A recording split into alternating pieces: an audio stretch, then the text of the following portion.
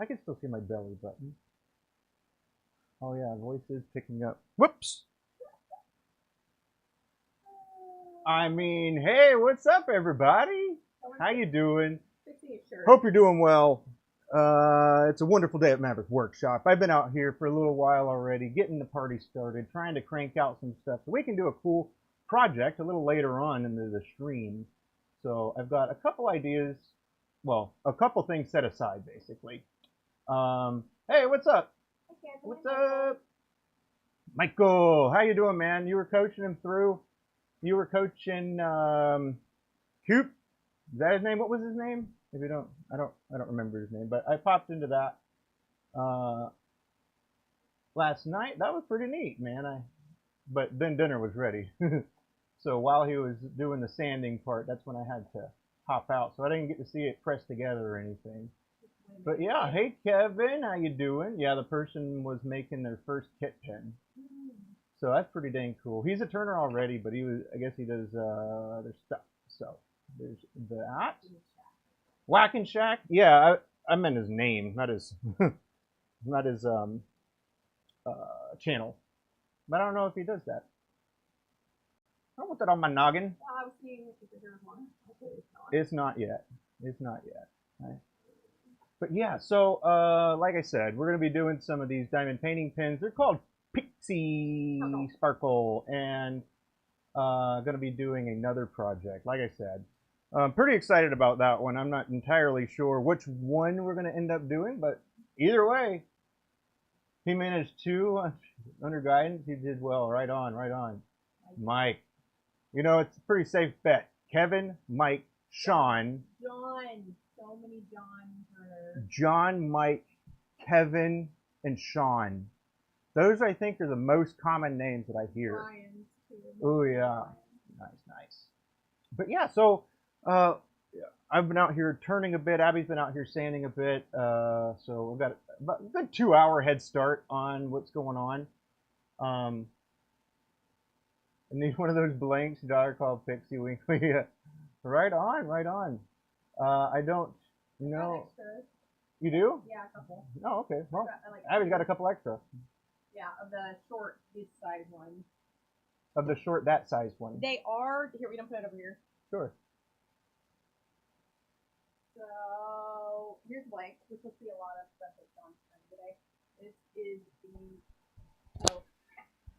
Girl, I didn't have a mic. Okay.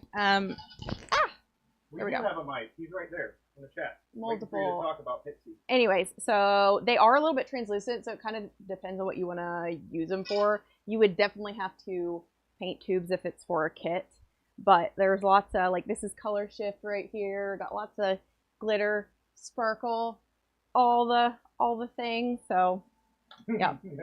Yep. Well, Kevin, here at the workshop, you're a staple. You're even a you're mascot. A character. You're a character on my wall because you were the numero uno person that was there all the time. So, I'm watching. Yeah, man. You got about 2,000 of the 4,000 hours under your belt, man. So I'm sad you're not going to be there at DC, but I'm excited to get to meet you in person in San Francisco. Let's see. How old is your daughter, if you don't mind me asking? Because another really cool thing, depending on how old she is, a really cool thing to do with very translucent blanks is doing things that are very much at the ends. So similar to diamond painting pins. However, what I do is I make forever pencils as well. I don't know if you've seen that video, but it's a pressed graphite, and then it will thread it in. I believe it's a 5.5. It's a 5mm drill bit, and you use a 5.5 tap for it. We have a tray of the forever pencils that you made, don't we? But I'm just saying, there's that, and then also nib holders are also great for this. So they do show off the translucent sparkles like really well because it stays solid. What? Yes. Nothing. Oh, I was agreeing with you. Thought you were telling me get out of here. Don't grab it by the side. Grab it from the front and back, so you don't push a button. I am gonna push buttons. Hey, I appreciate it. Abby made them. She makes them all. I don't make any. Except for the ones that I'm going to be using for a special project. You didn't make those. Well, that's because it's wood. I can't make wood. Well, it might not be wood. It might be a different. I haven't specified what it is, so don't ruin it. Sorry. The other ones, you're correct. I did not make that, but I'm very excited to see the other thing. The wood thing, man. Well, you know what? You'll get a vote, and you'll get to vote just like everybody else. Fine. I got my phone pulled up. Nice. For when I go over there. So Abby will be a spectator in the stream, and we shall, move forward, I reckon. Yeah, I'm going to be sanding. I'm going to sand these while John's turning them, and then I'm going to actually move over to be doing some of the fountain pens for the show next week. And if y'all have any questions for me, I'll either be able to see the chat or John can yell at me and make me come over here. I don't yell. No. We wouldn't have kept watching if you guys weren't so awesome and funny. Hey. You just like when I yell at John.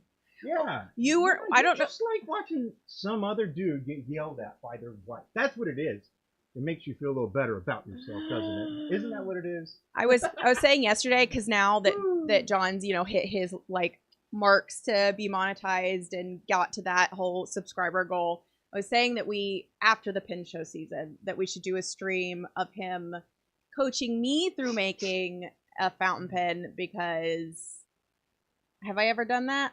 I don't think I really did anything when you were trying to teach me before. You did every step. It was a monkey see, monkey do. I don't know. It was. Well, it was just I was being very thorough and trying to actually get you to learn. I wasn't going to remember. We won't do that. I'll just get coached through it. But there'll be a lot of that, I'm sure, of me getting upset and frustrated and him trying to teach me. So we'll be double mic'd up. So I've got 2 mics. See? There's the other one right there. I'm not a great student. We'll be ready to go. I'll be honest. At least not of John's. Me. He can't teach me anything. She is the anything. worst student ever. He doesn't yell. He doesn't want to listen. No, it's just him. No, I don't yell. I have made kits. I don't yell if I'm teaching somebody, because that's just really, really bad. I'm the one that gets for the learning. Yeah, I'm the one that gets upset and frustrated and whatever, or does, he did teach me to make kits that when we first started, it's actually still out here, right here.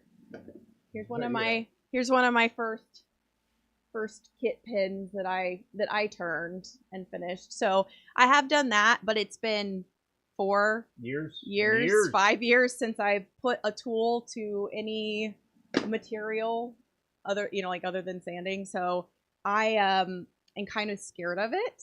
It freaks me out. So it's not that I'll be yelling at him. I'll just be like squealing and getting upset about like things flying off and chatter and whatever. Like that's my issue with it. It's not really. Now I gotta ask. What do y'all think? Should I teach her, or should I have her do it on the metal lathe or the wood lathe?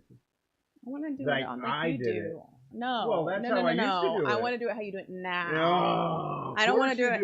I know I had to be there through the beginning of learning. No, this is not. That's not the point. This will be gear appreciation. It's coming out with a gear appreciation. I'll have to figure out what blank I want to. I'd be getting it, so it might be funny. Not too. It's like we did that one yesterday. We did, and I grabbed it. He picked it up. I was trying to loot, and then there's something that popped up. It's like, hey, pick this up, and I'm like, okay, let's pick it up. And then she's like, do you take my candle? And he said no. No, because I immediately put it back down. And it wasn't there. It was just like back. So she just must have missed it when she turned around or something. I don't know. Ouch. But yeah, let's get into it. I yelled at you when you were teaching your The metal one, why does the metal lathe blow your mind? I gotta ask. What is it about the metal? Is it because the carriage will trim it down? Because that's super nice. That's actually why I got the metal lathe. Yes. Because I wanted the carriage. Literally, that's it. I wanted the carriage to be able to sweep across, make a flat surface. So that is what I did. Yeah, I want to use the metal lathe. So. Well. The son said if you wanted to join his raid group, he's down. Oh, sweet. I've got some people that are geared up pretty well. We're about equally but we haven't. geared. Well, yeah. We're like We haven't done any of the mechanics other than doing Yeah, LFR. I'd probably be a weak link in that. Maybe not. I don't know. You can heal. You'll be fine. I just watched some other vids or something. The guy, raid guy. Well, I guess you don't heal very much, but for discipline priest, you have to know when the things are happening so you can you can prep up. Thank you. You're rebuilding the South Bend? Right on, man. I came across a Harvey lathe, and I was like, "That's nice. That's nice." What happened? It wiggled. It did wiggle. Ghost. What is going on? Got a ghost in here. That'd be good. Yeah, I mean, as long as y'all got plenty of reses, I might be able to make it through the finish line. But yeah, we got to get ahead of the curve, and Abby might be able to get in there too. That's right on. I appreciate it. But also, Michael, the best way to send your address, by the way, would be through. You can email it. Instagram or email. You can our website. That way, if you go to maverickpins.com, it has like a chat feature, and really it just goes straight to my email. So that too. Yeah. Turner's new wood lathe? No. No. The he just got a Rikon, didn't he? I think I saw that a couple days ago. It was like new lathe day, and it was a Rikon. Are those the yellow ones? No, that's the Powermatic. The Rikons are blue. Oh yeah. We go into Woodcraft often, and we touch all the lathes, and we go, ew, we don't like the way that one moves. We don't like that one's handle. Yeah, but I didn't watch the movie. I didn't watch the video, so there's that. Thing is massive. Oh dang, why? Why? Because they do other stuff. But yeah, the Harvey T40 is the one I'm really digging. I just like that it's black and gold, and it's got a pivoting headstock, and just and it's black and gold. I'm just gonna use my and it's got like a massive range of variable speed. I think it goes to like 4,300 RPM, and then all the way down to like 60. So yeah. Anyway, I'm gonna get started. That way, you can continue doing what it is that you're doing. Either two. Whoop. There you are, Kevin, in the corner. Right. Oh. Right there. Crap. What is wrong with me? Backwards. Everything's inverted. There you are, Kev. But yeah, Harvey Lathe is pretty nice. They're based out of California, as with most distributors of machinery, I would say. Well, it seems like it, at least. It seems like most of the distributors are like based in California, because that's where the harbor is coming in. So, right? What? Isn't that where the harbor comes in and stuff? I don't know. But anywho, you can see, maybe you can see. So we got a special project, and if you can't read the bottom, that is fine by me. I will read it to you later. And then diamond painting pins for the upcoming drop. If you didn't know, Ozzy Osbourne has left this world for him to go rule wherever he is going to rule with his music. Let's see. Watched the Whacking Shack yesterday. Michael, when does the Whacking Shack do? Well, I guess I could just look at the channel. I'm subscribed now. And then I need a map to scratch off where everybody is coming from. Are we just doing states and countries? And is it small enough to like scratch off like little cities, or is it just? No, I think it's just states and countries. Okay. All right. Cool. That is all right. Yeah, and that's it. That's it for the notes today.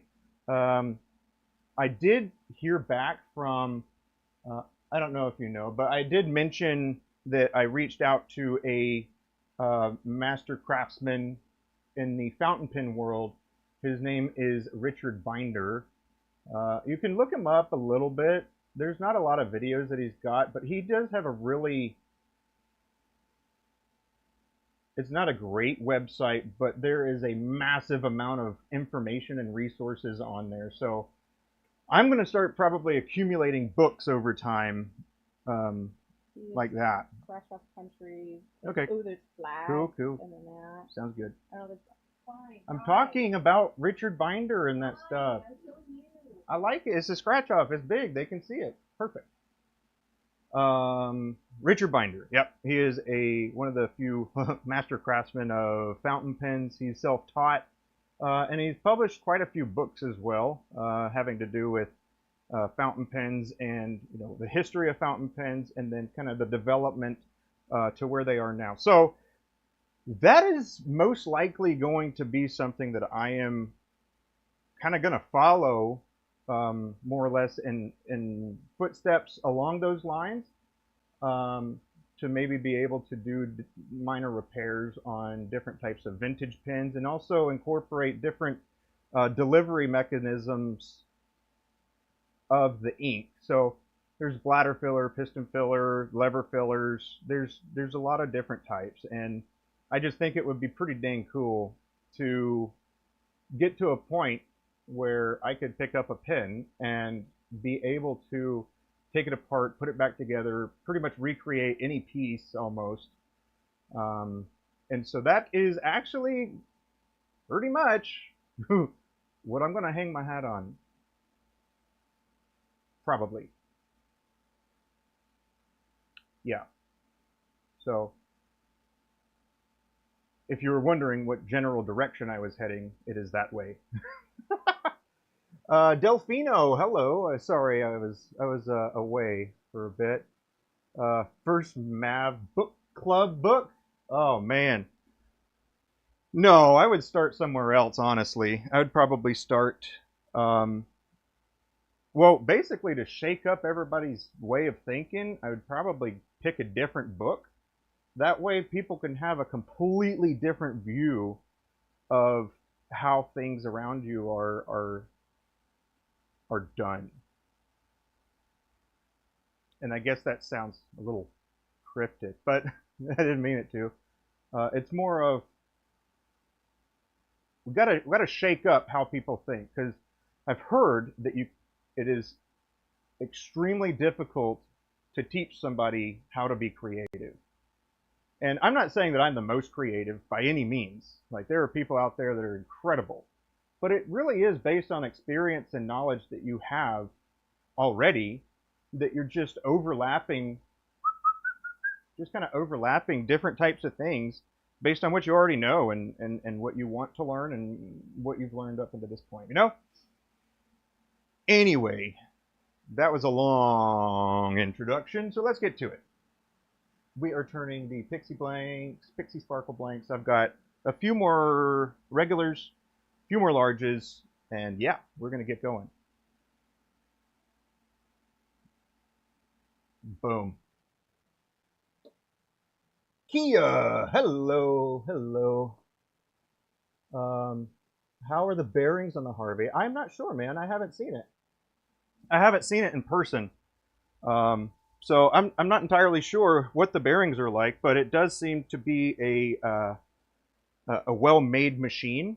Right now, I think they're at 2,400, and then another 100 or 200 to get it shipped to the 50 states, and then I'm not sure outside of the U.S. But yeah, they've got pretty good things like that, or a pretty good deal. It's usually 27 or 2,800, so it's that's a decent amount off. That actually kind of makes up for the shipping almost.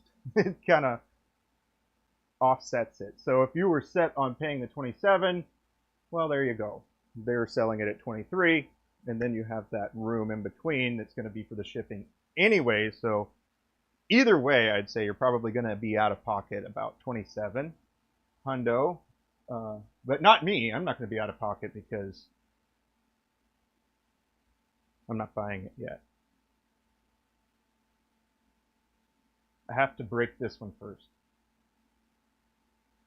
So that's on my to-do list. I have to break this one. Is the view of the lathe good? Do y'all like where it is positioned? Here, let me get something in there so you can see generally where it is. That way we can dial it in. If you wanted to be a little closer, a little, well, I ain't gonna bring you further back because that would just be way too far away. Kia, hello. Right on, Kevin. I'll see you. Let's see. I read You Can Turn the Ship Around. It was a good read. I have not read that. I used to read a lot of leadership type of books because of, you know, military type of things. But yeah, I used to read quite a bit of military leadership type of books and handbooks and stuff like that. And then I started, I kind of pivoted to like some self-help type of books where it's like, you just need to have positivity in your life. And you know, smiles are free. And if you force yourself to smile, it's scientifically proven to enhance your mood. And then rose-colored glasses will help you out when you're, it'll enhance your mood as well. So, smile early and often. That's what you should do. There. So today, you should smile at someone. Not creepily, okay? Not creepily. Don't make it awkward. Just, if somebody looks at you, just give them a smile. It doesn't matter if you got no teeth in the front or whatever. That might make them smile even more. But what else? Smile. It doesn't cost anything. It doesn't hurt you. It probably won't see the people anymore. Or ever again. So, yeah. Smile. That'll be the task of today. Smile at someone. And you gotta keep smiling at somebody until they smile back. Alright, it's all over the show, but I believe in y'all.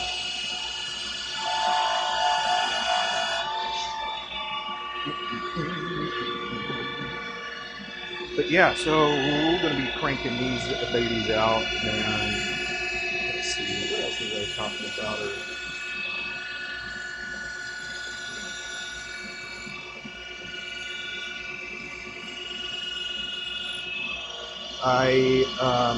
I thought about, you know, kind of giving a little library of books, or having a list of books that I have read. But you know, I don't anticipate really many people being interested in that. But if you were, I could definitely recommend a few and go through my Audible, and that was something that I did a lot of while I was abroad. I read a lot because there wasn't much else to do. And, well, in your off time, there wasn't much else to do other than work out, hang out with people, and then hang out with your coworkers who you've been working with the whole time, and read. So.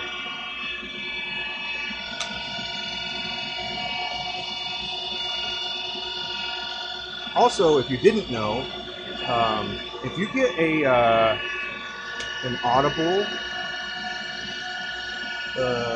Audible subscription, I don't know how much it is now, but they'll run sales sometimes, and it'll be like sign up for Audible and get like 3 extra books or something like that. One thing that I do is like, you get a credit, I'm pretty sure I think it's $15 a credit or something like that. But if you just stay subscribed to that, then you'll get a free book every so often, depending on the plan, I guess, that you choose. And then one thing that I like to do at that point is to make sure that the book that I am getting is not less than $15. It has to be more before, so I'll check something most of the time. Not all the time. Sometimes it'll just be something I'll just get right quick. But yeah, so Michael, are you here, man, still? Or are you here still, man? Man, words. let's line them up right here. Like Yoda. Unless you're thinking Yoda bomb.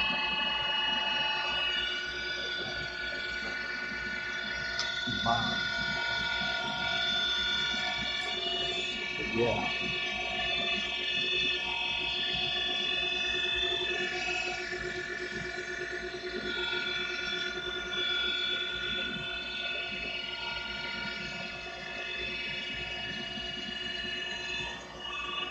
Yeah, I was,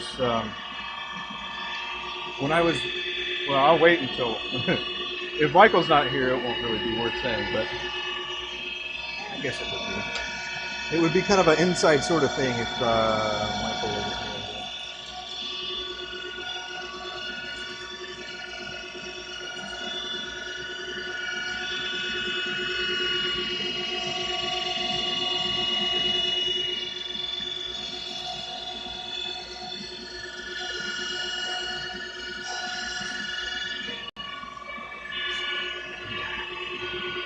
I'm not sure exactly when I'm going to get to that point.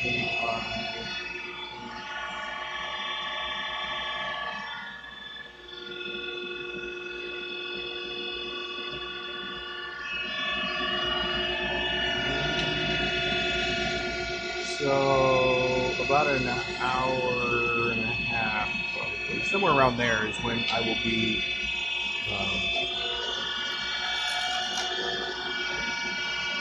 doing the other project, or I guess getting set up for the other project. Fortunately, setup shouldn't be too difficult because I've done a decent amount of the complicated stuff already for the more complex stuff. At least for one of them. No, that's not the same case for the other. But one of the projects is not a fountain pen, and the other one is. So we can stay the course with fountain pens, or we can deviate and do something off. Not a fountain pen. But still a cool, fun project.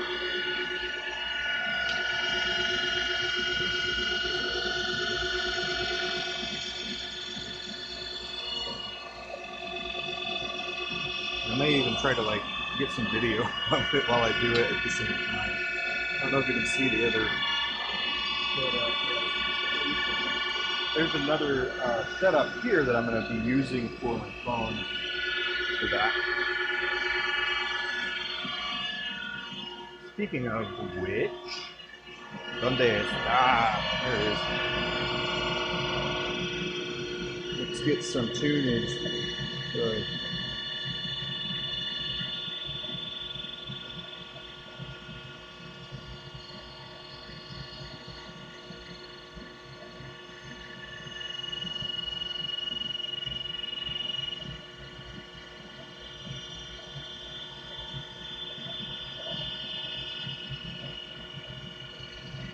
Hey, well, I'll figure this out another time, but anybody interested in the jam session? Like, I'm listening to Spotify right now while I work, but I wouldn't put that on, but I could share the link that would give us a jam session that you could join if you'd like. But I think you might have to have a premium subscription. I'm not sure.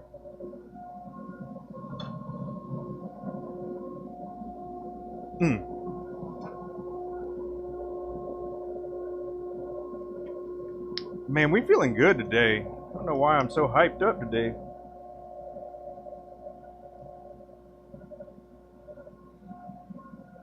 Really? What's going on?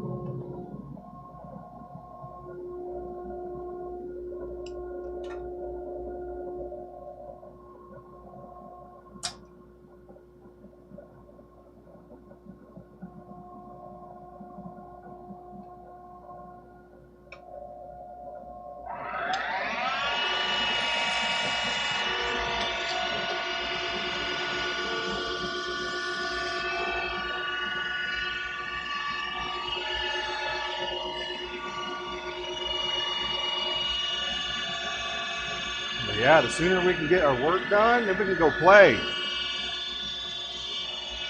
But we can't rush excellence. Well, excellence just has to happen over time.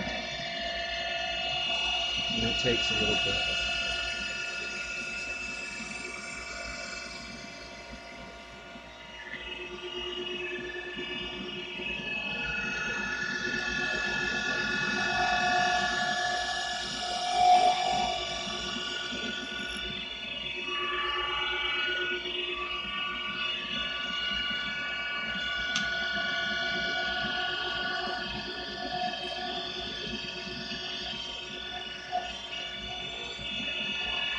Oh, I don't know if some people probably didn't hear, so I'll go ahead and say it anyway. But if you notice, the carbide tip being a different color, it's like a more of a golden color because it is a coated carbide.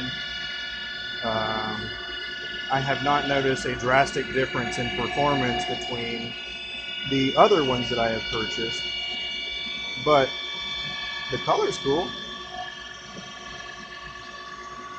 Has a little bit of contrast there in there, makes it pop.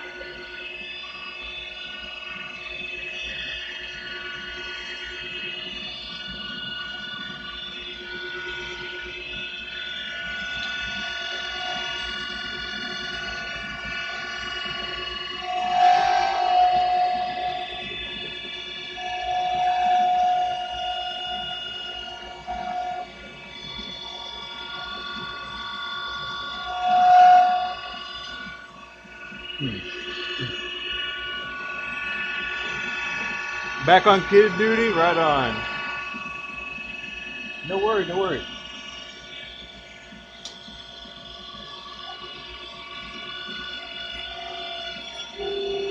I don't know if you're back now, or are you still gonna be gone? Because I was gonna chat just a bit about the Whack and Shack stream. Hopefully that'll be alright. Oh, Lenhador! Hello, how you doing? Welcome, welcome.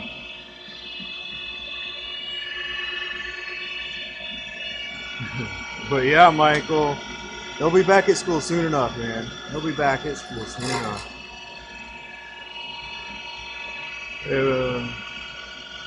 Right on, right on. Right. Okay, well, let's see. So I guess just kind of to talk a bit right quick about, well, the blank that he chose. It was a spalted blank. So if you don't know, a spalted is basically black lines that go through, and they're a fungus actually. So you probably want to wear a respirator. You definitely want to wear a respirator, because you don't want those spores going into your lungs. But yeah, it's a fungus that that develops after the tree has been down for a little while. Good Max, what's up, dude? Been chatting to him today. Right on, right on. But yeah, so the spalted, be careful with that because it is a fungus. So, and then let's see. The other thing is, was he dry sanding over CA, or is that dry sanding over CA?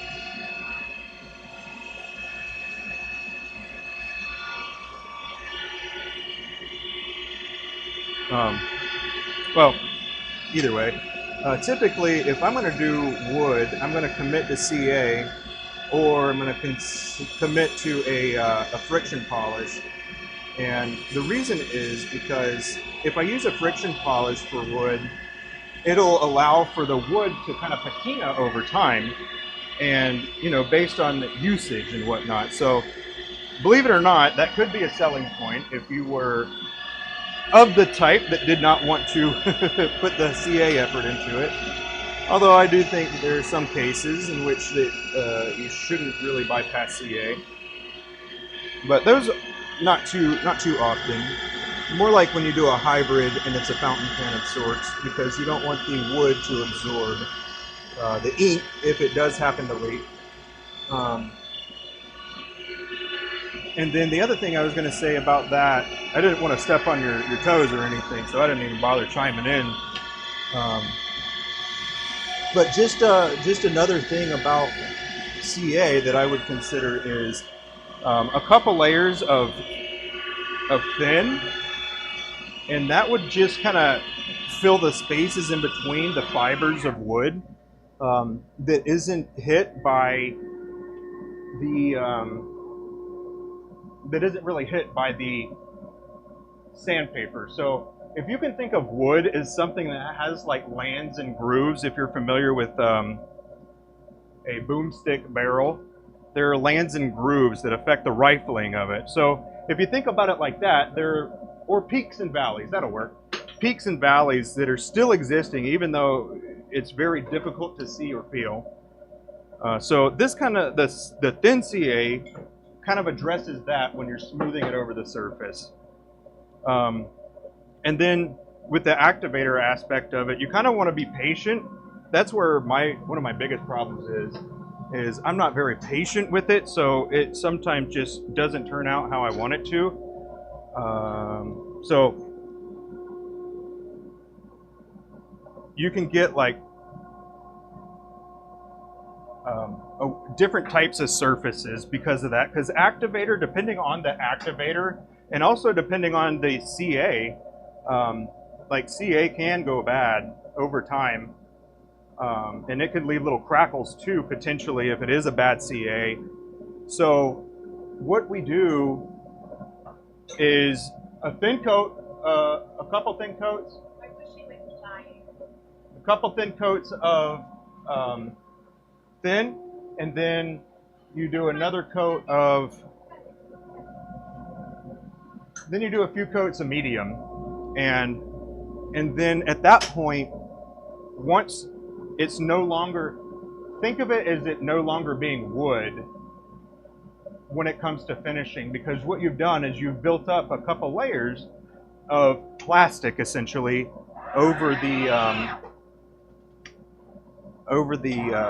wood itself. So basically you would be polishing plastic at that point. So for plastic, when things are just flat, plastic, or it's not that difficult to sand and polish. But if it's got highs and lows, like the bumps that we do on diamond painting pins, kind of like that, then the high points are most likely going to get sanded more than the low points. And so when you see people that have that problem, they're like, I can't figure it out. And, well, that's why, because there's high and low points. Or you keep too much, you keep the sandpaper on that surface too long, which is another possibility. But yeah, basically what you're going to do with a CA finish is you're going to treat it as if it was plastic. And so you don't really want to dry sand that, because it'll just kind of, well, it'll cause all the dust to kick up for one. And then two, you won't get a super, you can end up with a scratchier surface because it won't clear out the, like the dust you see right here. When you're sanding, you have all that powder, and sometimes it will, you know, mess with what it is that you're doing. But yeah. Anyway, talking to wet sanding. Yeah. Medium, 4 or 5 layers of thin. Okay, you do it a little backwards than I do. But hey, if it works for you, no need to change it. If it ain't broke, you know. But yeah, man, that is just one of those things that everybody's got their different flair or whatever. So those are just things that kind of came to my mind when I was watching it. Oh, another major thing that I probably should make a full video on, because I am almost positive that most people don't do it when they use Carbide. So the people that use Carbide, they see that there's a flat part on the bottom, and that's basically the surface that they're always going to cut with. So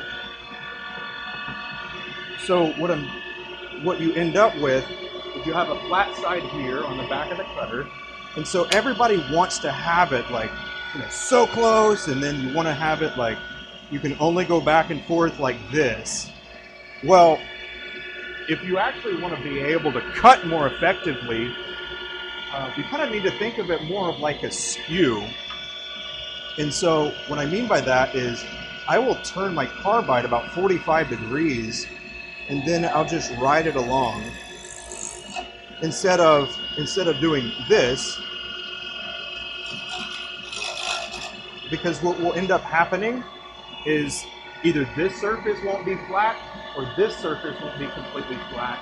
And so what you're doing is you're taking those points away, and all you're doing is you're having it on a focal pivot point, basically.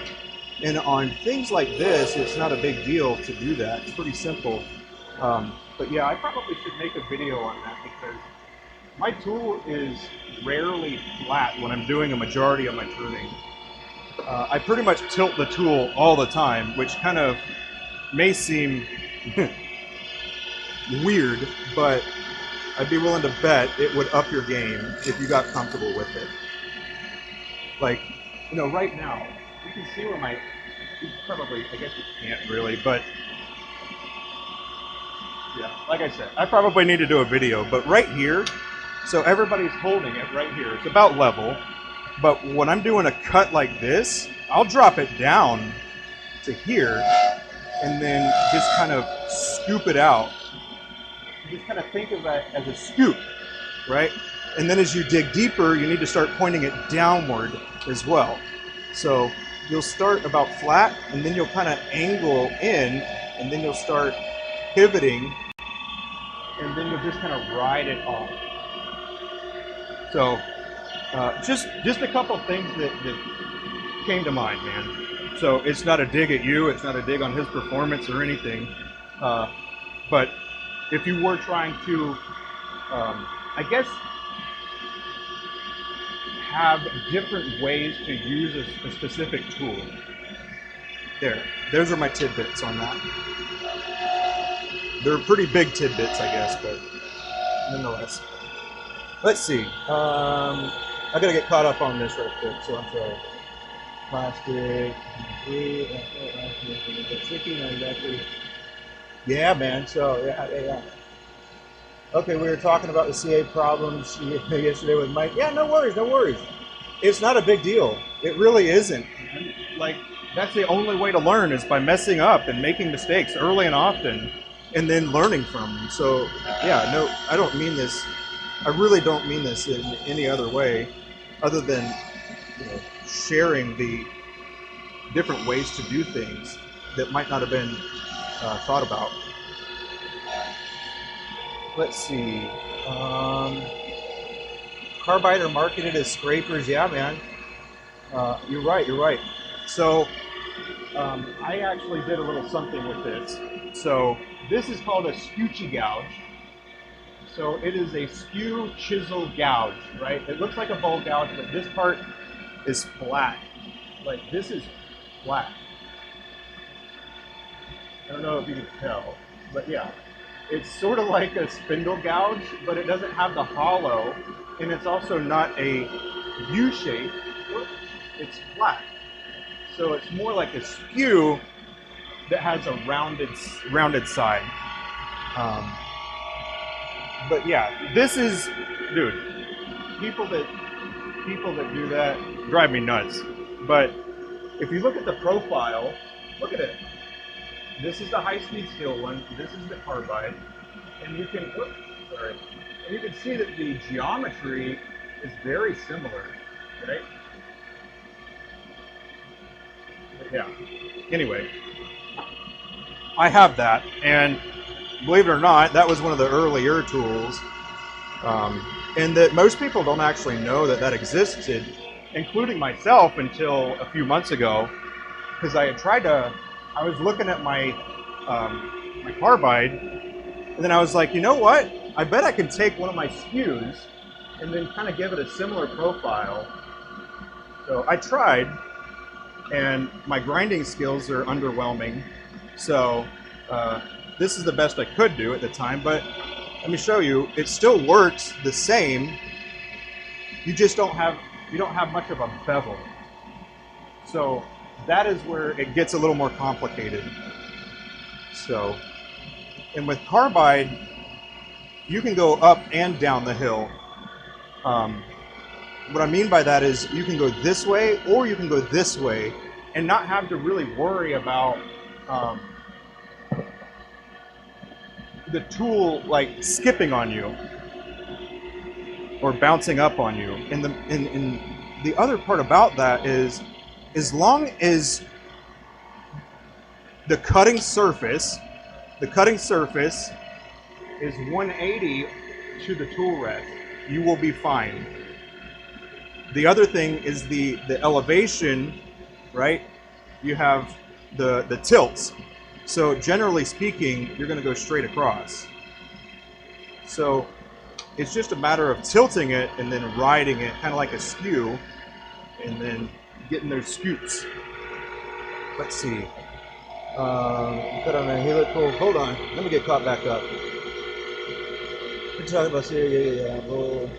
Roll the tool over. Yeah, man. That's what I do all the time. Carbide are marketed as scrapers. Yeah. I mean, if they want to call it scraper, I don't really care what they call it.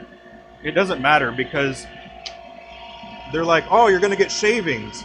Okay, well, look at that. I'm getting shavings. Like, you can still do it with Carbide. Like I said, it is treated kind of like a skew in this case. Same thing with the square, by the way. You can use a square, and you're also going to be focusing on like a central point. You're going to focus on a central point of contact. So you're going to come in here, and then you're going to kind of sweep it out the same way. It's just a different shape, right? So the only point of contact is the very edge of the workpiece that you're working with, and then a tiny little spot on that blade, right? You're not like burying it all the way in or anything like that. And you can also do curves. So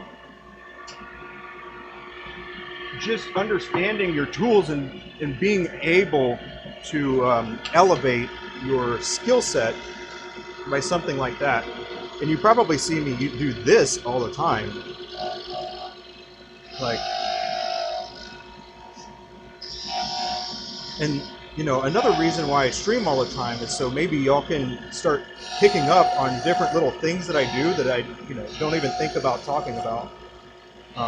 So I appreciate you inviting me to that video because, you know, it after you do something for a long time, you kind of get out of touch with where you started. And that's kind of where I'd like to at least be able to think back to, so I can get people comfortable with whatever it is and then view it as, you know, this is an opportunity for learning kind of thing. You're like, all right, well, here's the project. Let's see if we can figure it out, and then here we go. But yeah, hello, Johnny. Sorry. Question for pin clip maker: what thickness of metal? I want to say it's probably the 18 gauge or 16 gauge, if I recall correctly. It's one of those, I'm pretty sure. Big Max, John, right on. Hey, fellas.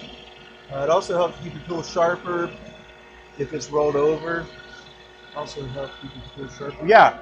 So when I'm cutting, the range of my cuts, believe it or not, the surfaces that I use are like all the way from like down here and up.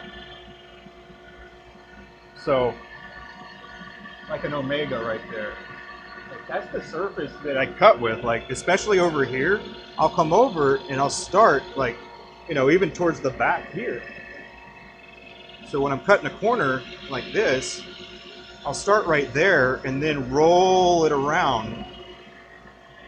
So you start kind of steep, and then you can start to roll it back out and plane it back out, and then you can start working your way down. So if it's a steep, then you start here, and then as you start planing out, then you're rotating, and your cutting point is starting about here, right? But I didn't start there. And then the same thing for the other side. So when I rotate, I'm actually using well over half of it when I use the carbide round. So now my tool looks like shit. It's ugly. Get out of here. I'm gonna cut myself trying to get this. Let's see, Johnny.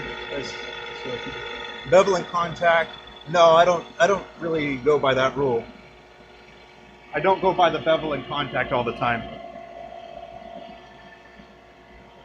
Yeah, I don't do that.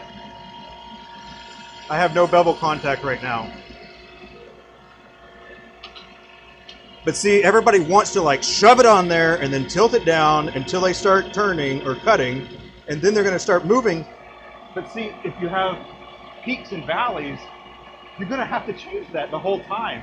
And so if you're going to do something that's more intricate like that, you're practicing the wrong way. Or you're practicing in a way that's not as advantageous. That's a much better way to say it. You're not wrong. It's just not the most ideal way of going about it. Plywood, what's up, dude? I'm trying to get caught back up on all the comments because I was talking about a lot of different things, I guess.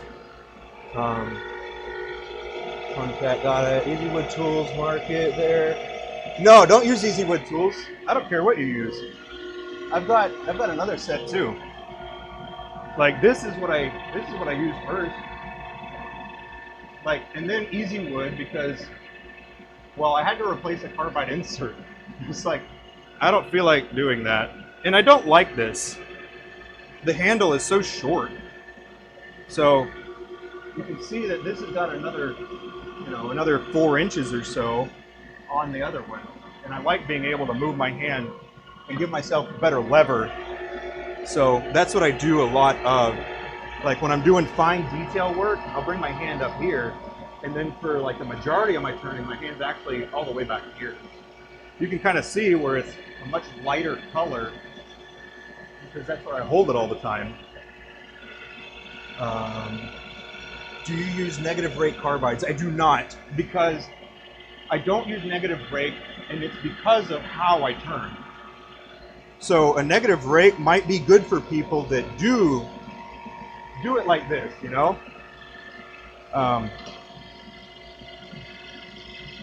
but that's not me, man. That's not me. Like, I'm not opposed to trying a negative rake, but I'm not going to necessarily go out and buy one because I don't anticipate them being a real big game changer for how I turn. Let's see. Occasionally you do. Right on, Michael. I have no experience with negative rake. I've never used one. Yeah, plywood. What's up, dude? Sorry, I kind of breezed over you. Welcome to Maverick Workshop, dude. I appreciate you being here, and I hope that you enjoy the company and community that we're building. So, welcome, my friend.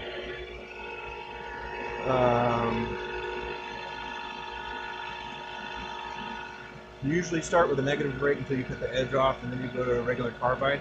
That's the way, man. If it's not broke, don't fix it. Again, it's good. If it works for you, don't switch it. You don't like them, and they're expensive. Have a guy who makes them over there. Right on. Yeah, I mean, I think it's just another. It's another tool, right? It's another tool, and if that tool works better for you, there's no reason to change, unless you're just trying to, maybe spend a little less money or something like that. Which is also fine, because sometimes over time, especially in the beginning when you're learning how to do everything,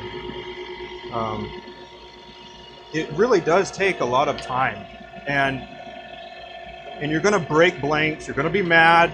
Like, that's just the way it is. Your projects that you've been working for hours and hours and hours and days on, it's gonna mess up. That's what's gonna happen. But you're gonna get to a point where you put it to the side and you'll come back to it and you'll revisit it and be like, man, I'm glad I didn't scrap that, because this is a really cool idea. I just didn't have all the tricks or all the tools or all the information to actually repair whatever it is. I mean, I've got projects all over the place that I've started, and that some of them are scrap. Like my, what is it? A jawbreaker. My jawbreaker bowl. That's the one bowl that flew across my shop because it didn't stick to it very well at all. So,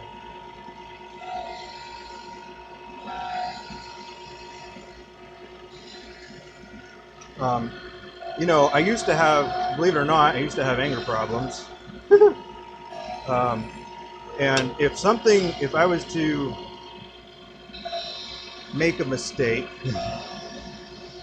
well, I have made many a mistakes, right? But some of them are more extreme than others, and I slam the shit out of stuff. Like, I chipped the heck out of one of my pens or something, and I just went whack, and then I broke it off the blade, and nice big old dent on my tool. So yeah, I do sometimes have a response that's excessive, I will say. So let's see. You don't like to behave. Yep. You've broken a few blanks since you started. Well, I mean, I don't anticipate you.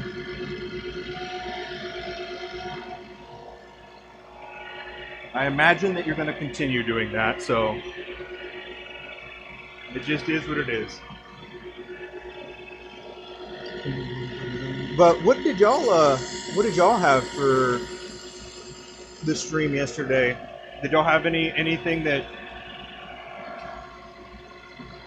that you wanted to like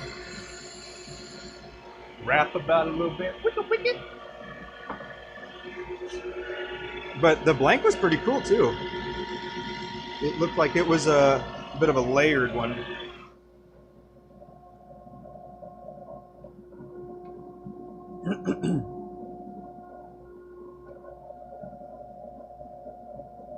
But I did find it pretty funny that he was like, "Man, I hate turning pins. It's so small." It is small. It's complicated, and you know that's why I love it. That's a part of why I love it, is that it's small, tedious.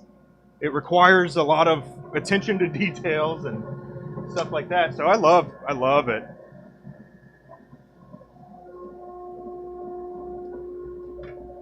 But I mean, I also understand that it's not for everybody, because some people, they don't want to come into their workshop and start getting angry at whatever it is that they're working on. But I've been pretty happy with once you finally make it through all of that, all the learning processes. Not all of them, but you know, you spend a little bit of time, and then you'll get to like 80% relatively quickly on how to turn something, right? But it's where that 20% is what is the differentiator between a experienced turner and a master, is inside that 20%, you know? At least that's what I believe.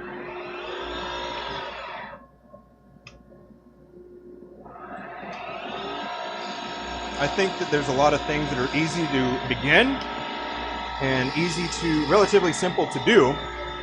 However, mastering something that's simple, well, think about this. How often do you walk? You walk all the time, right? Do you ever trip? Yeah, you probably do at some point. You probably tripped on something. Is it because you didn't know how to walk? No, it's not because you didn't know how to walk. It's just because there was something that you might not have been aware of. Like, on the ground or something. So unexpected things will pop up like that, and it just is what it is. You just work with it and work through it. So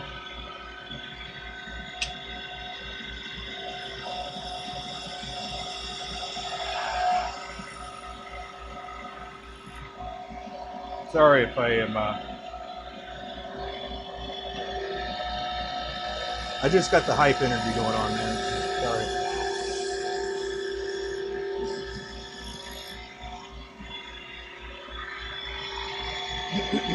I think it was a flaming box elder. Right on. Soaked in dyed alcohol. Yeah. Yeah, we do. We learn all the time. Like right now, I'm making something, but you know, I'm practicing still. I'm always practicing. I mean, y'all have seen me chip stuff out still, and you know, I've turned quite a bit. It was just one of those things that it just happened. Whoops.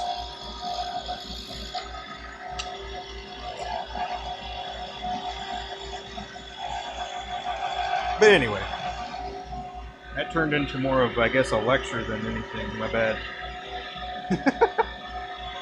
Wasn't my intent, but those are, believe it or not, those are just some things off the top of my head from yesterday that I remember. Because man, I do love turning. Like, love turning. And if there's something I don't know and I find it relevant for the craft that I'm doing, or I believe that it could be relevant for the craft that I am in, then I'll learn as much as I can about it. So, I'm pretty sure I've also mentioned that when I find something that I enjoy, I pretty much latch onto it, and I have an addictive personality. So, that's also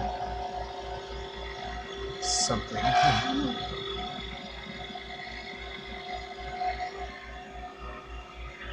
Let's see.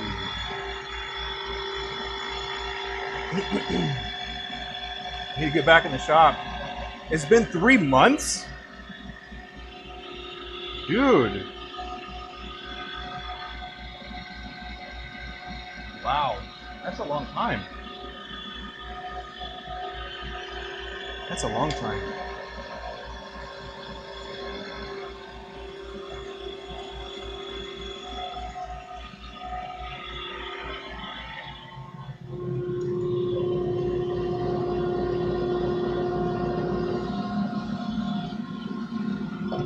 That is a very long time. Wow. I'm sorry, man. That's a bummer. Just bring your kids out into the shop and, I don't know, put them in a crate. Tell them I'm going to do this anyway. I'll go play outside or something.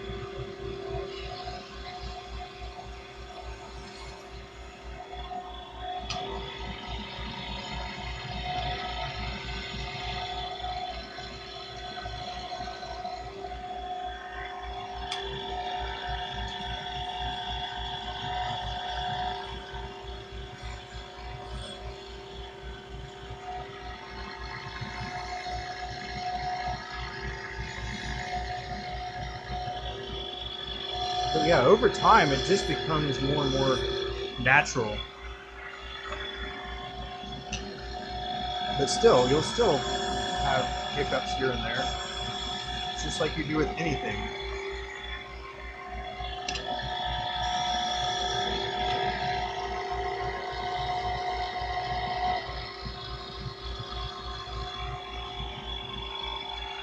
Man. Between the kids being injured, dude, did you tell me how you got hurt? I don't remember. But dang, that's rough. I mean, at least you still have yourself around it by, you know, being around people on streams that are turning and whatnot. So I certainly applaud you for that. and keeping your brain sharp on this type of stuff.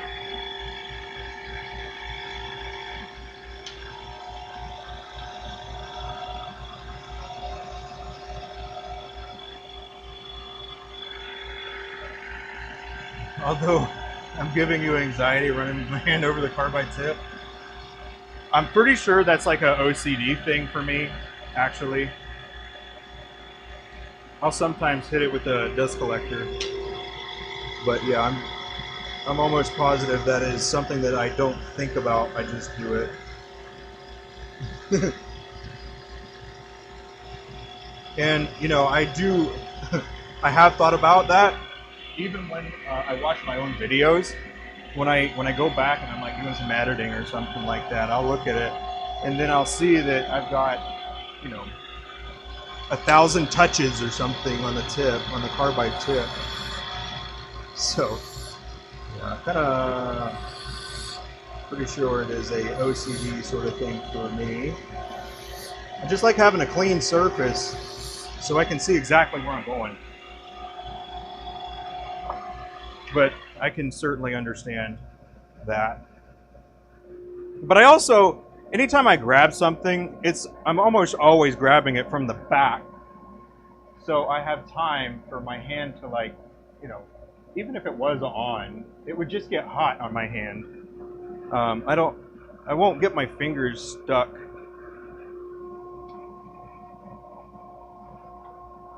But again, some people, they put their tools so close. And I think that idea comes from using like traditional tools.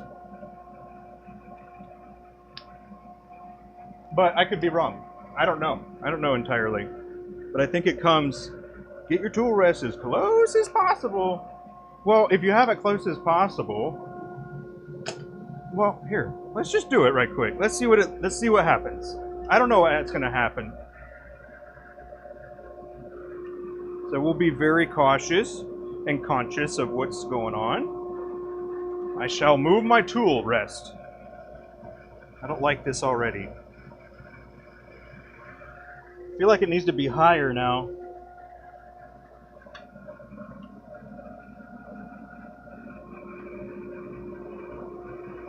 Okay, this will work.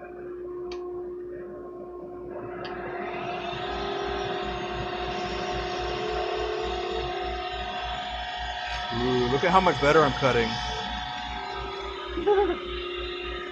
I'm just kidding. I'm just kidding. Safety first. If you don't feel safe doing whatever, then don't do it.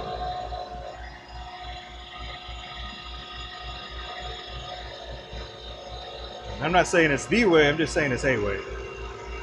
That's the other thing about it. That's my disclaimer, by the way. You're responsible for your own safety.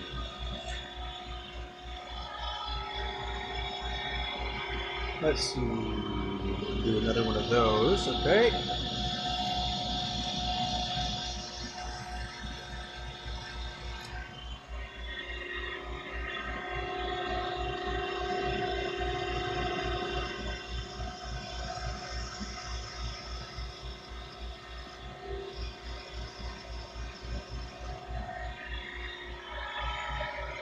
I don't have the freedoms.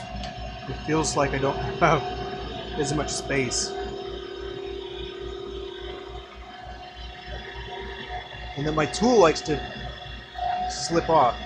Like if I bring it back here, it just kind of slides off. I don't like that.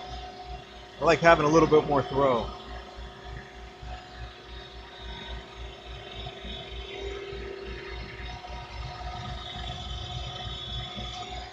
Everything's still going fine.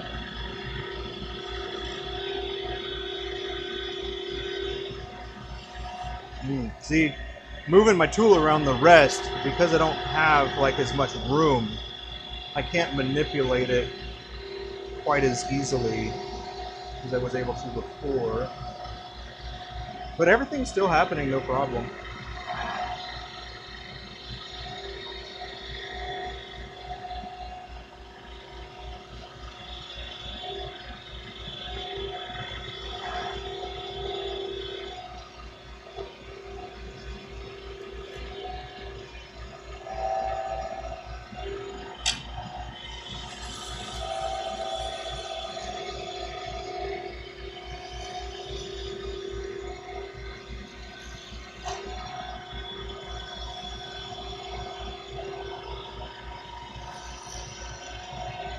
Well, I mean, when it comes to the economy of motion, I'm moving far less, I guess. I think I'd probably just need to discipline myself more if I wanted to continue this way. But I certainly like it more when I cut it deeper, because I have a little bit more of an overhang there.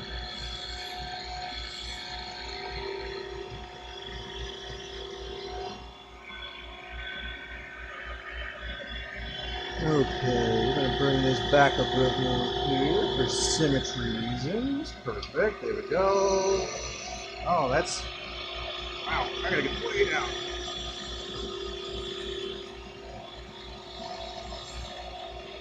Okay, I can't really do that part as well. So my problem here is I always have my index finger under my tool so I can help guide it. But right here, when I'm trying to come, I can't actually go steep enough because my finger gets in the way. So I'd have to pull that. I have to like get my finger out of the way. I don't like that. It's weird. I feel like I have less control.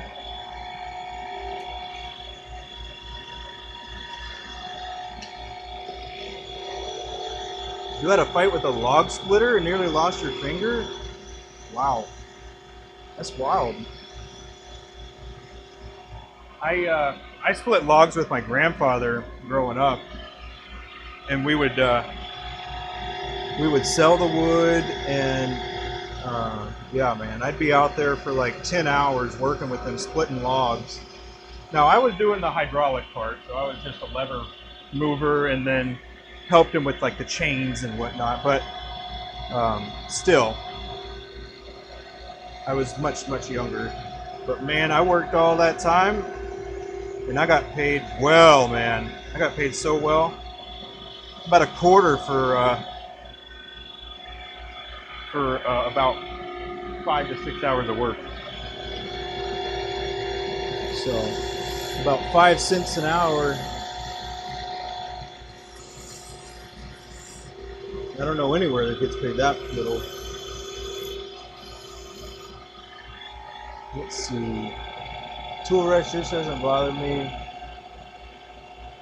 Oh, okay. Running my hand over the carbide.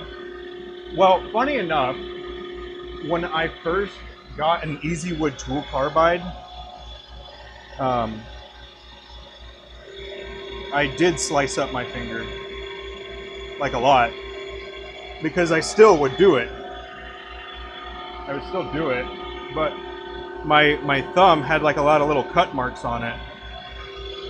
So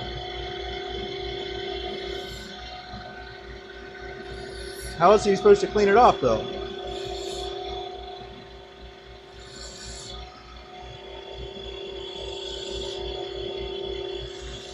In an efficient way, right? Finger pinch between the log and the knife was on the other end. Uh-oh. That sounds dangerous, man. Sounds dangerous.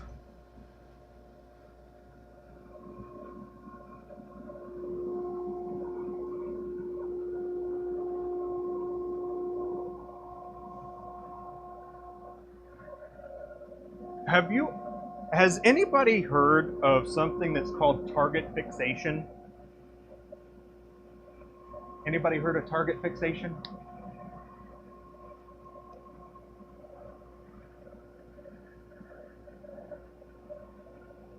Well, one of the common things that is, one of the common times where it becomes a problem is if, say you're driving on the highway or something, and a deer comes out, and you get target fixated, and you're looking at it, or even when it's not a deer, you're like looking over to the side, you're just trying to see what's over there and whatnot. So you look over there, and then what happens? You start steering towards it. So target fixation as well. Now I said that analogy so I can say this one. If you're so focused on hurting yourself, then there's a good chance that you're gonna. Same thing with your shoes. If you have a brand new pair of shoes and you're like, man, I really, really don't want to scuff these, and you're like, if somebody like steps too close to you, you're like, whoo! You're like, come back. But, you know, by doing something like that, you go and you kick something else, and then you scuff your shoe. So you're so worried about something bad happening that you're not really able to appreciate some of the good that's going on as well. I don't know. I like to avoid target fixation as much as I can. Well, okay, let me back up a little bit and rephrase that. It's not that I avoid it. I actually use it as a tool to achieve what it is that I am trying to accomplish. Right? If you're spending a lot of time thinking about that could be bad, or that could hurt, or that could do this or that, well then you're not really focused on what's most important at the time, and that's using the tools how they're supposed to be used. Anyway, just a couple thoughts that I have. That was pretty relevant when I was a shooting instructor.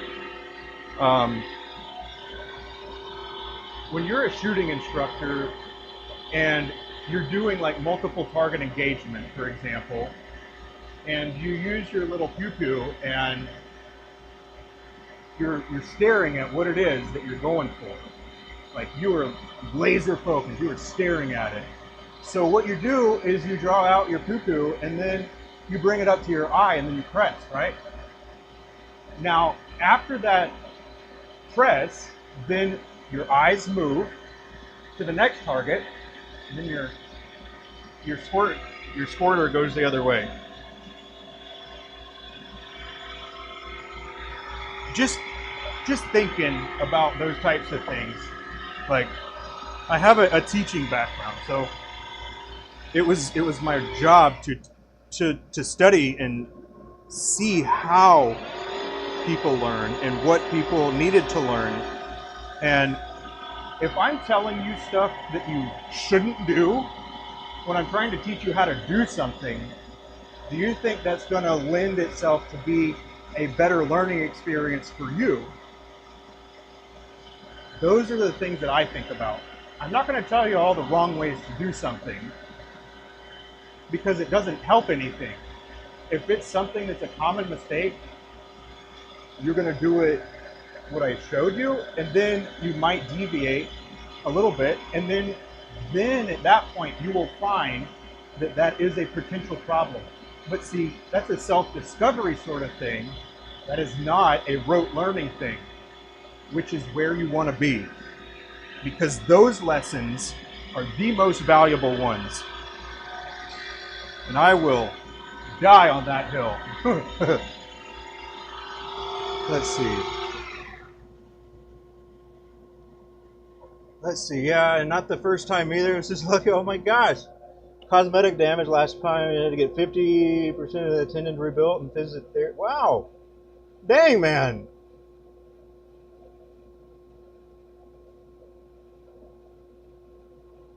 Yeah, plywood. That's another good example, man. That's a good example. Thank you. And like I said, it is both a good and bad thing. You just have to know how to use it. Consider it a knowledge tool. Yeah, it is a knowledge, or you can position yourself, right, to use target fixation to your advantage. But if you don't know how, I don't know, man. Now you might.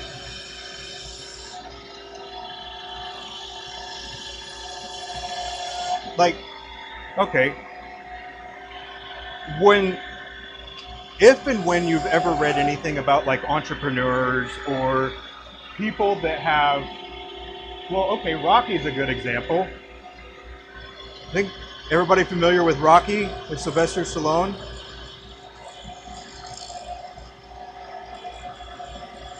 He had the eye of the tiger, which meant that he was laser focused And getting distracted by Adrian is not a good thing. And he was disciplined enough to not let that happen, which is incredible. That is an incredible amount of discipline, which is one of the reasons why that's one of my favorite movies of all time. Like, the dude had the eye of the tiger. Like, and I don't just mean Rocky, I mean Sylvester Stallone too. Like, he had a message that he wanted people to hear and see, and like, somebody that came from nothing can go to the greatest thing in your wheelhouse. And you know, I think that so many people don't put necessarily the right amount of time into stuff like that. They deviate so much, which is, you know, that's pretty much human nature, right? There's a shiny object syndrome. I don't know if you've ever heard of that. But what you do is you start looking at something that's new to you, and because it's new, you're like, oh man, this is going to make it so much better, and this and that. And well, it might, but just by having that doesn't make you any better. You still need to know how to use it and whatnot. So just eye of the tiger, man.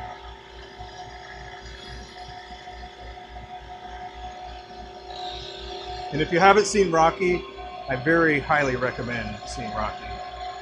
All of them. All of them.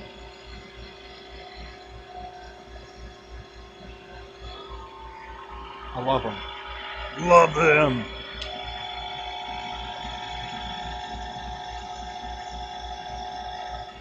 But yeah, going back to the whole entrepreneur thing, you're gonna have things that are gonna be shiny, but you gotta have the discipline to be focused on what it is that you want to accomplish.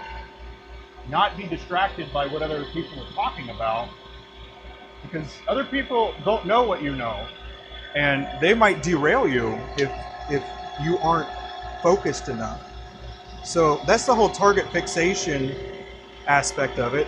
In a way, you can use it to your advantage.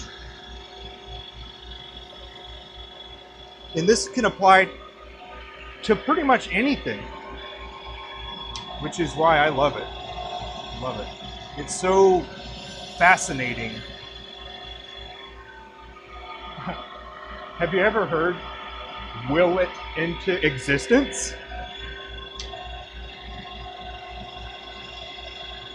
Well, if you will something into existence, you're going to focus on it for a long period of time. You're going to get better and better and better until it actually happens.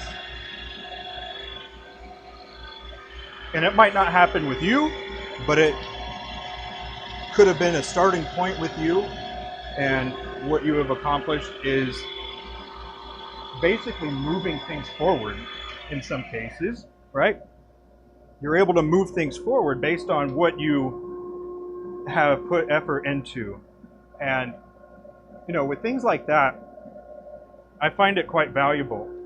And when I think about fountain pens specifically, what comes to my mind is, like, I look at the fountain pens that I make, and they're pretty, and they're cool, and they're very functional, but really,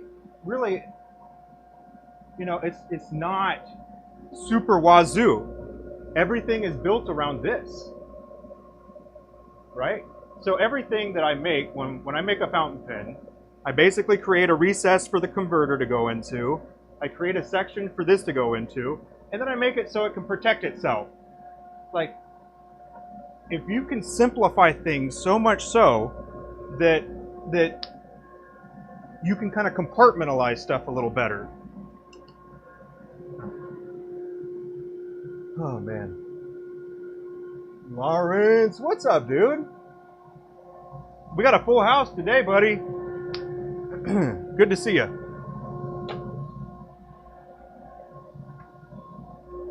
Anyway, those are some pearls that I keep at the forefront of my mind. So I hope that you enjoyed those, because they do mean a lot to me, and I try to have those kind of embody my decision making I try to use those as my, creativity, decision making, the way I present myself to people, the way I see people. Like, I just think that it's so fascinating, honestly.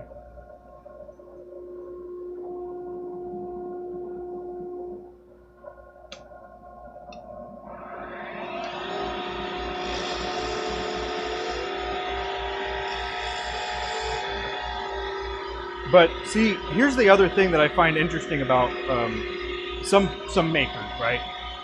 I find them. No, I shouldn't even say it. That's not a good thing to say.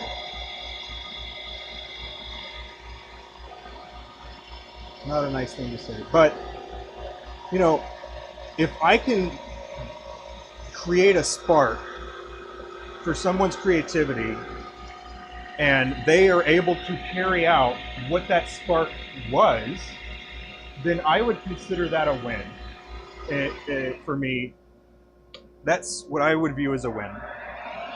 I think that there's a lot of people that have incredibly good ideas, but the reality of it is people are so tight-lipped with their ideas that they'll never happen.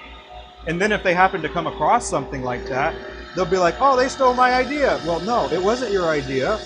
It was their idea. You both just had the same idea. And that's where it gets even more weird, because you can't prove one way or the other. Well, you can't prove one way or the other. I mean, that's the end of that. Because if an idea stays up here, it doesn't actually come out and become something, then it's kind of worthless, isn't it?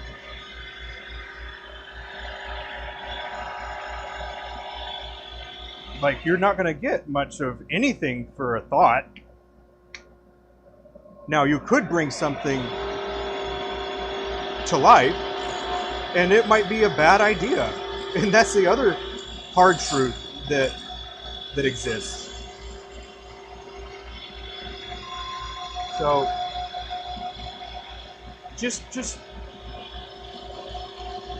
I don't know.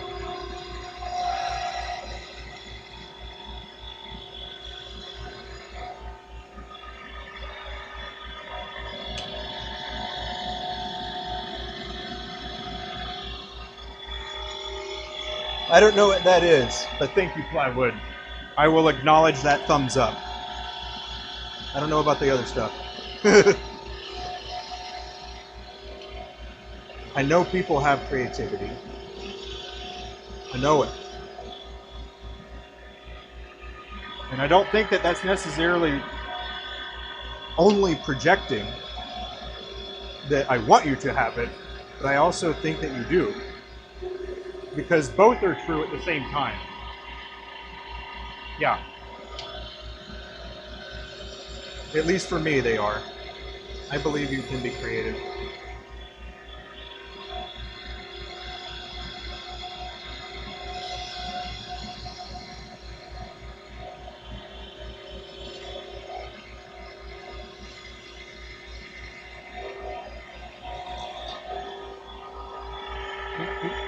Oh.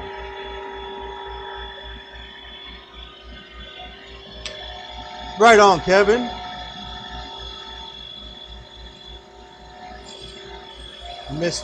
I gotta say that there was a lot that was rambled about there. It was a good one. Well, a good series of them. But see, this is also why this is why I will pretty much always struggle making a YouTube video. Like, summarizing just a video, but I have so much to say about it. Because I want you to understand it how I want you to how I want it to be understood. Does that make sense? And I know I can't force that to happen, but it's not for a lack of trying, I guess.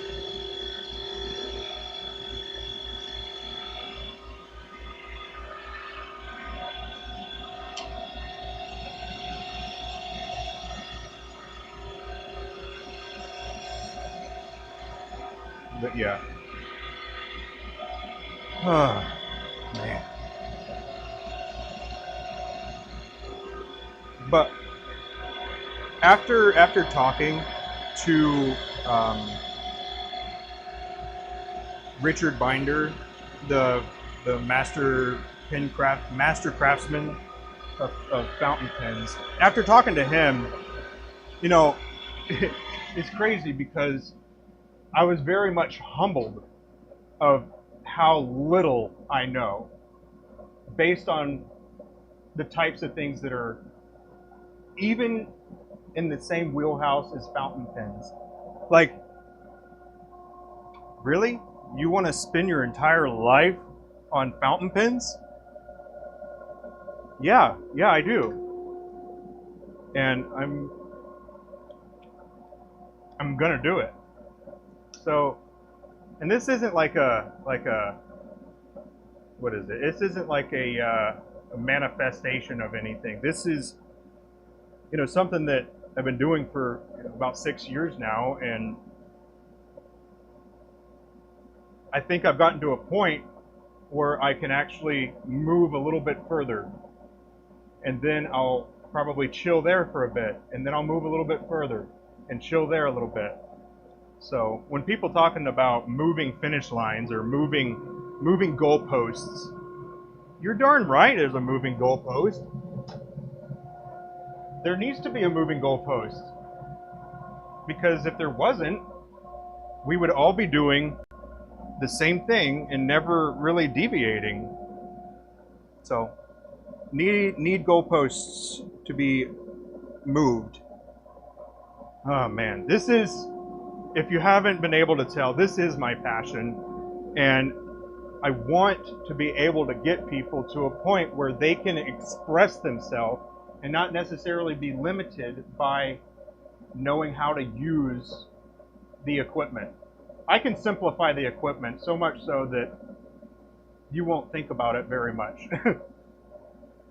Like, it'll just be one of those things that you use. Like, you'll pick up a pencil and you'll start writing, and then that'll be pretty much how this tool would be for you. Obviously, I can't guarantee that, because you can't guarantee me that that is what you really want. As far as what you think you want right now, it might be different once you start learning a little bit more. So it's kind of interesting when you think about it like that too.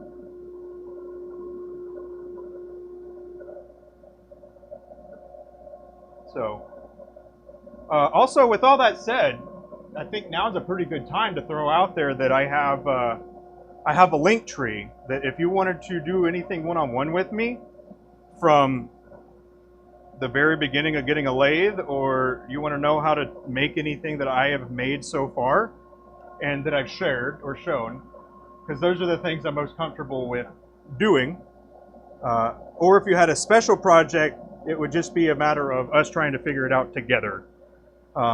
So just kind of keep that in mind.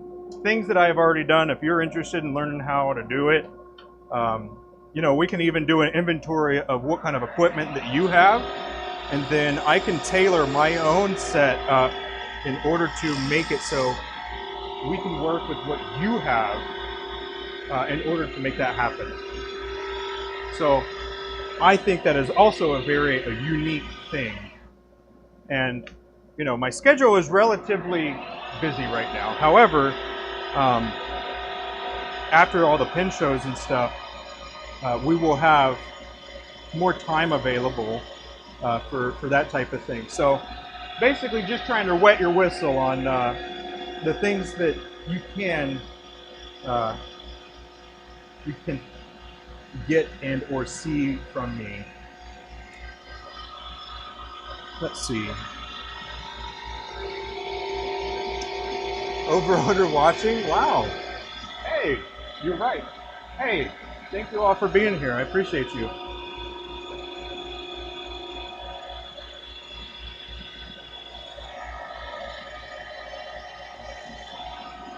Let's see. Lost your crown. Well, you snooze, you lose. You should have told your boss who was like, dude, I got priorities. I'm just kidding. I'm just kidding.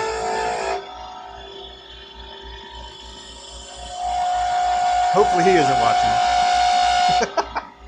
Or if he is, my bad. I didn't mean it.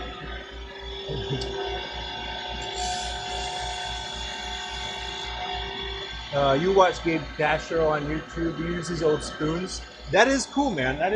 That is an idea that I have I wrote down because that is a pretty fun idea. My sister used to collect spoons, and she had a pretty large collection. I was going to see if my mom still had them because, well, that's personal family stuff, I guess. But my sister passed away. Two of them, actually. Two of them have passed away. But anyway, you know, we ain't going down that lane. But it's a very good idea.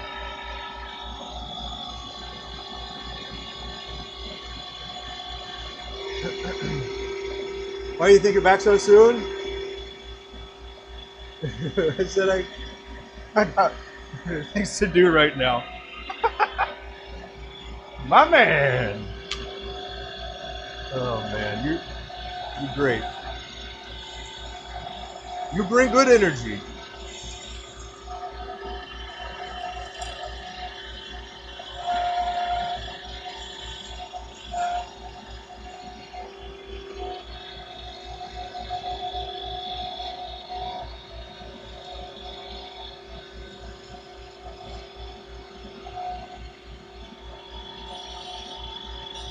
All right. So as I'm getting closer, right, I'm almost to the point where we can start working on that special project that I was talking about. So I'm not going to give you I'm not going to show you what it is. You'll just have to imagine, I guess, for your vote, because I'm going to set up a poll here in just a minute, and it'll be whether you want to see me make a handle for a slingshot, or, and this is a PSI kit, by the way. PSI? Yeah, it's a PSI slingshot, or would you want to see a sleeved fountain pen?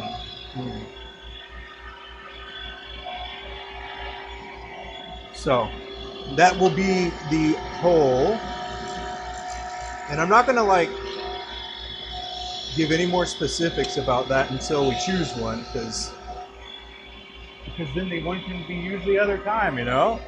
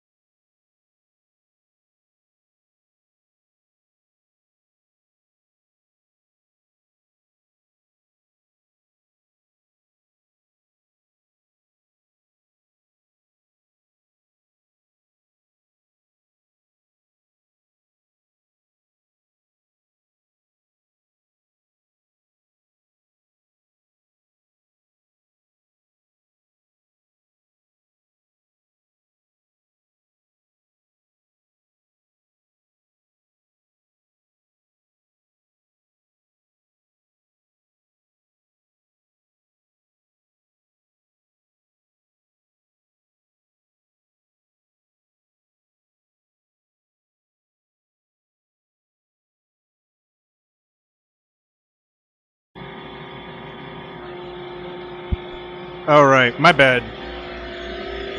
Thank y'all for telling me. Y'all are the real MVPs. All right, so what was the last thing y'all heard? Let's see. I said we're either going to do a slingshot, and it's going to have a wood handle, or we're going to do a ebonite sleeve fountain pen. And that's basically all the deets I'm going to give you.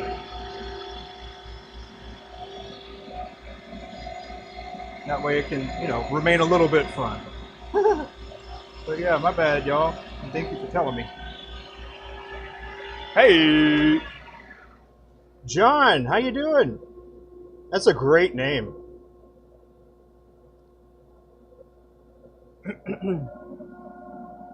Great name. Great name.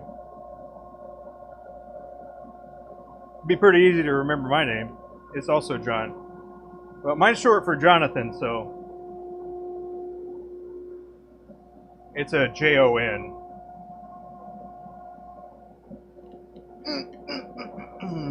Okay, cool. Well, let's see. So I got a few more that I'm going to end up doing, but I'm going to get the poll started right quick. And I'm basically going to make it so the choices are... Oh.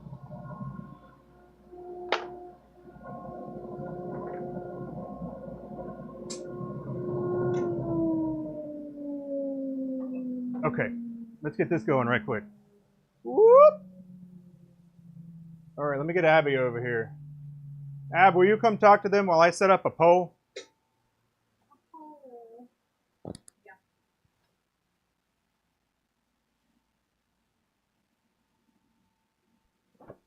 I'm back. Alrighty. So I've only said a sleeve fountain pen or a slingshot, and it's a PSI kit. Okay. It does not have brass tubes, by the way. You do a 1/2-inch hole, and then you... Well, excuse me. Then the magic happens. I won't elaborate. One's wood. That can change the magic. One's another material. Yep, I didn't specify. Are you gonna specify now? No. It'll be a surprise. What to do next? Hi, Big Mac. Hello again, Kevin. I just been sanding. I'll show you guys. Wood handle slingshot. So shiny, so sparkly. Moving a little slow today. Ugh. I'm not. I know. I'm jamming. Well, no, I mean, like, it's taking me a long time. Not on purpose. And I have been here the whole time. I've got his stream pulled up behind my lathe, too. Turn off the stream. Hey! You gotta ruin stuff. Ruined. It's not ruined. Ruined. It is not. It was supposed to be a funny thing. Pop up. Well, I was All reading. Right, so I'm gonna go. The camera's that way. I'm gonna go. What? But I can't vote. Oh, yeah, go for it. Go vote. You gotta vote. Are you registered? Those things registered? Okay, let's see. Like the slingshot idea. Right on. And the sleeve pen. Oh, man. Well, it's only one. I know I held 2 fingers up. It's only going to be one thing. So we will go from start to finish. So kind of bear that in mind. It won't be something that I'm just like, we'll finish that next Hands should be stream. on what I'm doing, and you chat with us. Well, John would need to get some more mics because he streams for so long that his dies. We could do that some other time, though, of have me doing my stuff. Here's the other thing, and this is why we did try this once. When the machines are on, I can't hear John talk, and he can't hear me talk. So we're literally just talking at the same time over each other the whole time. So not ideal. Yeah. So here, like when we're just hanging out and machines are on, then yeah, we can both have a mic and probably chat. But ooh, that is something that I have thought about too, because Abby has a setup on her computer, a camera set up on her computer, and I have one set up on mine. No, I don't. So we could be streaming and then doing something maybe on a computer where we have a discussion, or I got Abby in one corner, me in the other corner, and then we're kind of watching something or talking about something specific. Since we need a donation for more mics. Yeah, I did get I got a new webcam. Yeah. So you won't have to switch mine anymore. I got the same one that we got you. Let's see. I don't know how to do a timer. You count. So let's see. We'll do. Everybody How vote many for minutes? what I You want. 3 minutes? 3 minutes. 2 minutes? Too long? 2 minutes. Too long? Okay, 2 minutes, 120 seconds. You gotta 2 minutes, and I will give you a one. I don't have a stopwatch. I got my watch. You don't even have yours Okay, on. we'll do it. No, I don't. I do not. Okay. Good. Okay, I'm gonna go get some something to drink right quick. Give my headphones a little time to juice back up. Yeah, mine died. I had to go get my other one. That's not fun. Set a timer for 2 minutes. Oh shit. Well. Now it's 3 minutes. Go, get. Get out of here. Get out of my seat. My seat. Oh my god. Yeah, I'm If you haven't done so already, please hit that thumbs up. Thank you. That is all for now. like John's video, subscribe, stream, follow. I don't know, what else do you do on social medias and YouTube? But yeah, now I was working on the diamond painting pens. I'm taking a break and gonna start working on the cherry blossom fountain pens for DC because that's next week. Big Mac, yes, I know I have not poured them yet, so I was gonna do it while you were on stream, but then when you came on the other day when I was ready to do it, I had already like left the workshop, was done for the day. And then right now I can't do it because I need John to change my Alumilite jugs. I have no resin that is like available.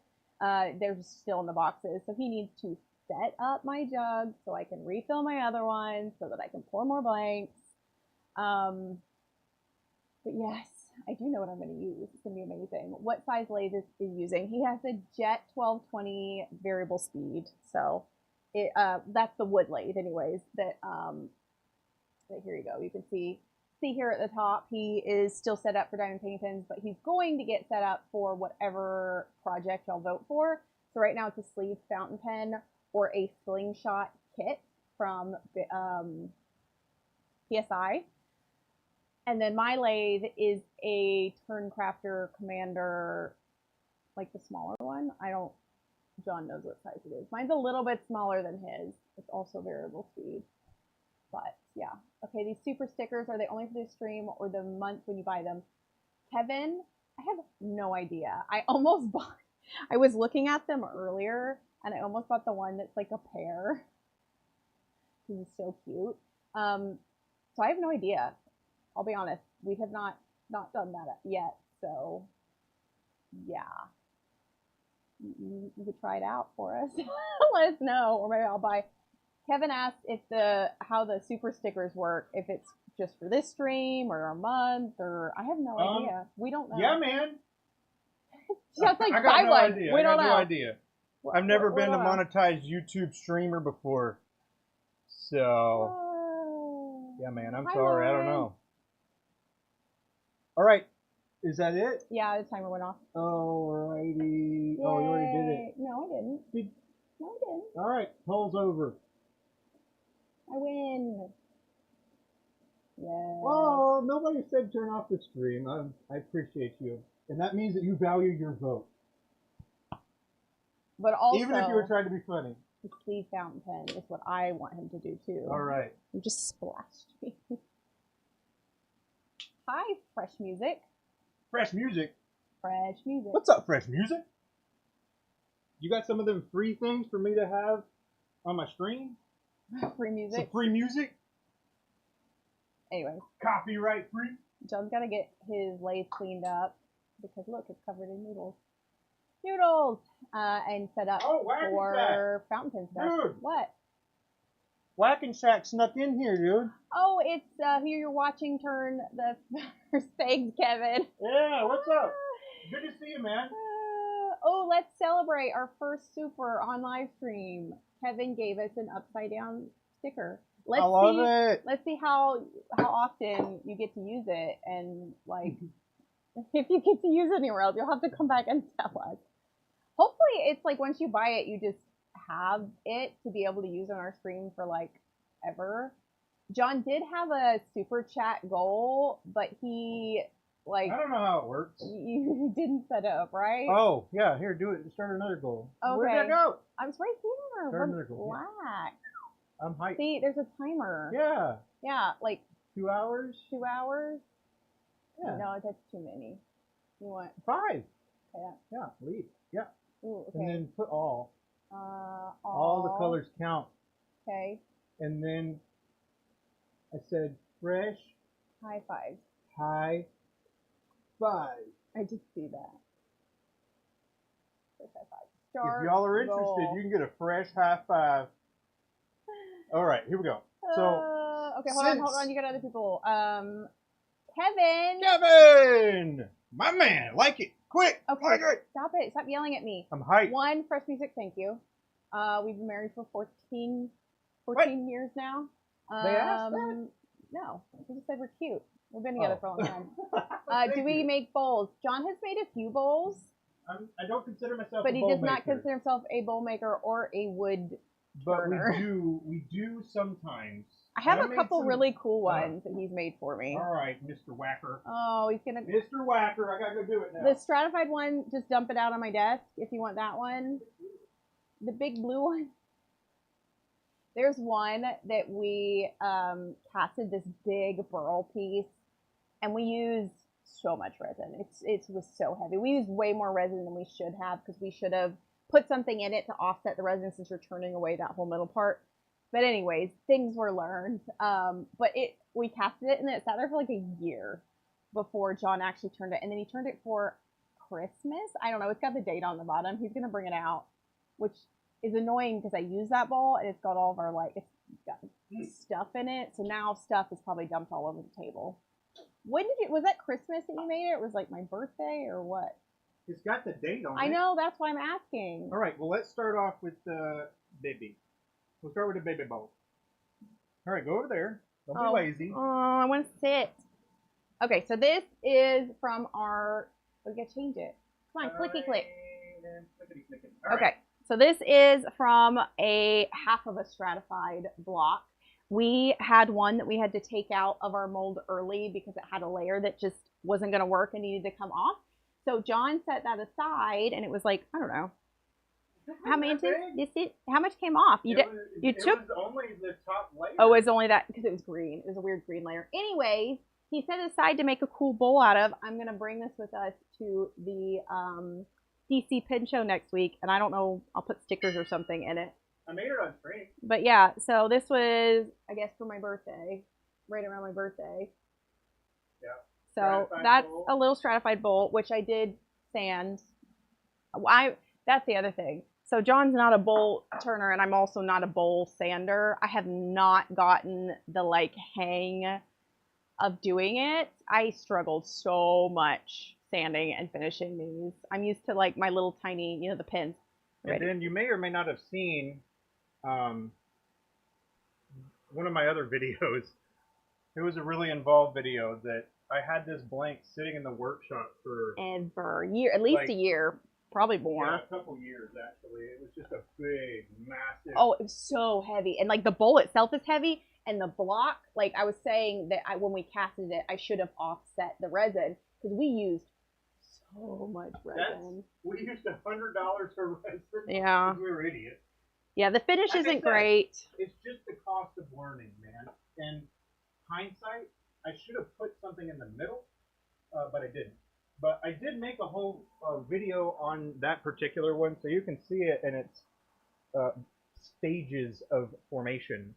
And this is actually a burl from my. Ooh, look, it cracked. My the finish cracked. We didn't know how to finish it. It's a bowl from my family's house where I grew up. So, that he chopped out of a tree in the middle of the night, standing on a ladder with a chainsaw. So, don't recommend that. I had some spotters down below. You had me. You had me who wasn't going to be able to save you my from dad. anything. I don't think was your dad out there then? Maybe I was helping with another piece then. And the other part of that story is this was like the last day we were going to be at the house, so we did kind of a big old last goodbye party, hoorah kind of party thing. Yeah. And then what ended up happening was I took my wheelbarrow and I went around and I got all the barrels that I could, and then people were like, "Oh, thank you for bringing us all this firewood," because we used to have fires all the time. They were burning a fire that night. This is not for the fire, you morons. You know what I do, right? Oh, no, they really didn't. This was quite a few years ago at this point. Hey, thank you. Hindsight, this bowl needs a lot more work, actually.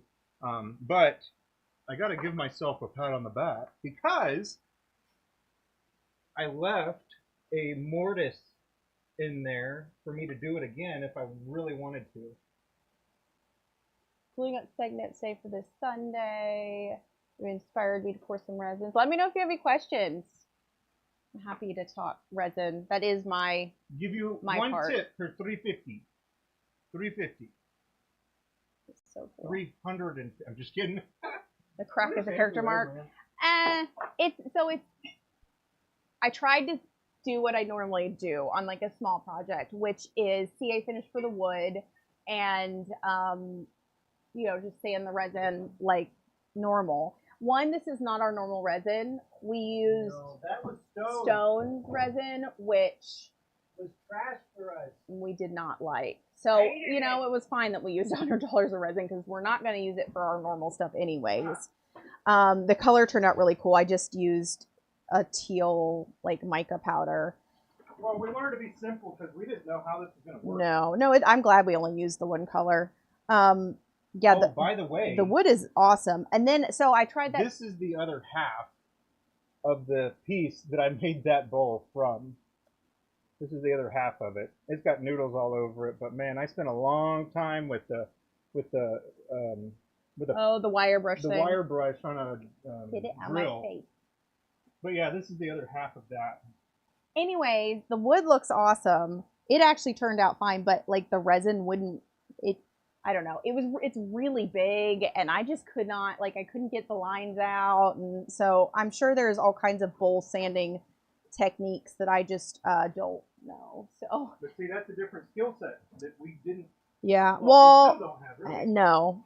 And then we tried spraying it with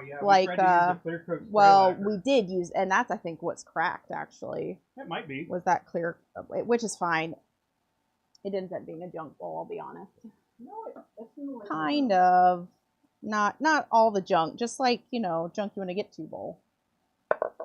But that was heavy. So big. With his lathe, he was standing on one end because it was going. That.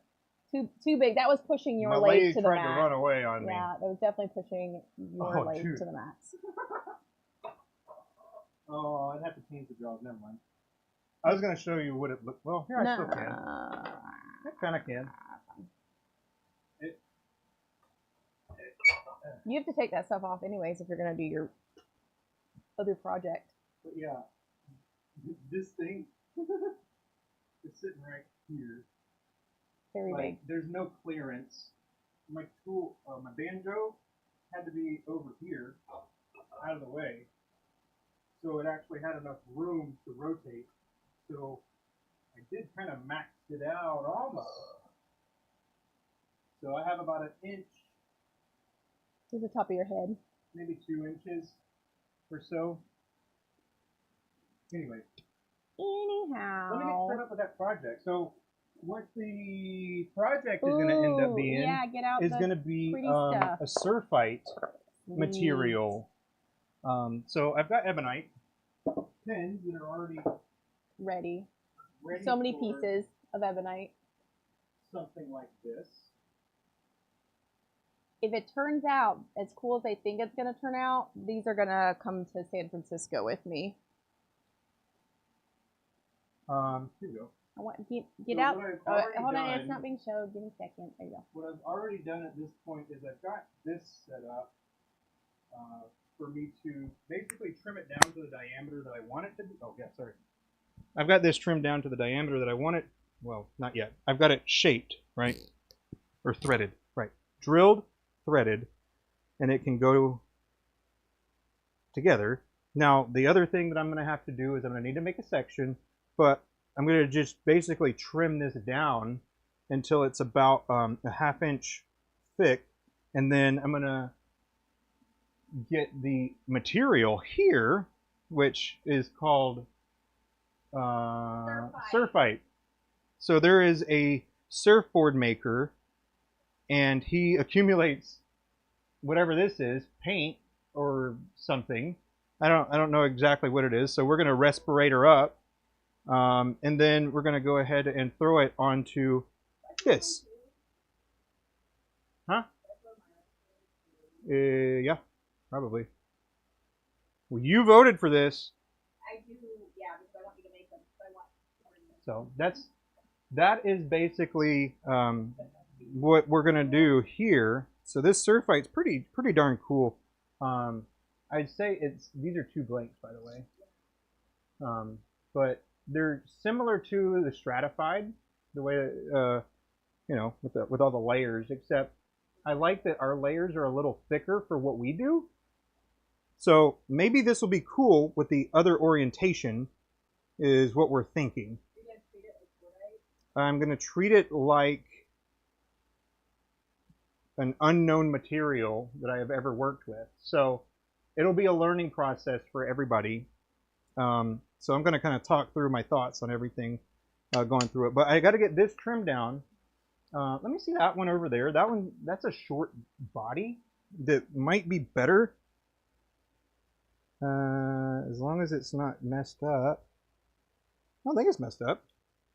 But I'm going to take this. Yeah. We're going to use this because this barrel right here is actually it was a shorty. It was one of the last of the pieces from my big ebonite rod that I cut. And it's actually a little too short to be a full-size pin.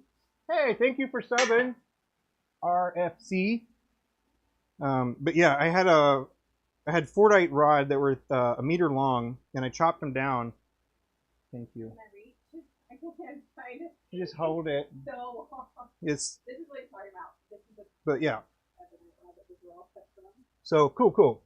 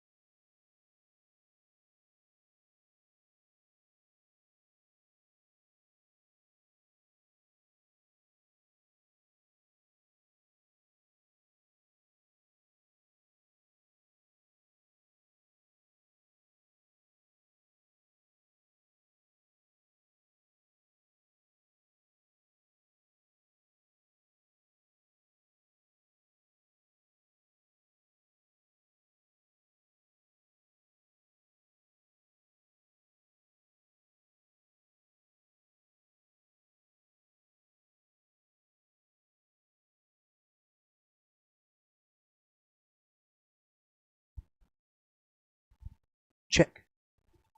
All right. I don't know what the dealio is. Needs new mic. Anywho, let's see. Are we gonna do Super chat for new mics.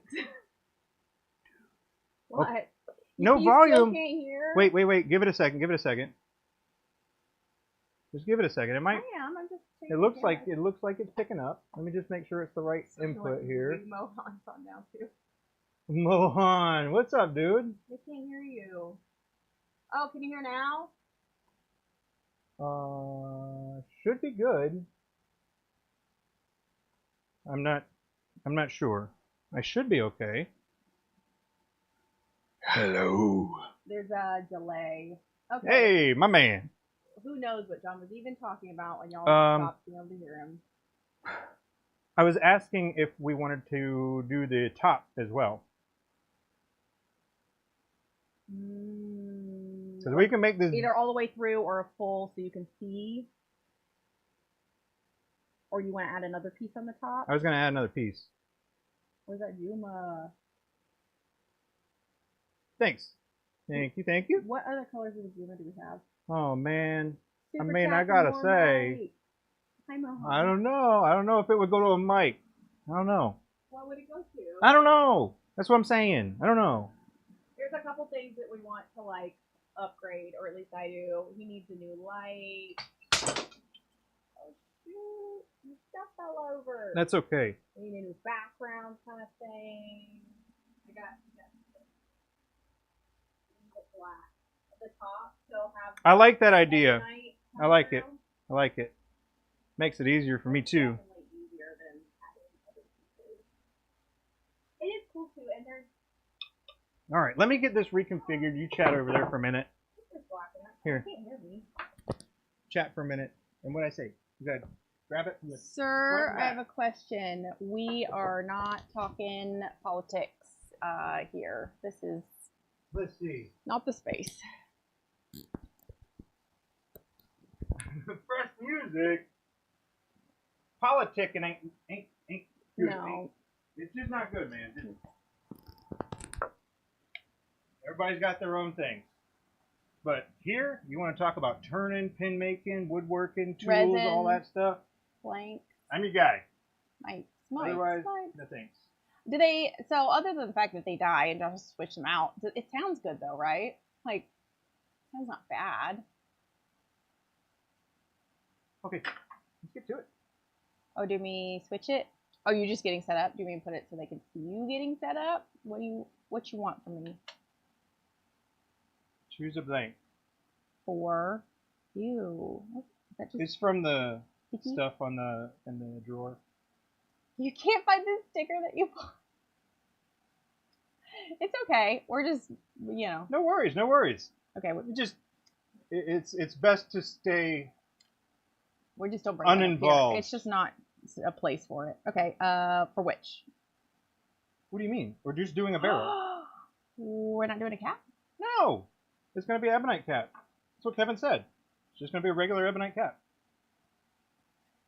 And then we're gonna do. Is that what you meant? Yeah, Kevin? that's what he meant. He said it. I said, like, leave it black on top. I was talking about the top of the cap. It doesn't work like that, unless I cut another piece off, which I suppose I could. Why you gotta complicate this? You're making it complicated. I took what he said completely differently. I thought we were getting a body and a cap of the certified. No, you're gonna get a body. Boo. It's not what I wanted. I want it to be like my Bodite pen. You know what? You were about one sentence away from me doing a slingshot. No, lame. Lame. What did you mean, Kevin? I want to know what you meant by it, because John and I, we can read the same thing or hear the same thing, and we take it the absolute opposite way that the other person took it. It happens to us all the time. No clips. Tell them no clips. No clips. So did you mean a totally ebonite all black cap, or did you mean leave the top of the cap so it looks black on top? All right, and the other thing that we'll have to figure out is... John's lucky in the fact I gotta do some measurements right quick, I'm sorry. that he doesn't have to think about selling it or who's gonna buy it. That's my job. So a lot of the times, yes, I make demands. You were right. He was saying just leave it as black ebonite on top. Yeah, I know.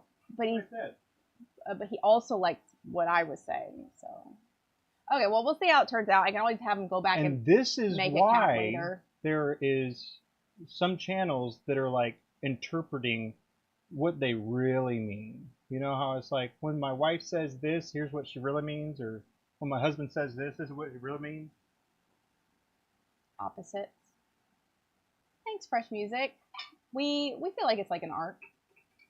Leave, he said, little piece on the end of the cap. I wonder how that would work. That would be cool. Could you do that? A piece on the end? Yeah. Why would I do Of the that? cap. So it was cool. Kevin, he bought It would just be Kevin bought covered. another sticker. It would just be. I wouldn't do the finial if we were doing. Well, there wouldn't be a finial. If I enclose the cap, there's not going to be a finial.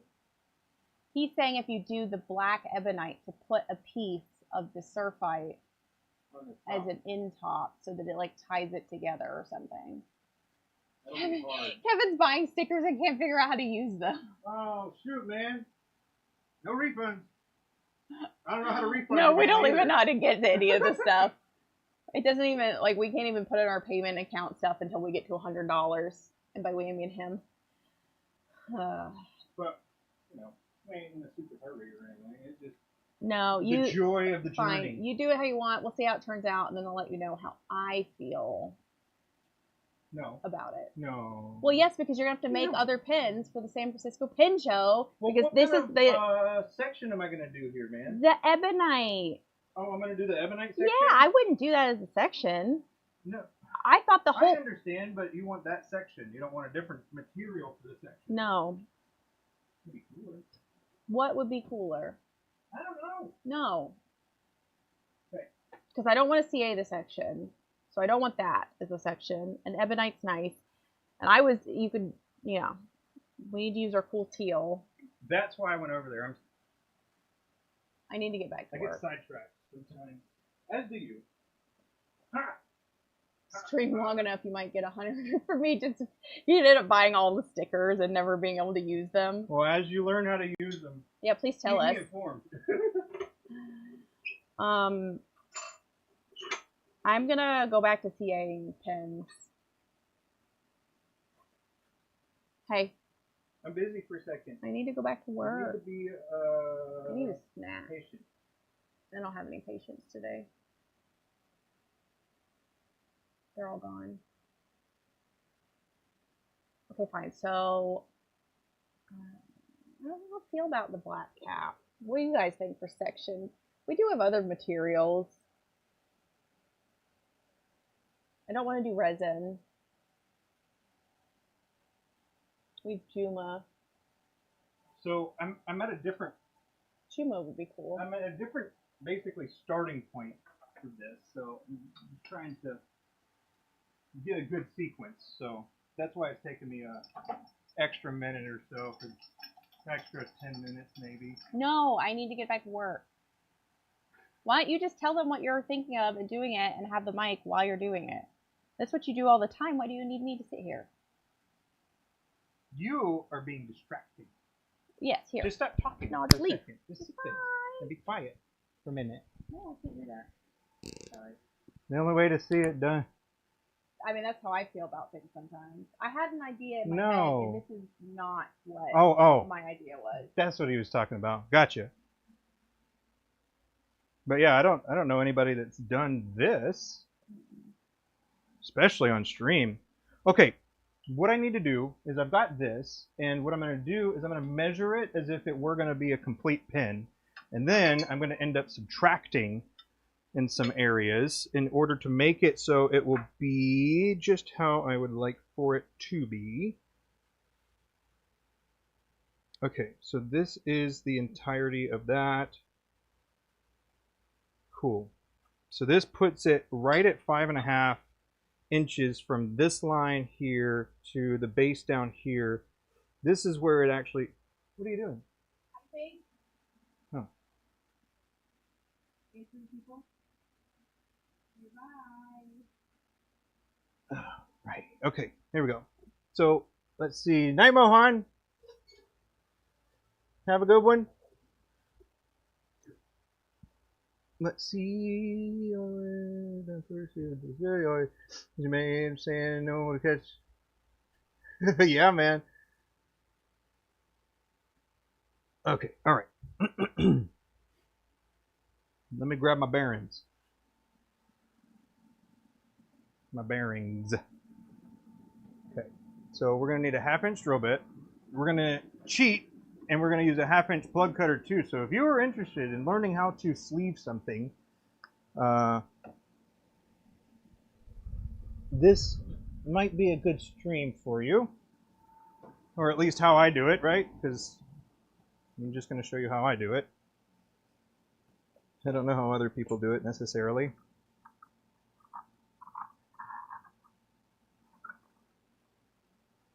Okay, so what we've got here is our tools. So we're going to use these, and look at that. I've already got a section pretty much done. That's pretty stinking cool. 5.5. How much finial do we want on the end? Because I've got to cut the barrel at that point and then cut the material to that barrel's length and then be able to create an insert that's going to match back up to what I'm doing. Does that make sense? That's kind of the sequence that I'm working on right now.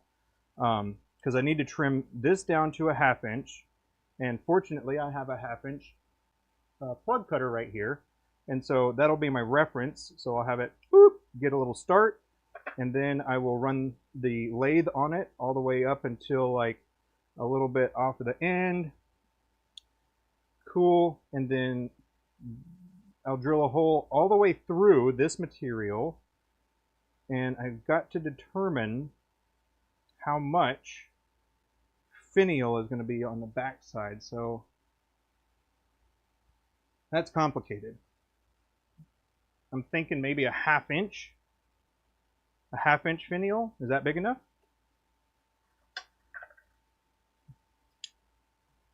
Is 12.7 millimeters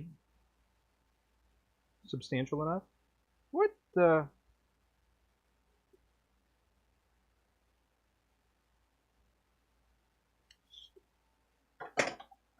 Technology, man. Technology. All right, get out of here with that nonsense. Okay, 1/2-inch. Let's cut it right there, huh?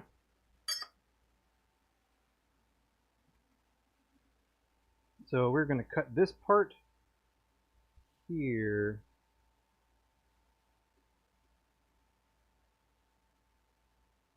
Yeah. I'm going to cut that part there. And that's a 1/2-inch back. And then from here, I'm going to have just a little bit of extra. So I'm going to measure it about there. How big is this piece? It is 5.5. So it's 5.5. That's good. So 2.5 will put me decent.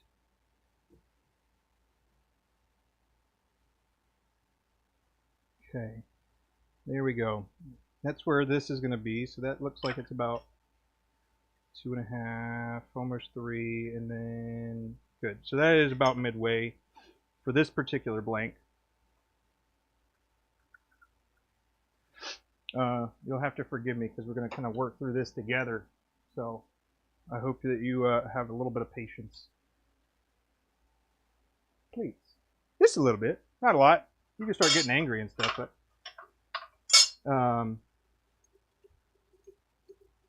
let's see what's going on. Buy some stickers. Whoa, look at all them stickers. Golly, y'all are awesome. I might need to record. We change the bearings. Oh man. Oh man. Well, I hope that your main spindle is not messed up like mine was. we're going to trim this down first. We're not going to worry about the cap. We're focused only on the body right now. So I need to find my mandrels.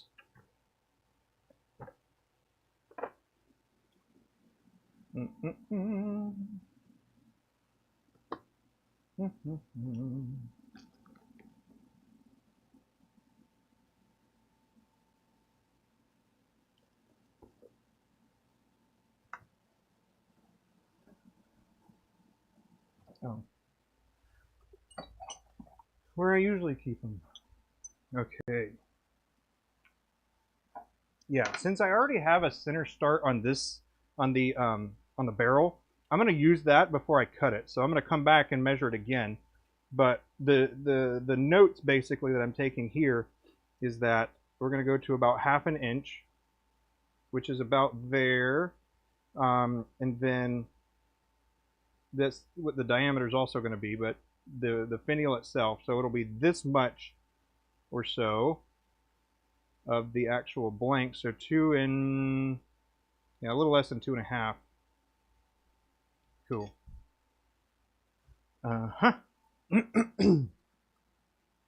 So,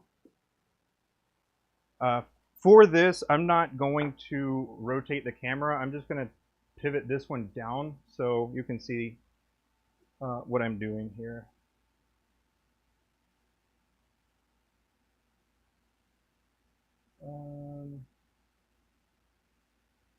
There we go. Well,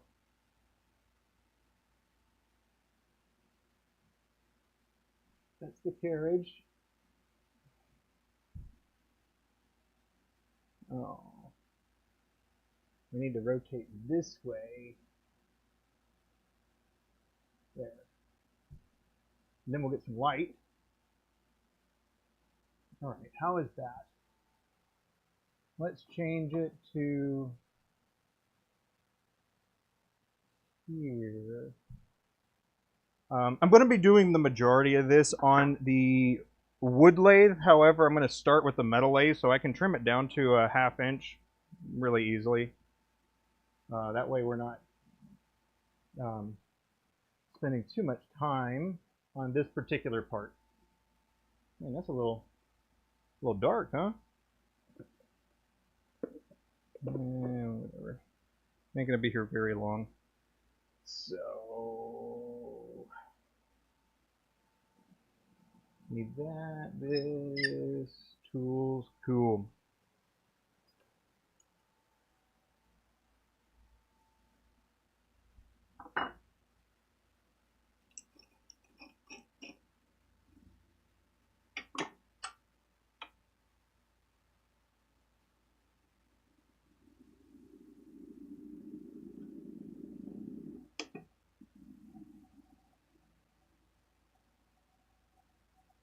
I had to tap just a little deeper to get this all the way on. Splendid.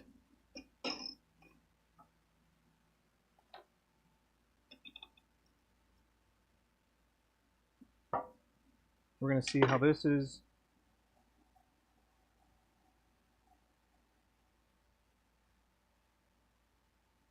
Looks pretty good. We're going to leave a little bit of room for a little bit of error.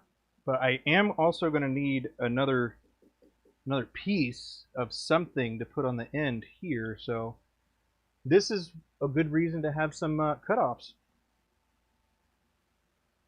But we're going to just use this, and this will get us in vicinity of our starting point.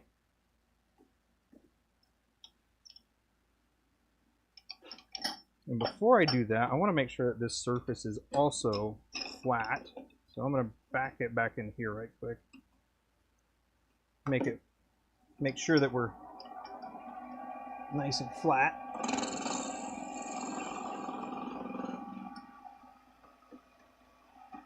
Very nice.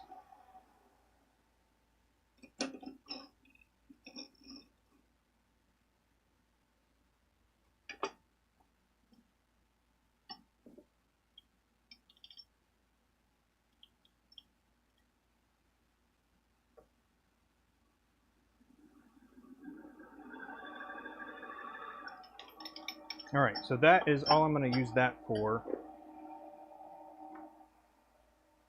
Yes. Now to switch over to the live center.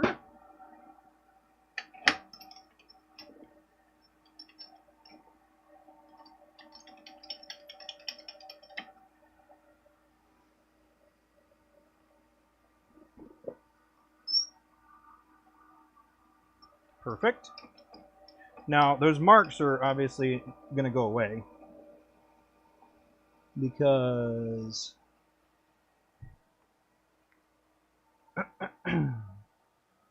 let's see. You need a metal lathe? No, you don't. You just wood lathe will serve the purpose. It will serve the purpose. But I mean, if you already got a wood lathe, then yeah, go for another one. Okay, so we get this cranked up. We're seated, locked. Need to plug the vacuum in. And we shall do what we are doing.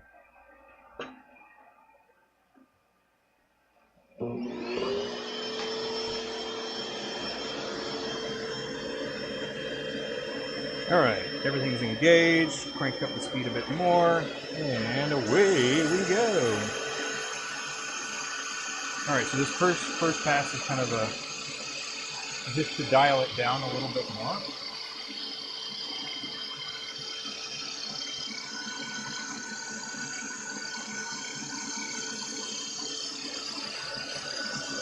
And then I am going to stop a bit short because I don't want that part to come off. That will be basically the stopping point for the blank. So just kind of keep that in mind.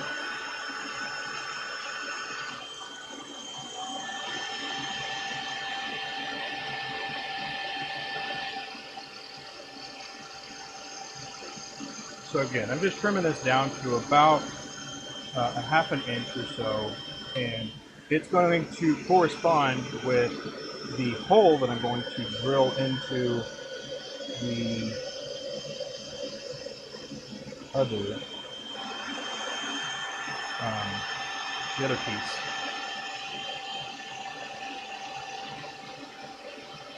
And even though I'm using a metal lathe, I'll probably still need to sand it just to get that nice snug fit. So do a little bit of back and forth here. All right, one more pass, and then we'll measure here. You can't put it back on.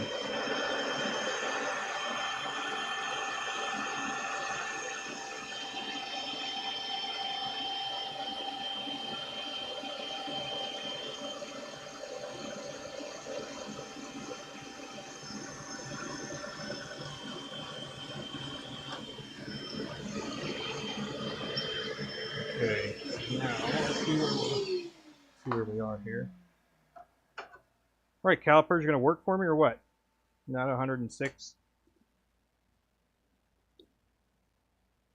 All right, 1380. Measure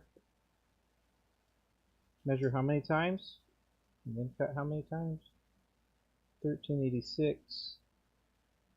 It's still 14 up front, so a little bit more.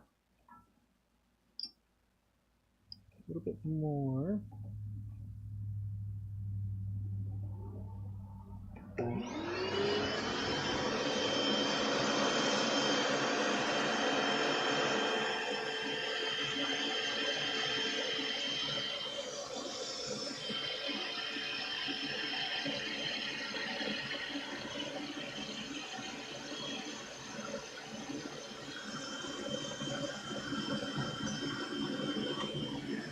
And then again.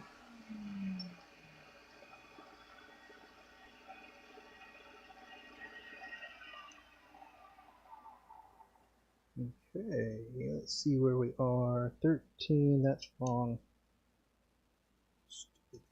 There we go.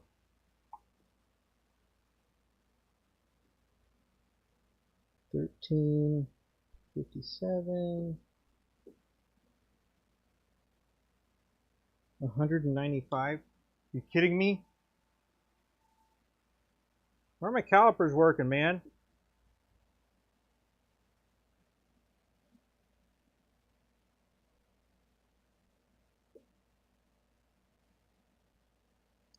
There's no way it's the same size as it was before. Will you go get your calipers? What? Will you go get your calipers? What size chuck is on the metal lathe? This one? I don't know. I don't know what size it is.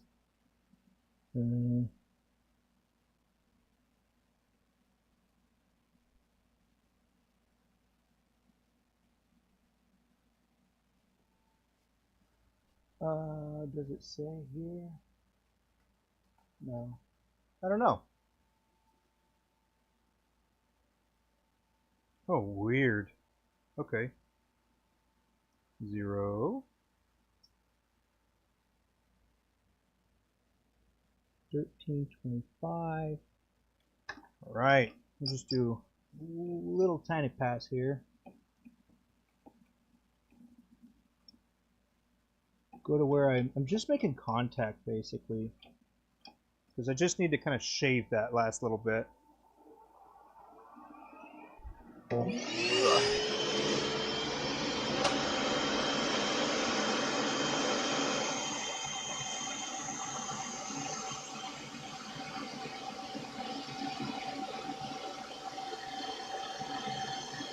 Three or 4 inch. I would. I don't know. I'll measure it.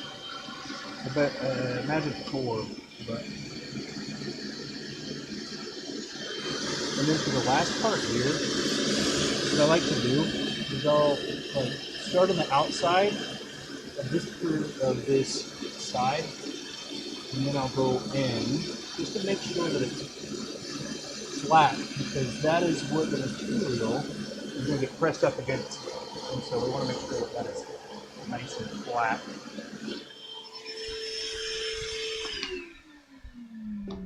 Okay. All right.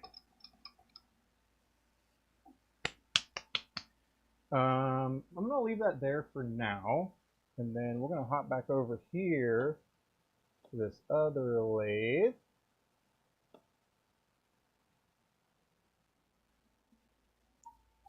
And then I'm going to go ahead and cut this right quick in half. In half, basically. 2.5.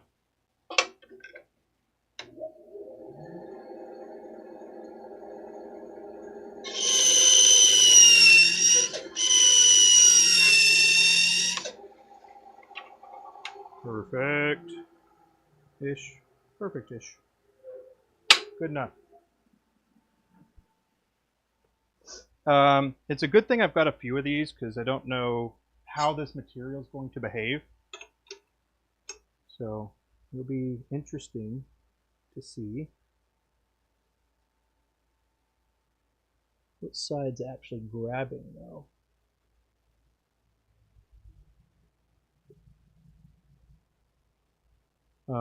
What I'm doing here is I'm just kind of, the jaws are relatively loose, but I want to see which one's actually grabbing.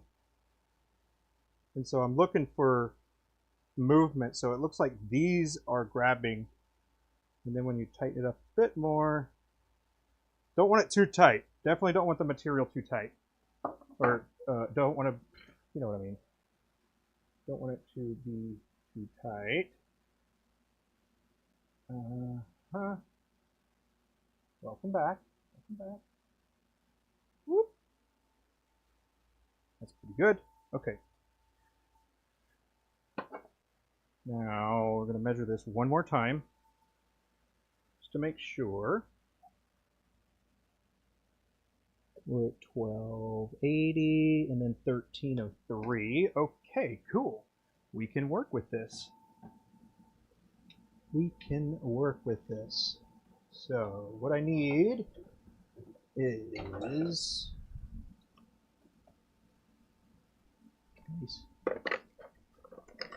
It's a 1/2 inch.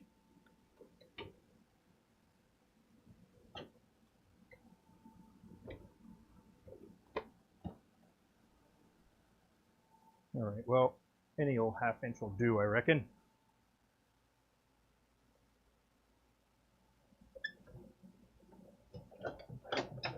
Oh, there we go. Here's a 1/2 inch.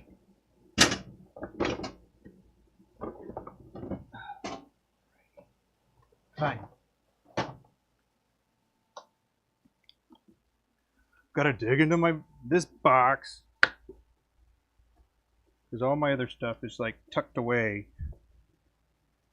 for other various projects. Okay. Now we're cruising. Whoop.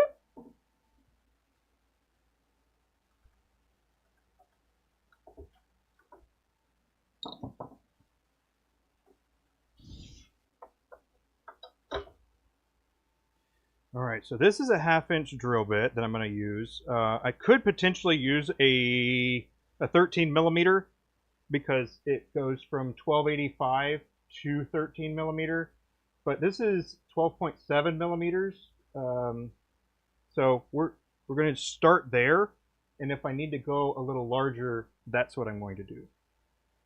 So I don't want to overdo something, because it makes it harder to undo, you know?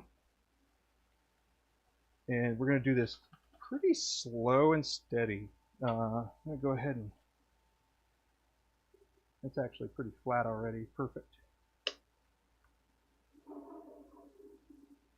And when I drill, I usually drill at about between 700 and 900 RPM. And I don't usually use any sort of lubricant or anything like that. However, in this case, I'm going to lube it up.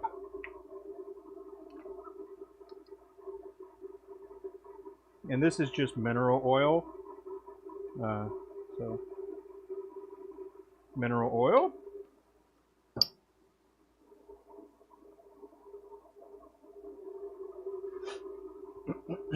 If you don't know, the opening where you start drilling sometimes ends up a little bit wider than the very end, because you're going through that spot many a times. So that is an interesting thing to... Whoa!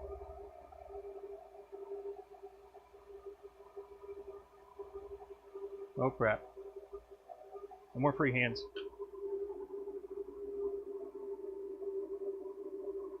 Now these noodles, dude.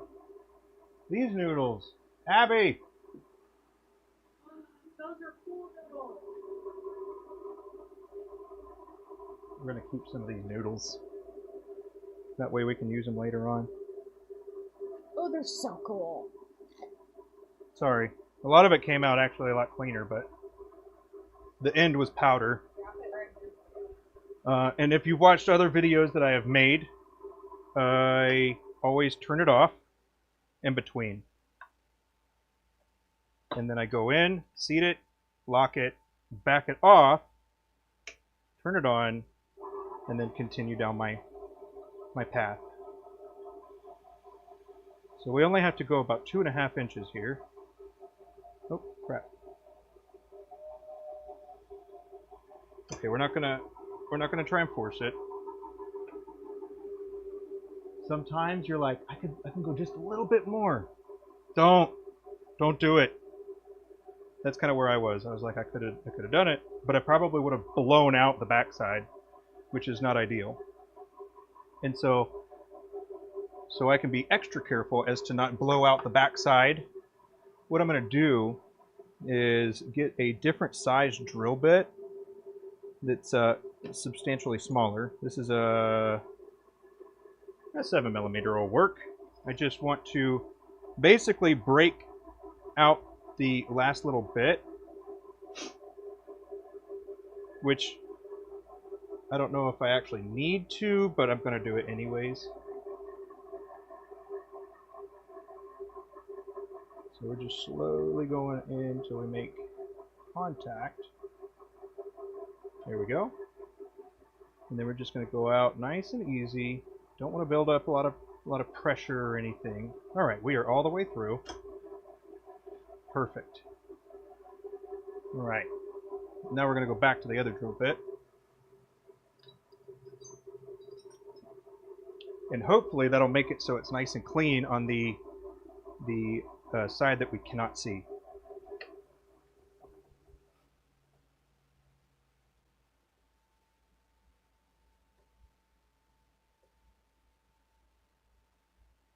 Okay.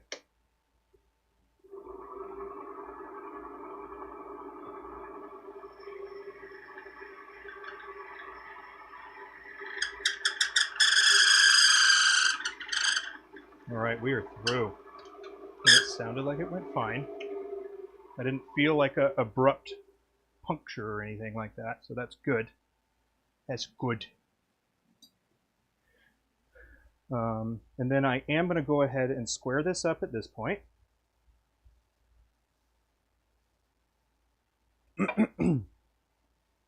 And the reason I'm doing the squaring up is because this is going to end up being the end that needs to sit flat and flush on the other end, or on the end that has the little collar on it. So that's what we're going to do right quick.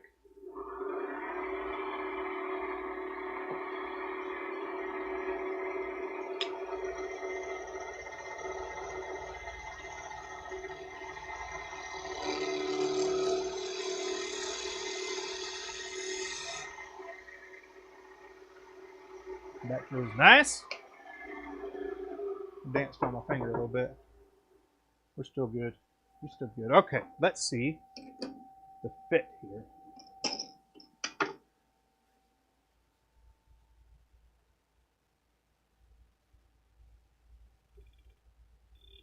Okay, this needs to come down more. So back over to the metal lathe so I can sand.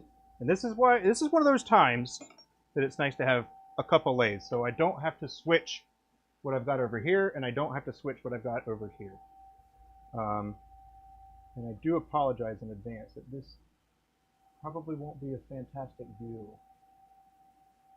but at least you'll be able to see what's happening. We still have our hole, right? We didn't cut it yet, and that was intentional. We still want to support it. We still want to support it. Good, that's locked, that's in. Sweet. Okay, we're not going to use the carriage. I'm just going to use my file here. And this will serve two purposes. One, it will dial down the diameter nice and controlled, right? And then two, it will also scuff up the surface, so when I do end up gluing this into place, it won't, it'll have a nice rough surface to adhere to. But yeah, you might not be able to see very well, but. And then for the very back side, I'm not going to touch that collar. I'm going to wait and use a little bit of sandpaper for that part. And that way I don't have to worry about hitting that and scuffing it. So we're going to give this a little measure here.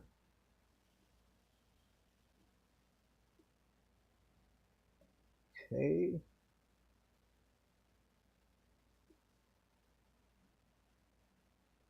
All right, we are not far. We are not far at all.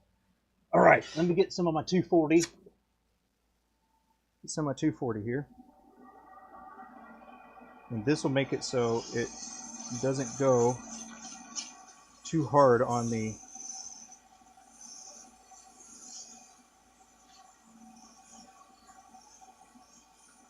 other thing.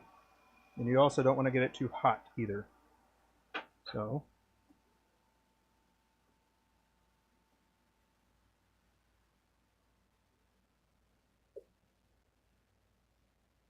okay, we're almost there.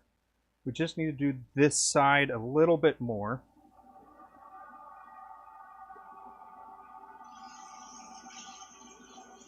And you want a little bit of space, but you don't want a lot of space. You don't want it to be sloppy. You want it to be nice and neat, tidy, beautiful, all kinds of stuff.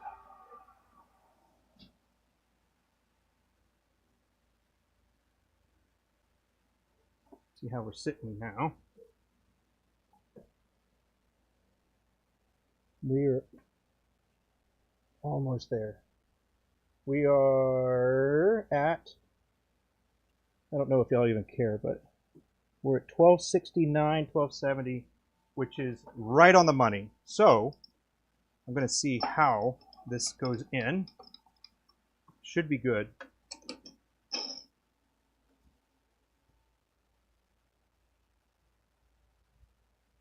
You don't use any coolant? Not normally, no, I do not. Okay, we're getting stuck right at the end, just a little bit though. So we are almost there.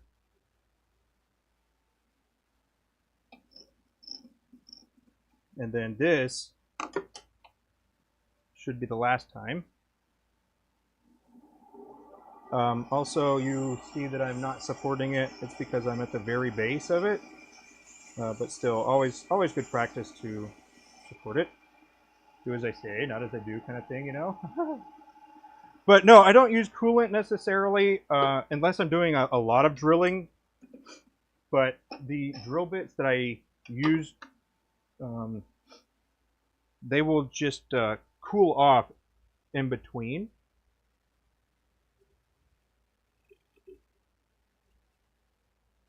Voila! Okay, now this can come out. And one thing that you want to make sure of, since you're at this position, or at this point, come back over here. Get over here. Thank you. Thank you. Oh, shit. What am I doing? Sorry about that. A little bit, though. Only a little bit. Okay, so what you want to do is you want to go ahead and check and make sure that this is, in fact, seated where you want it to be. You don't want to see a gap in between the ebonite here and this. So, and then you also want to make sure that this collar itself is the size that you want it to be, because you can still, it's not too late at this point to alter its size. But this will make it so this blank won't go any further down, and it'll kind of protect the threads when you glue it into place. But this is also pretty, is that a good enough fit? Let's see. Because you want to, like I said, you want to give it a little bit of space, but not too much, because you got to have some adhesion capabilities. So I would say that it's enough for now. But we're going to check the other side.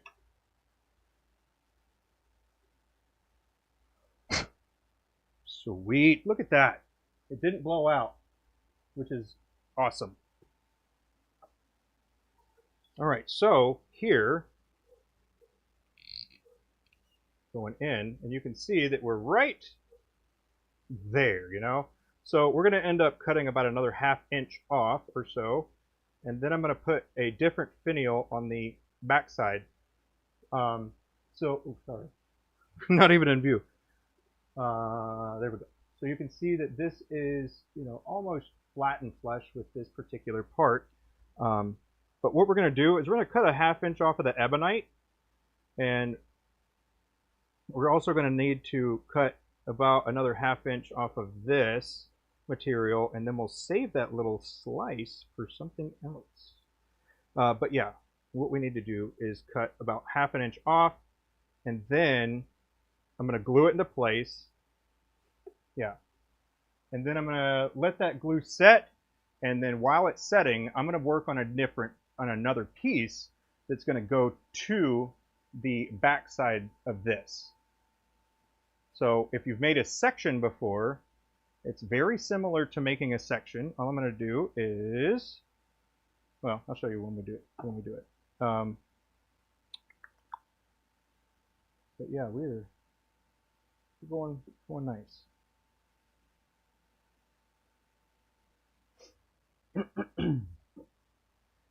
Alrighty, so this is set, that's set. Need to cut a 1/2 inch off. Now, I'm going to cut these separately, I think. Yeah, I'm going to cut these separately.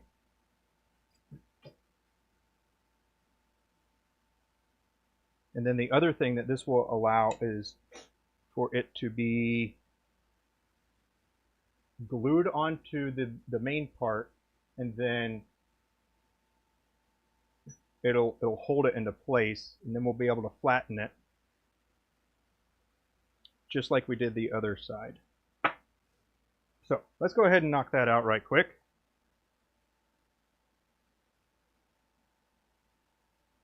Measuring stick. There we go. All right. Let's see. About a 1/2 inch. Abby, what's the finial going to be?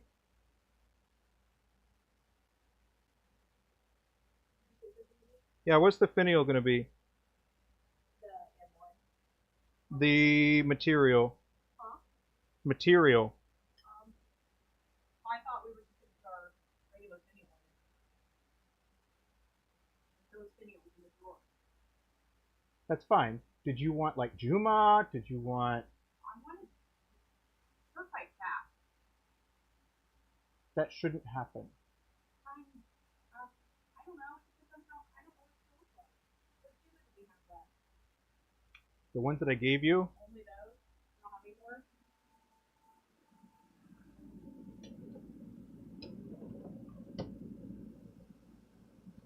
So we need a lot of black. No. Oh.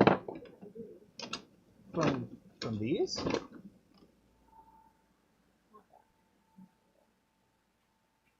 That one? I don't know if y'all can see it, but it's like a snake skin. Yeah, that'd be like subtle. Looking. Yeah. Okay. So that'll be dope. That'll be dope. All right, I'm back over on the metal lathe. I'm just going to cut a 1/2 inch off right quick. And then the next thing to do will be to thread it a little bit.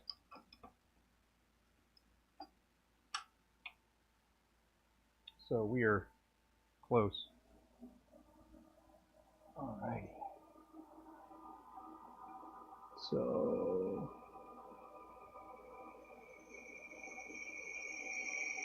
this should put me at the opening as well, which it did, of the backside here. And I'm going to go ahead and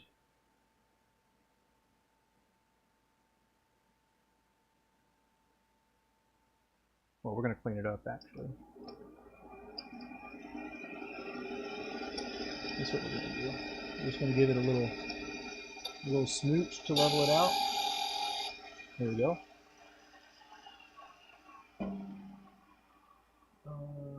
Sorry. Crap. There. Can I even see what I'm doing? There. That's decent enough. Okay. So this is going to come all the way out.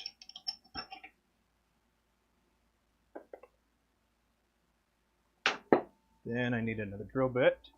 Very cool ebonite. Well, this part's the ebonite. Just this part.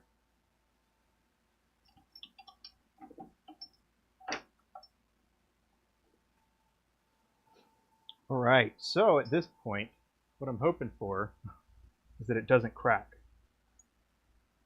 That'd be a real bummer if it did. Because it is not like incredibly thin, but it's not very thick either. So I'm going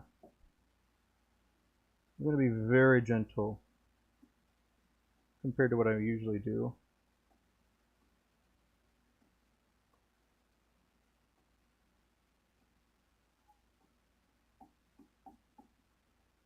Just a little bit more, baby. Come on, you can do it.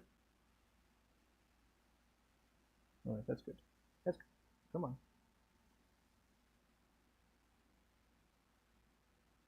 There we go.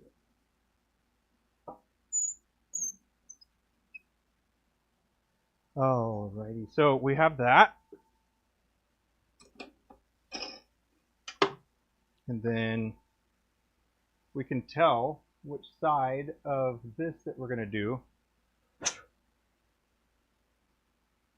it's flat and flush. Kind of made it expand a little bit.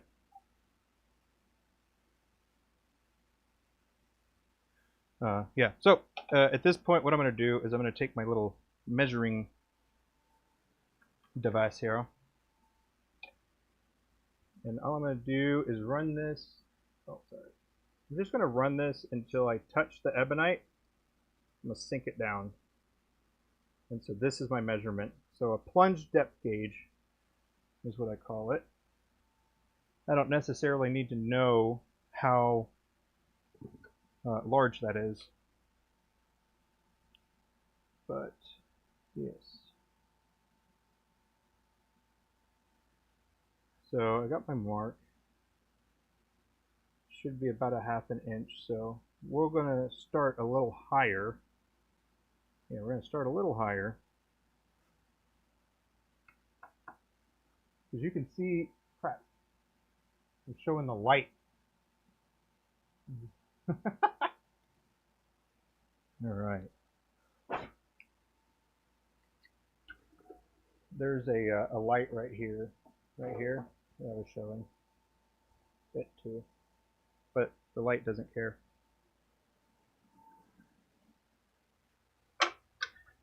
All right. Back to the bandsaw. We're going to start off by taking just a little bit off, because we need to factor in that we're going to be trimming or smoothing that surface, right? We're going to smooth that surface a little bit more. So now we have this little guy that we can use later on for something. Might be an accent band elsewhere. Sweet.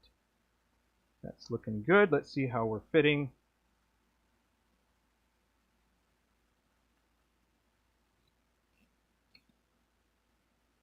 Okay, still need to come down.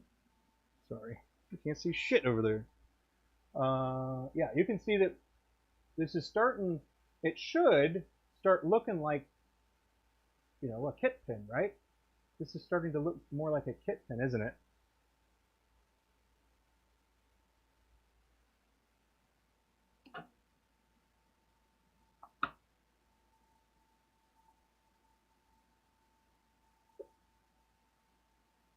And then for the finial, we're going to be using this. So this chonker right chonk. So what I'm thinking is I'm going to need like 3/4 of an inch, and that'll leave me a little extra for cutting it off as well, because we need to set this up in a way that we're going to have this as an accent band, and then also have it to where it's going to be able to have that ½ inch that it's going to go to as well. So I don't know if this is going to fit. I might have to cut it. Might have to cut it. It might not fit through. Oh! Nope. I gotta cut it. It won't go any further. Alright, so we need to cut a little bit off. So I'm back over here. We're going to go ahead and factor in that maybe our tenon here is going to be maybe 1/4 of an inch, and then 3/4, which will give me a little bit of play for having the other part.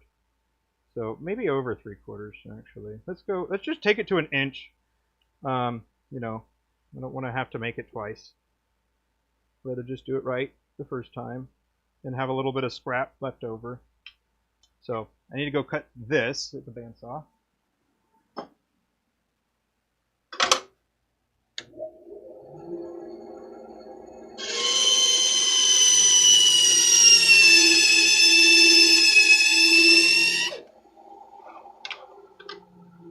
Sweet. Okay, so here we are with our little piece now. And then what we're going to do is going to go back over to the metal lathe, and then we're going to use our little tool over here to, well, we already have a center start. I'm actually going to use this center start here. Let me make this one big for a second. I'm going to use this big piece, or this side with the hole on it, because I don't want that to be my center start, because I'm going to be doing something a little different here. So we're going to use that side that already had the center start on it, because when these were made, they were made with in squares,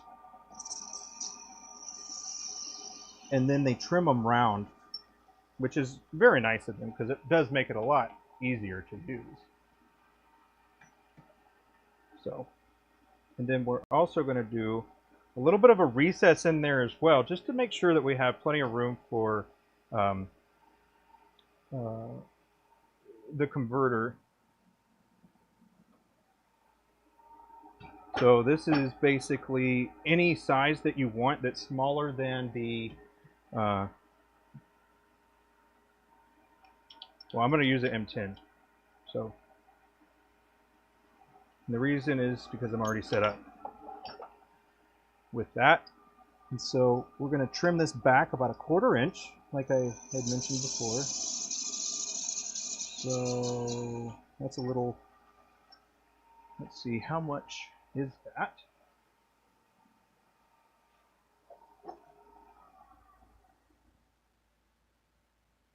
So we're right at a 16th. Go a little further.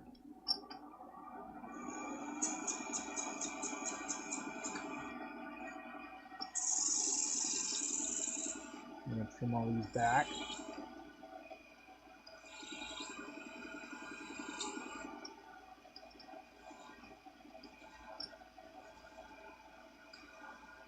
These don't need to be, well, they should be. Everything should be your best effort every time. But the threads on these aren't as critical as on the section, because these are also going to get glued into place. So I don't want this to come off ever.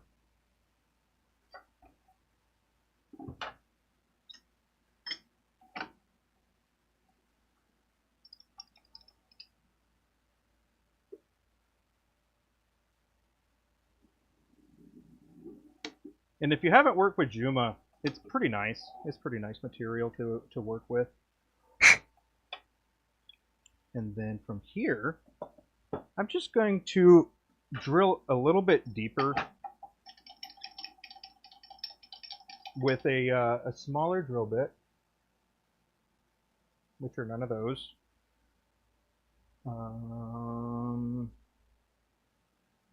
Need my other set. There we go.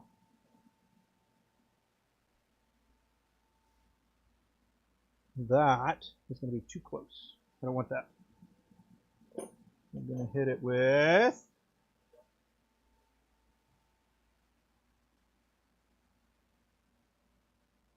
not that one. Get closer though. How about a 7? How about a 7 mil? Oh, that'll be good. That'll do. So this part, just gonna I'm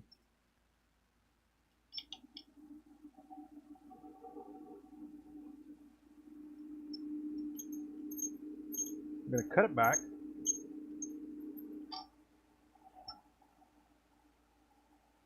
Perfect. So now this, well, I might actually need to revisit the sanding portion of this again, but it's going to go right here.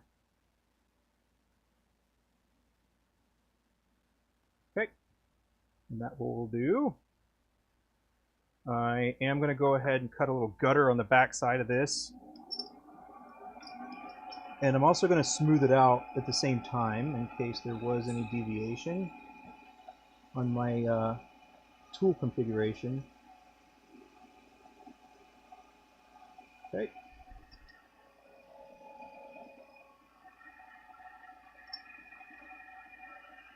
So 7mm is plenty enough for the top side of a converter. So the only real thing that I was considering is this part at the very end.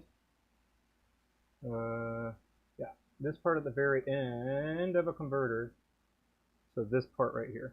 So we have a little bit of room for it to go into if it needed to be.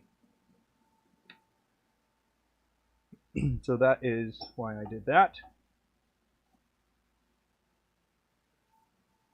Make sure you put your tools back. You're going to go looking for them later, and then you ain't going to find them. So the next thing I need to do is actually put this to the side. And then I'm going to come back to this, and then I'm going to sand it down a little bit more, actually. That way it can have a little bit more room. And then also get some of those other marks off. So,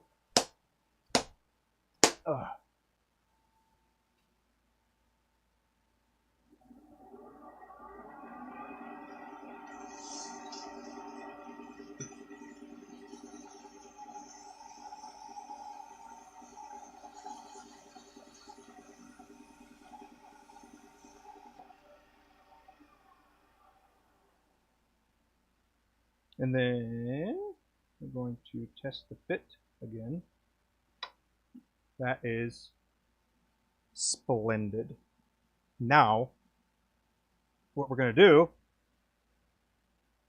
is prepare this to be glued. Now, when I prepare this to be glued, what I am going to do is I'm going to wrap this part up with tape. Let's go to the other cam so I can show you.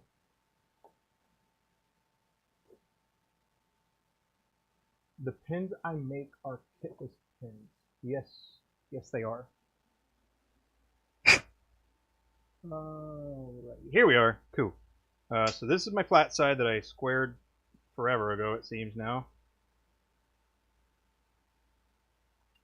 This is going to go in, and it's got, you know, a little bit of wiggle room, but it won't go back and forth like this, but it does kind of go a little bit. It's got a little bit of play, so I think that's perfect.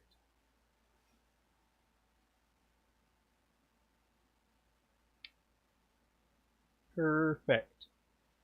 And then I'm going to clamp it.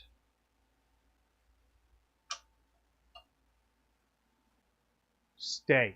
Okay, cool. Let me get some painter's tape.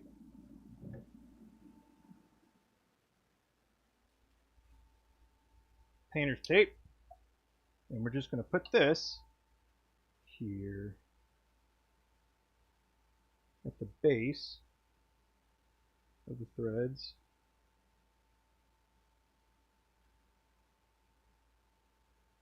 I'm actually going to go around that little collar.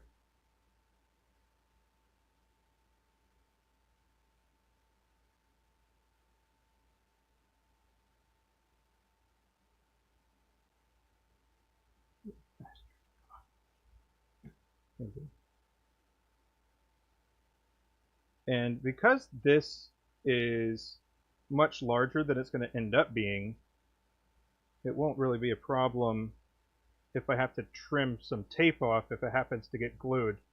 But obviously you don't want to necessarily make more work for yourself. There we go. That should be pretty good. And then, as I showed you before, what we have to do is trim this part back about another little bit, Just another little bit. There's no depth gauge on this one. What the heck, Bobby? Now I could, right? I could go ahead and measure this and determine how much I was going to cut off. But instead of doing that, I'm going to glue this into place, and it's going to stay there. And then I'm going to mount it in the mandrel, or on the lathe, and then I'm going to trim it back until I actually meet it. Right? I want to meet the internal structure here. So I need to take a little bit off. So let's see.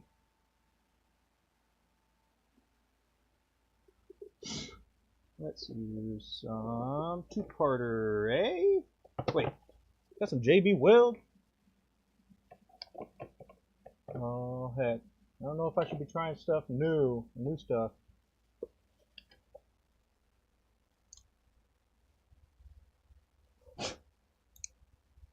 Oh no, man. Anyway, that's some, I think this is Gorilla Glue. No, this is the Harbor Freight. This is the Gorilla Glue. So I'm going to use this right here.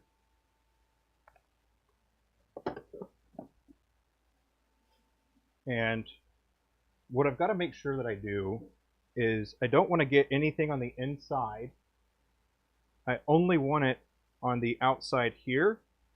So I'm going to start it at the top and do a big old blob. And then probably streak it down a little bit. And then I'm going to put it in there and then start working it all the way in until it gets set into that point. And then I'm going to basically clamp it like this. And then it's going to set. Yep. So I need to go grab a clamp.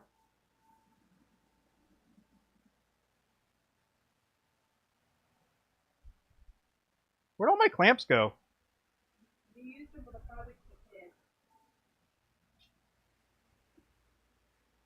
All right. Well, we'll just do excessive. Excessive's my middle name. John Excessive Lewis. All right, here we go. It'll be like this.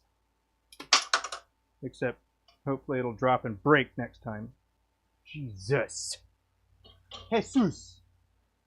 All right, let's see. I need a little scrap piece of cardboard to do a little mixing on.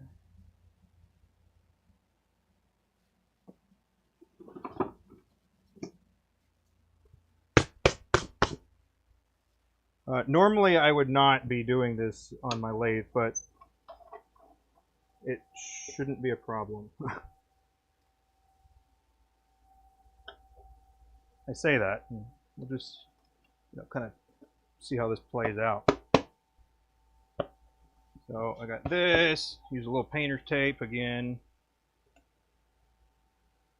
And then I'm going to use some denatured alcohol on the ebonite part. And the reason I'm going to do that is so I can just clean the surface, get all the oils off, make sure that it is going to be good for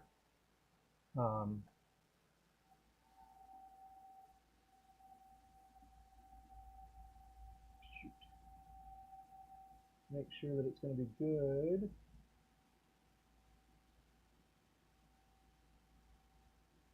for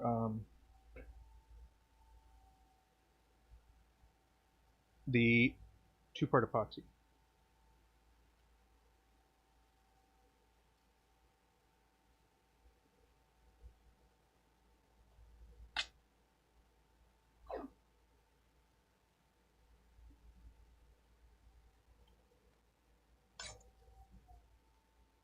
I should have dog-eared these, but that'll be good enough.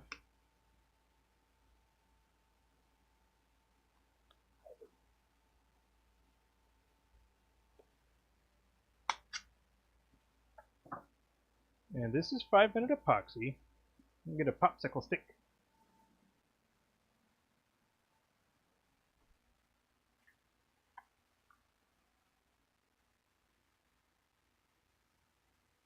Did y'all think pin making was fun?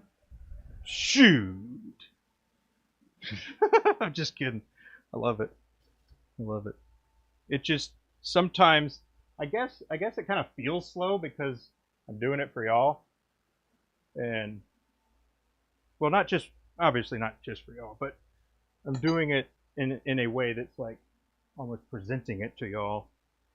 So we're gonna leave this tilted, make sure all of it goes towards the bottom. Get a paper towel, make sure you have a paper towel to wipe off excess, you know. Then also wipe it off your fingers. Yeah, okay. Again, what we're gonna do, smear it all around here and then work it all the way down. So this is the orientation that it's gonna be. That I need some, you have some DNA. I have some of your DNA. Hey, can I have some of your DNA? What? Your DNA. It's fine. I need some. Here, give me a little spritz. Thanks. Alrighty.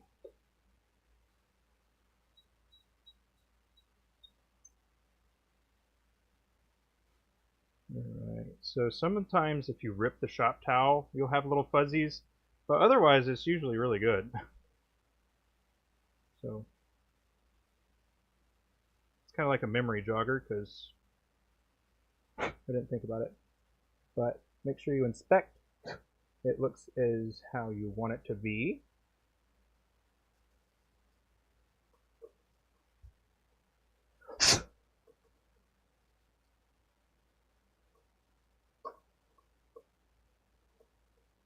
Because once you do this, there's no going back.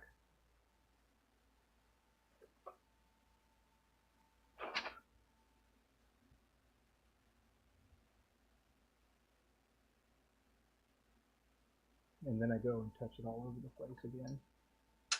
Try to do a little bit deeper here.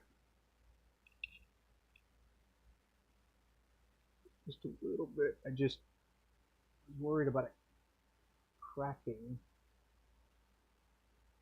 It doesn't need to go too far, but if it didn't go far enough, we're going to have a different problem. So, I'm going to take that little piece, make sure that we fit. Go ahead and chase these threads again.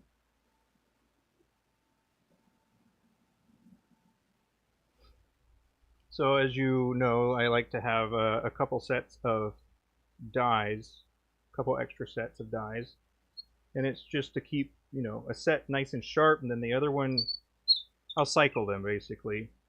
So some will be for chasing, some will be for making the initial threads in the first place. There we go.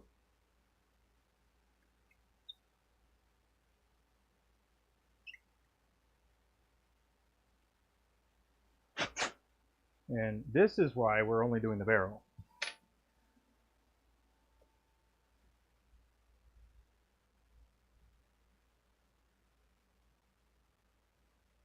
Okay, check that. Like I said, need to go a little deeper with the threads here. What we're going to do instead, actually, is I'm just going to trim off some of the thread.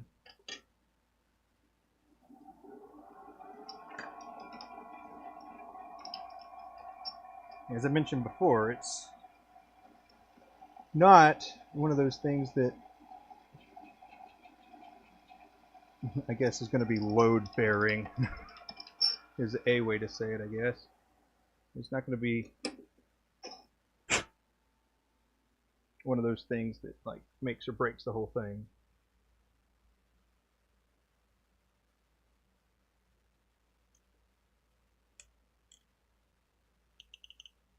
Okay, here we go. So all we need to do is put the blank on here, right? So doesn't this resemble like a brass tube if you were making a regular pin? Because I drilled a blank, I basically made the brass tube, and now we're completing it by putting the other components on it Hello, Marcel. How are you doing? So there we go. And I need to wipe this off again because, well, I touched it all over the place.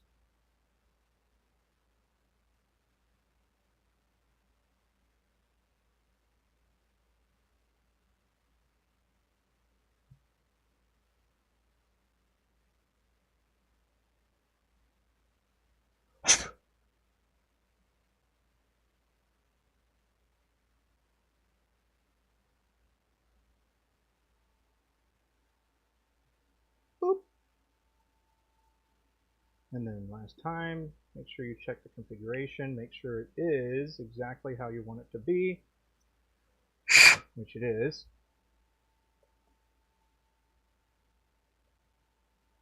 Can y'all see? Is there anything that y'all can't see? Let's reposition this a little bit. There we go. That's good.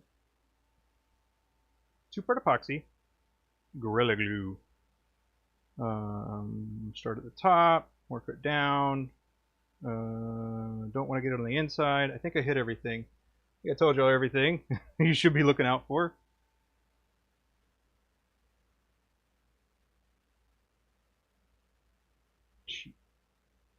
This is a part of why I hate two-part epoxy. Oh, good. Now more of the yellow goo wants to come out.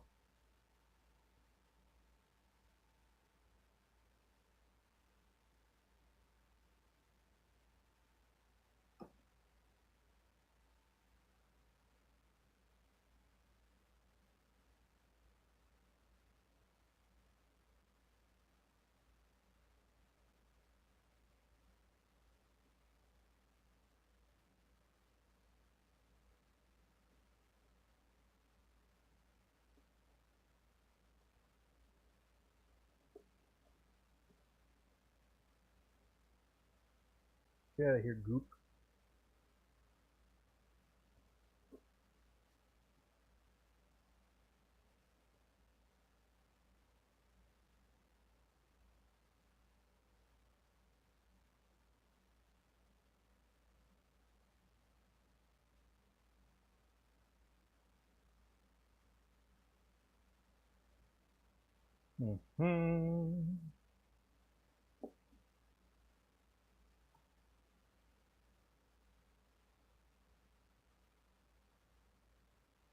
And then you're just working it in.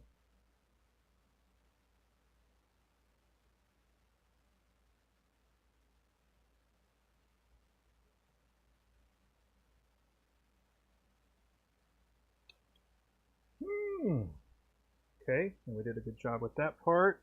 Gonna move this, wipe off a little bit of the excess before clamping it. Boop.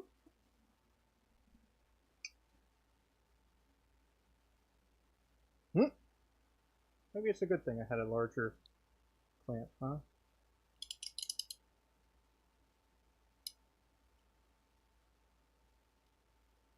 Come on.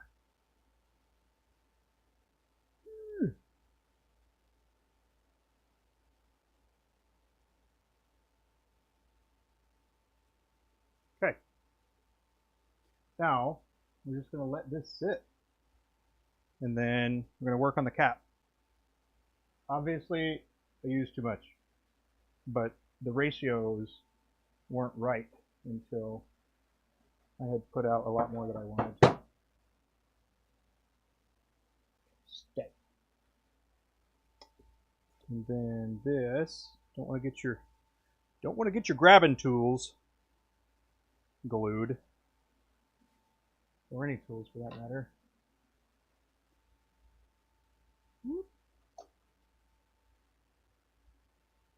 So that part's done.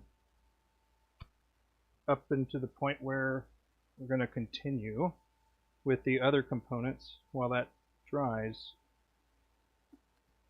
And this is a part of the sequencing that I was talking about, trying to be efficient, but also, you know, trying to plan in a way that makes sense.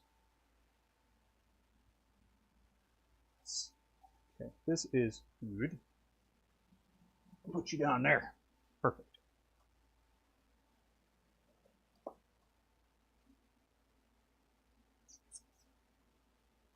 Now, the actual diameter that this is going to end up being is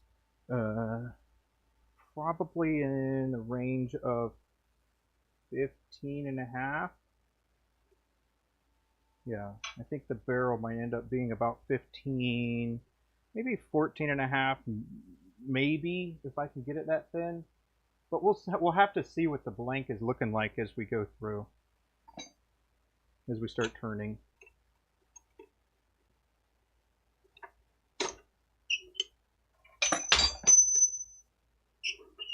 Drop test complete.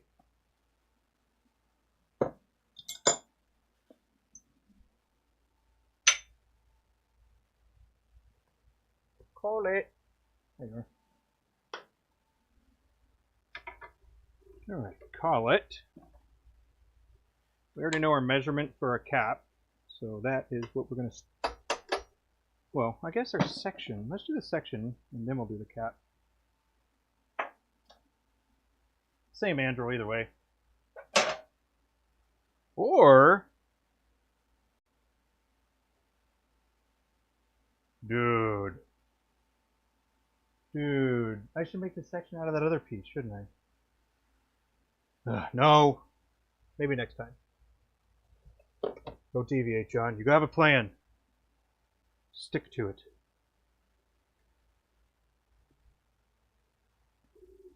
Perfect. And then Live Center. Where did you go? Man, my shop is a disaster. It's not until you pick your head up and look around and you see that it's all goobered up. Hopping over here.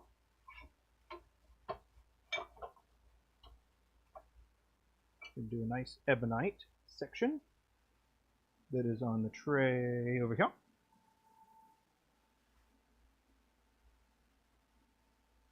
So we're going to give this a little measure right quick. See if we're in the parameters that we're looking for. Yes. Yes, we are. Let's see. Yeah, I'm going to go ahead and do just a little bit of a recess on the back of this, so I don't have to worry about it on the ladder side here. I'll show you in just a moment what I'm doing.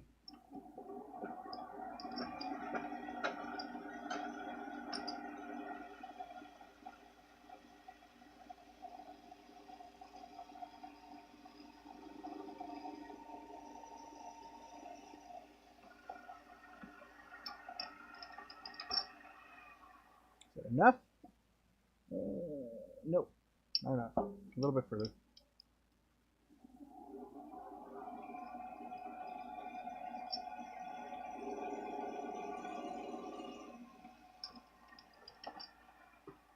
That's good enough. So a little different than what I normally do, but still, it's awesome. Nice smooth. It's not sharp. It's the correct size. It's already got the size here.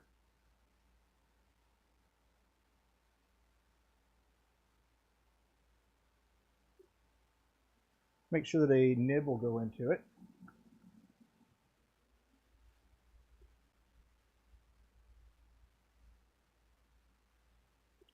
Looks like we need to trim it back just a hair. So we're going to go ahead and do that, and then we'll shape it.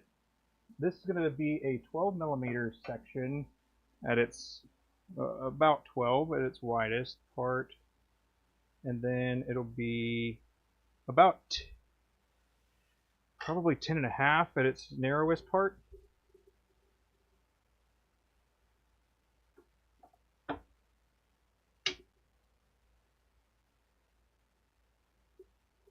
Not too tight.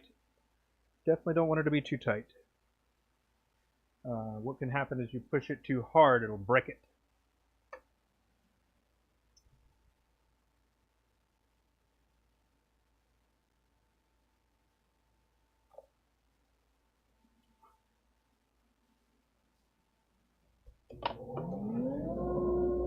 Morty. Let's see, before I do this, I should go ahead and trim it back. I'm sorry. I thought about doing it later, but better to just go ahead and do it now while I'm actually thinking about it.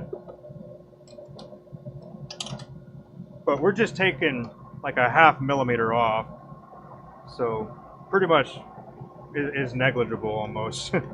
But you know, it is the fit and finish of your pen that makes the difference, and it, you know, it's a way to differentiate yourself.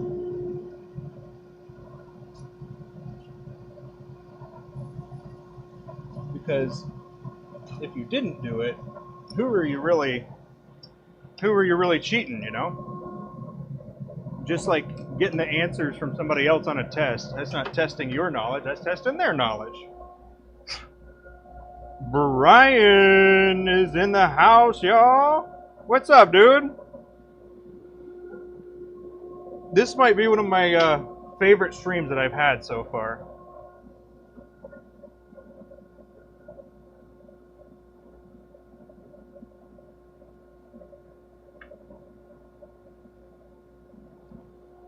I'm glad you're here to also be a part of it.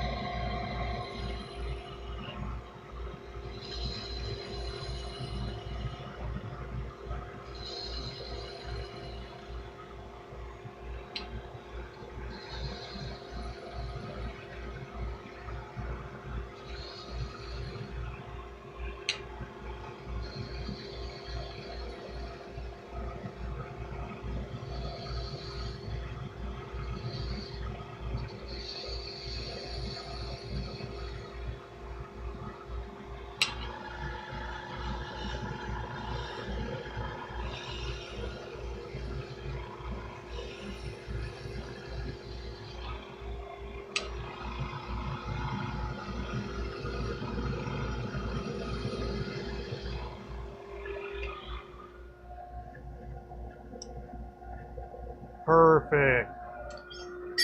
I love it when a plan comes together. Or a pen comes together. Same thing for me.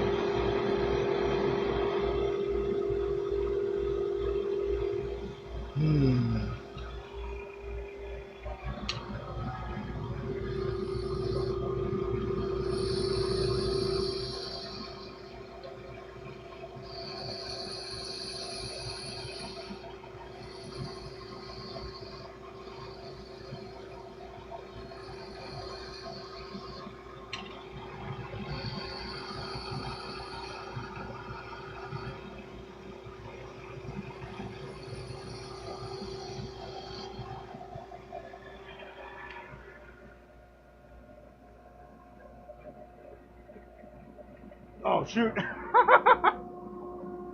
My bad. I was just turning the section. But thank you. My bad. All I did was turn a section. You see me do that. All right, there's this section. Ooh. So we're gonna throw this to the side, pop this baby out, and switching it over to the cat mandrel.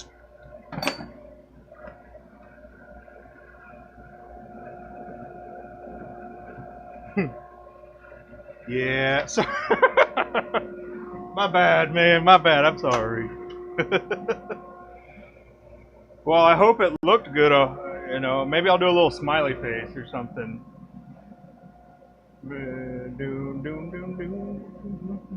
Ooh, maybe I should put a Maverick sticker right there, huh?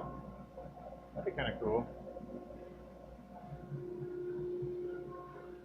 Okay, now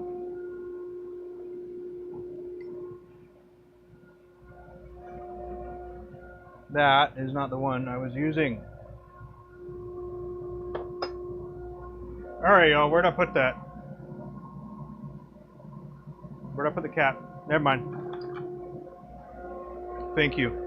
Y'all found it for me.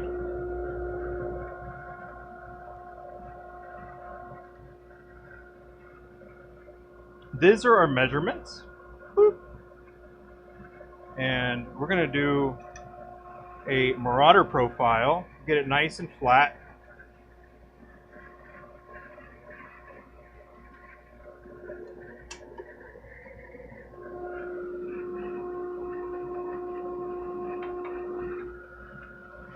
But I don't think I want to take too much material off, at least yet, because I want to see where I'm going to end up with the barrel. So I guess I'm going to kind of do it relatively standard.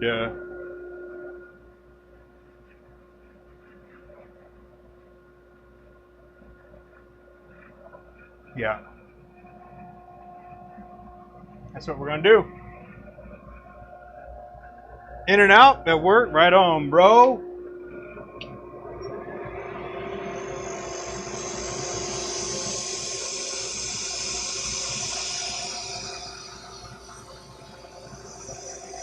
I hope y'all are starting to see like a lot of similarities between like when I was making a regular kit or a regular fountain pen, and then able to see some of the similarities that are also a part of like different kits.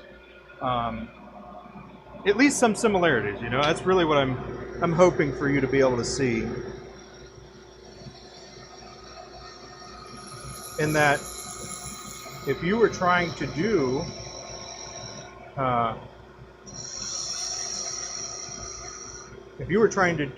something that costed less money, then you could just invest in a tap and die set, and then you wouldn't need to buy kits at all anymore.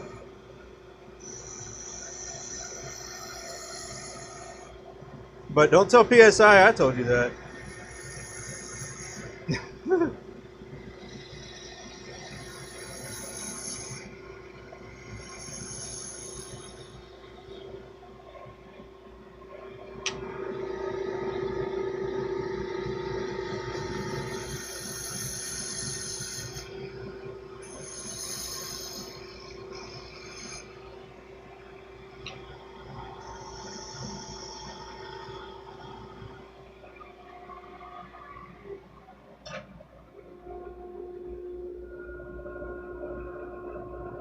Okay, you can see that this is a bit girthy still. Quite girthy. We're probably looking at like 16.5 millimeter, maybe 17 at the base right there. So it's gonna be a little too large.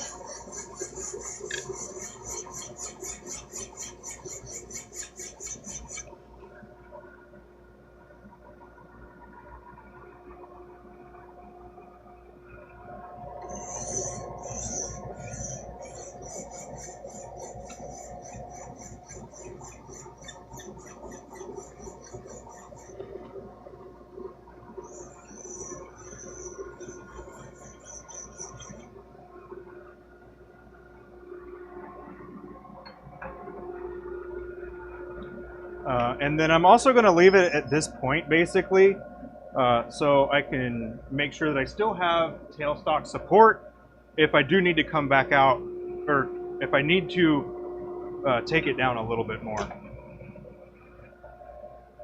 going to leave it on the mandrel, leave it all right, y'all.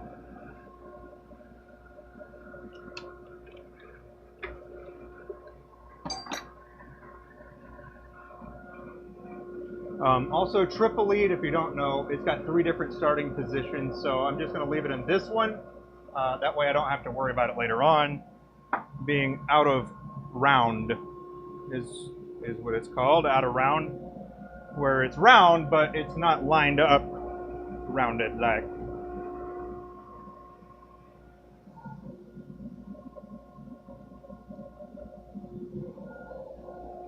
Ugh. 5-minute epoxy my ass.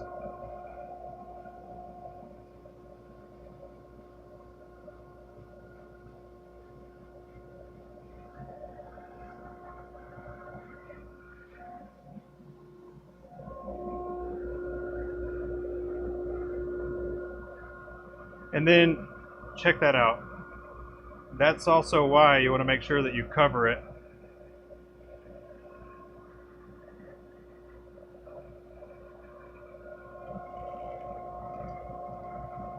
Non-concentric. Yeah, yeah.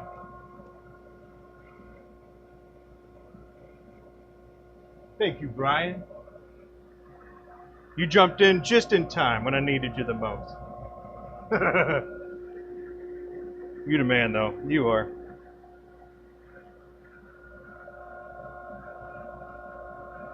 Lawrence, Kevin,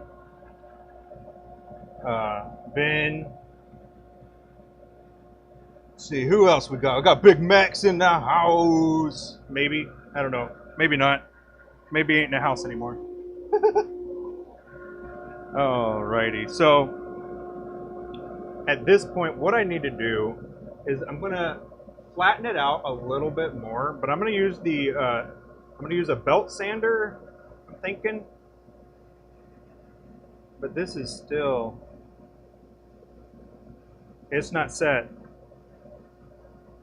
Boo! That's annoying. Can't play with it yet.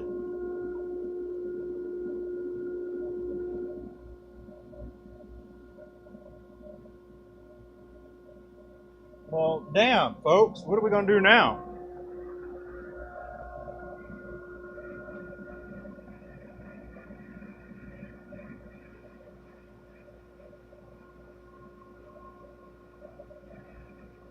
You know, really the other project I was going to do wouldn't take that long either. Let's do that. Maybe after that it'll be ready. But it kind of spun a little bit. So I had to put it back.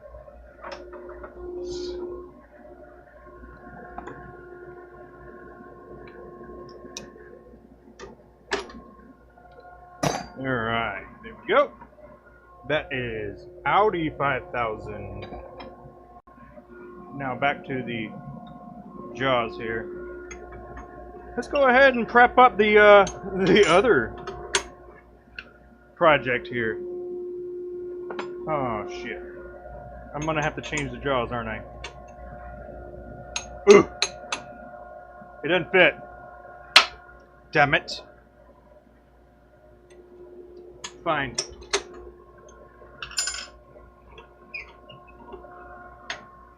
Fine. All right, Nova Box, where are you?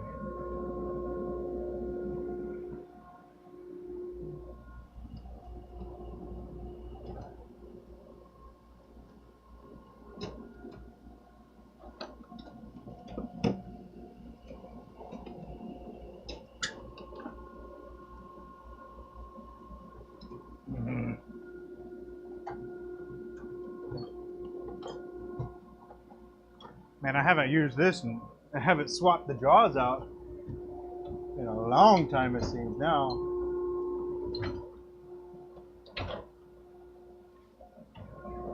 Oh, idiot. It's right there!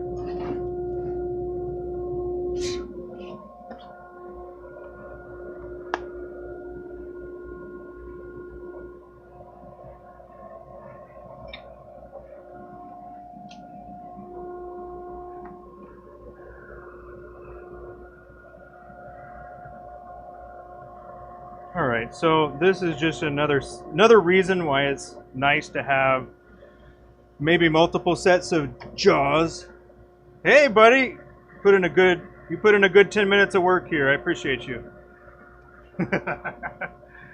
Drive safe, man. I'll see you around.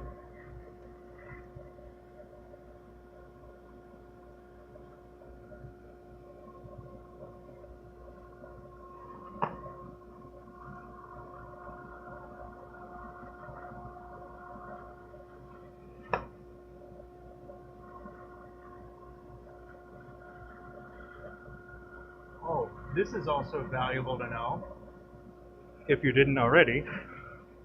The jaws actually have numbers. So each one has a number. That one's 1. And it corresponds with the one that it's supposed to go into. So this one, you can see, maybe, hold on. Come on now. There, you can see that's number 2, right? And that is the number 1. So 3 and then 4. You want to make sure that your other ones line up on it how it's supposed to be.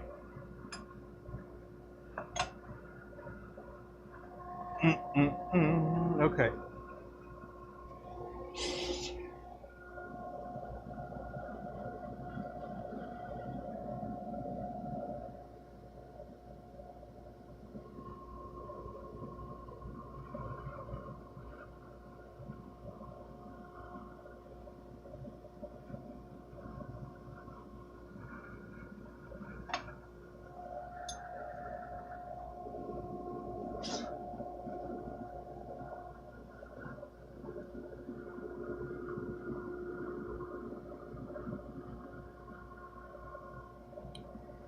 Bum. Don't you fall.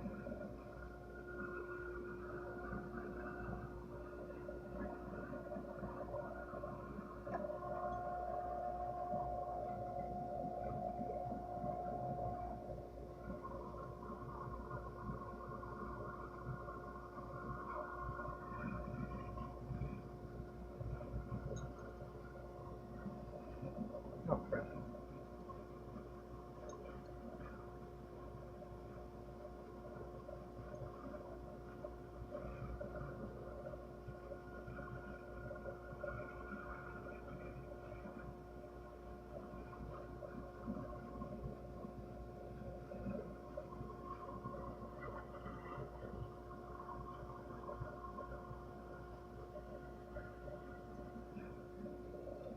Alright, I like to get them all set and then did do a little extra, just a little extra something there.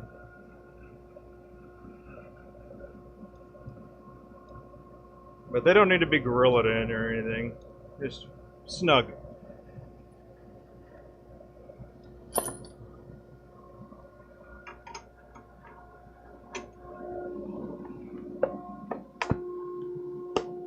Okay, now, next question is, will this fit? Or will this? What the hell?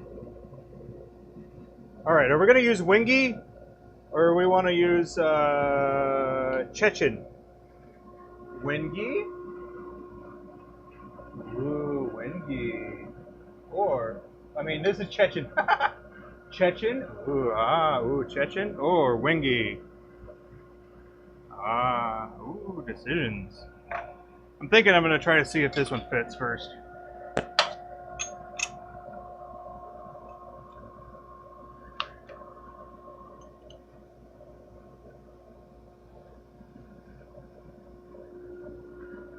Good enough.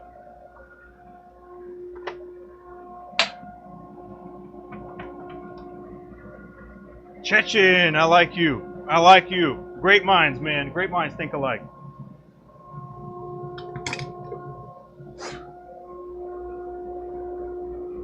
This is a different life center that I like to drop test every once in a while. But yeah, so the reason I am going to use this one is because I want it to not go so deep into the material before it creates a better footprint. And if you didn't know, check this out.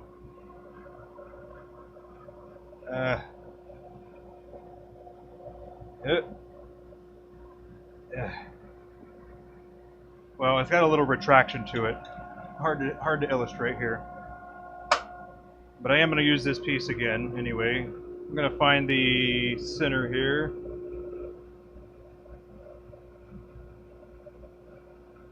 This isn't necessarily exact, but it'll get you in vicinity of the center, which I only need for this end.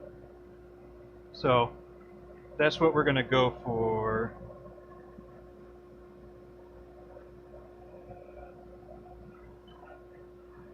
holding it like this. Yeah. All right, so let's take a second and take a look at the kit right quick so everybody can be on the same page and kind of have an idea of the direction I'm going to be going with all of this.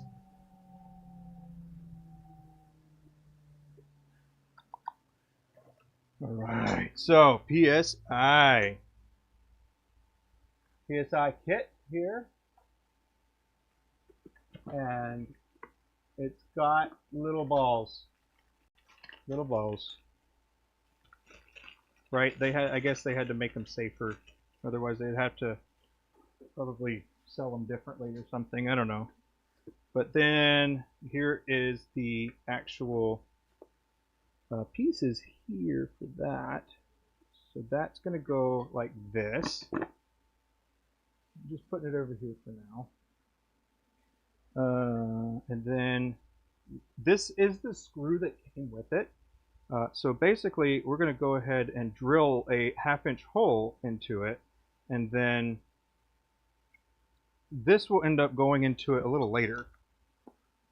And from my understanding, I don't look at instructions. Instructions are for nerds and people that want to do it right the first time. I like to mess up. So what we're going to do is we're going to measure this because we want it to kind of flow, right? It's going to be kind of like this. Whoop, like this, kind of like this. So I want to make sure that I measure this and that this is going to end up being my target for the wood.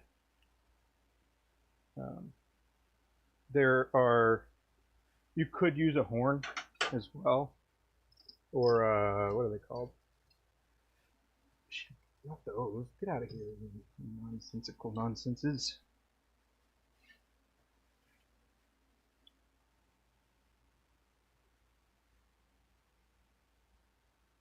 So pi r squared, it's this, and then you try to measure it like this, but it's not going to work.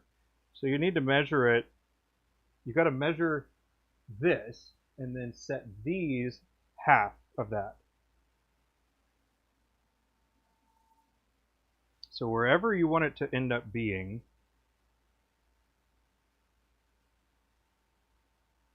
crap. Stop it.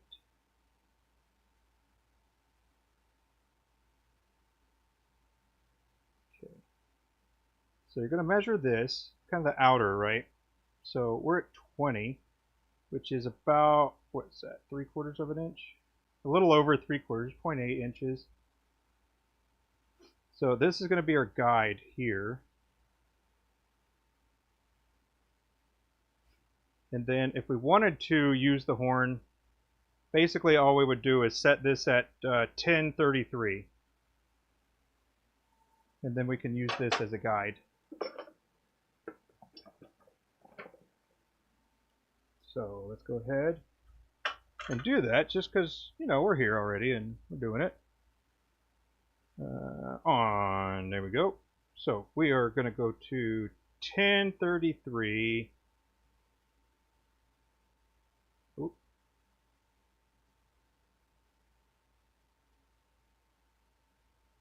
Shit, I was on it too. Oh! Oh my goodness. Good enough. Okay, so I'm going to set the calipers like this. Be still. All right. A little bit more.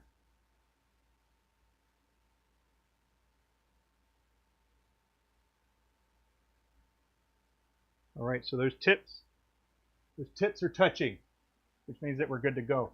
Ben, what's up, dude? So we got our relative X mark here. We're just going to put this in the center and then just give it a little score. So all this combined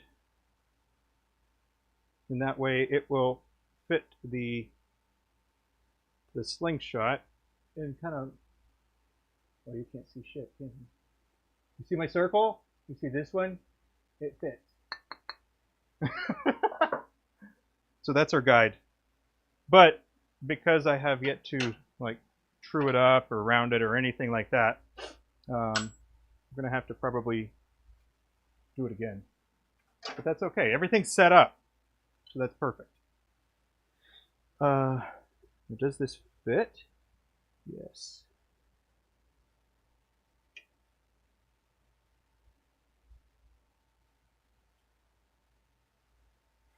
Right. I'm going to use a little bit of a combination here. And what I mean by this is I'm going to go ahead and use the center to kind of get it kind of where I want it here.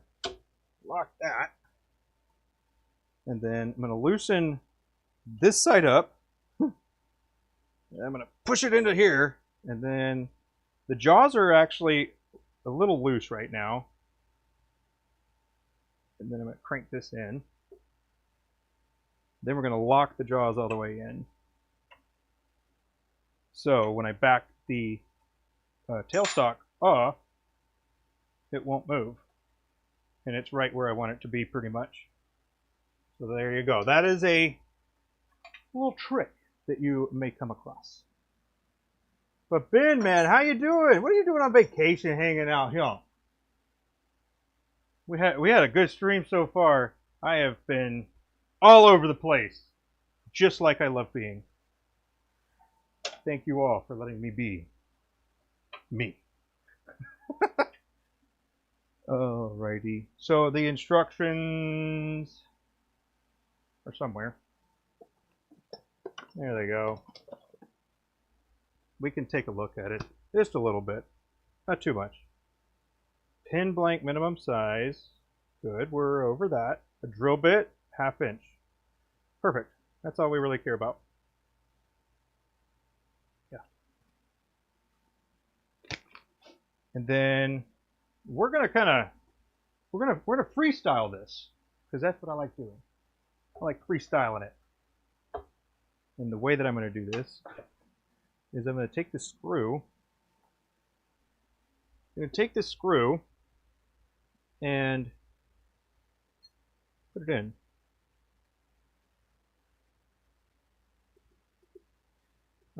I could get some Loctite or something like that, but I'm not really super concerned about that. But it's going to go to about here.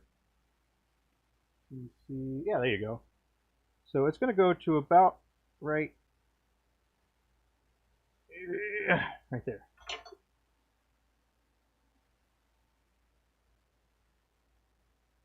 Shit. When you get blanks and they're all wax coated, it makes them darn near impossible to do anything. There. So that is what we're looking at. We need to keep from there to there nice and girthy. But not too girthy, because we want this to be a nice comfy thing.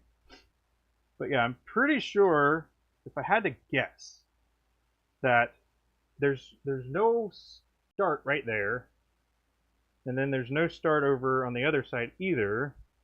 No like Phillips head or flathead or anything like that. So what I'm going to do is just assume that I need to put it on here and then use the horns to crank it on once I get to that point. Danny, what's up? How you doing? I'm working on a slingshot right now as I wait for glue to dry, because that's what's fun. That's what's fun to do. Also, the reason I bothered measuring that too is because I need to know how far to drill in with the 1/2 inch drill bit that's in my drawer. So, here you go. Here is a wag. And if you don't know what a wag is, let me know. But a wag is a wild ass guess. It's not super wild, I guess, but you know. So we got the mark. We got the mark, and it's going to go from there to about right there. So we're going to go a little past that. So where my nail is, we're actually going to go. That's the nail mark that we'll trust but verify. We'll go the opposite direction. And we can see that we are almost where we should be. Maybe a little further. And then, was one side more tapered than the other? Not really. Okay.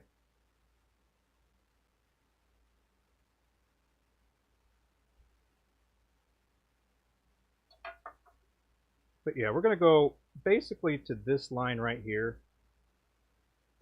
A little bit past. Right. You want to have a little bit of extra room because of the angle, for one. And two, you want to make sure that you go just a little bit further. That way you can make sure that it will thread all the way. Now, I'm not entirely sure.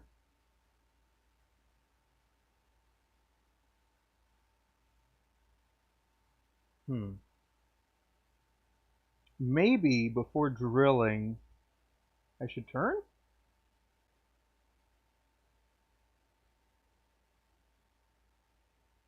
What do we think? What do we think? Drill or turn? What to do? Drill or turn first?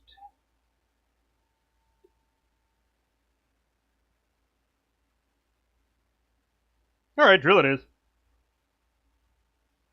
Might not be right, but oh well.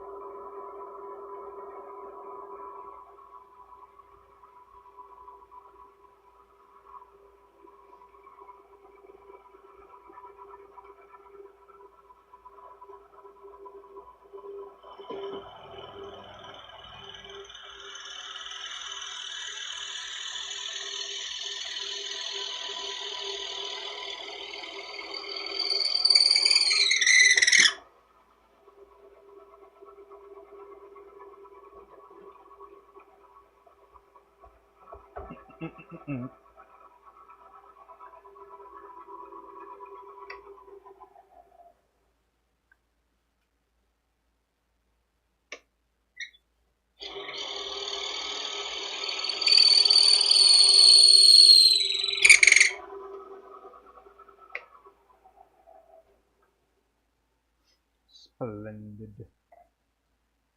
Perfectly splendid. Oh, I guess you don't even bother screwing it in. You just shove it in there, huh? Well, that's dumb. Then I guess I fill up this whole thing with goop? Dumb.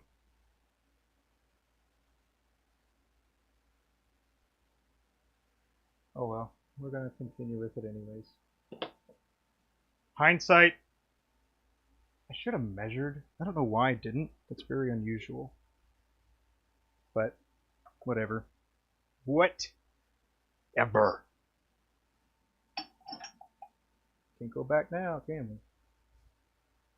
And then, since I drilled, I think...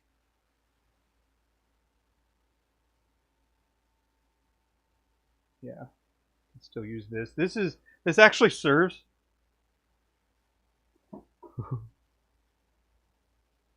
This lines up almost perfectly with what I did there.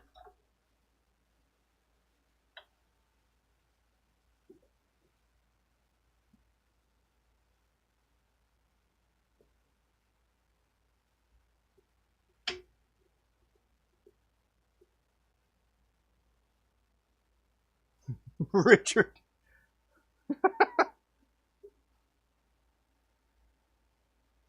All right. No.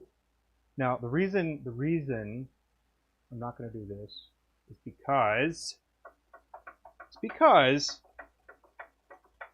You don't want it deviating. So we're going to use the live center, the 60-degree live center, because I had already drilled. So we're going to use a 60-degree this time instead. I know, my bad.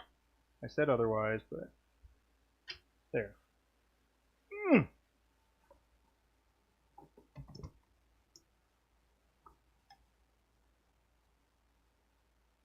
He cranks that drill through faster.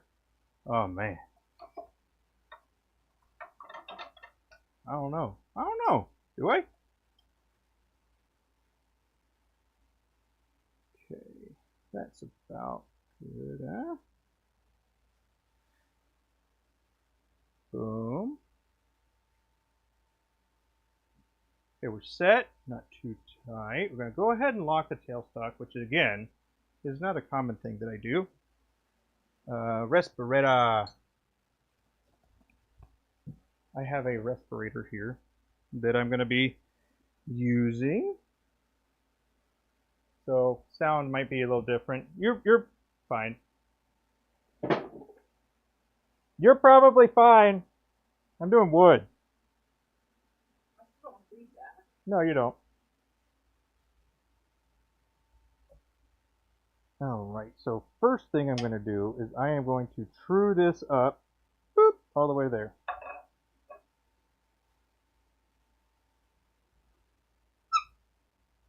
And then we need to determine how we're going to end up doing the other part.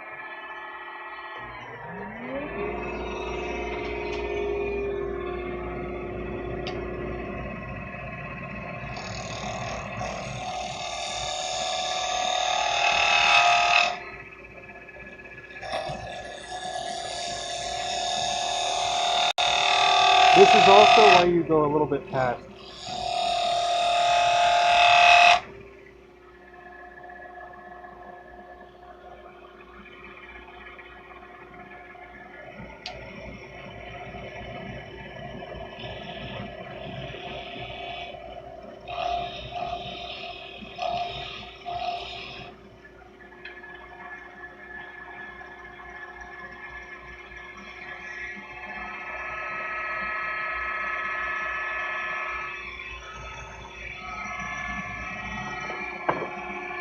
Alright.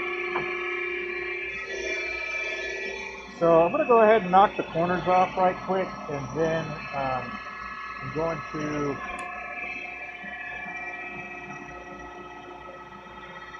knock the corners off first, and then I'll go ahead and get some of my measurements that I'm thinking.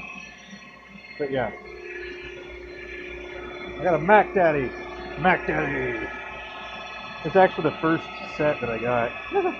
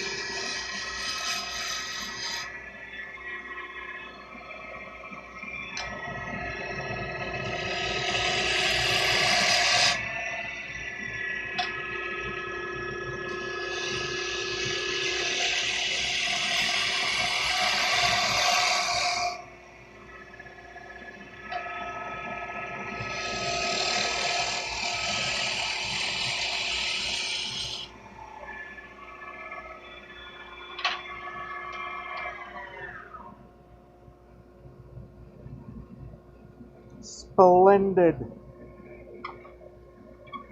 Move over here just for a moment.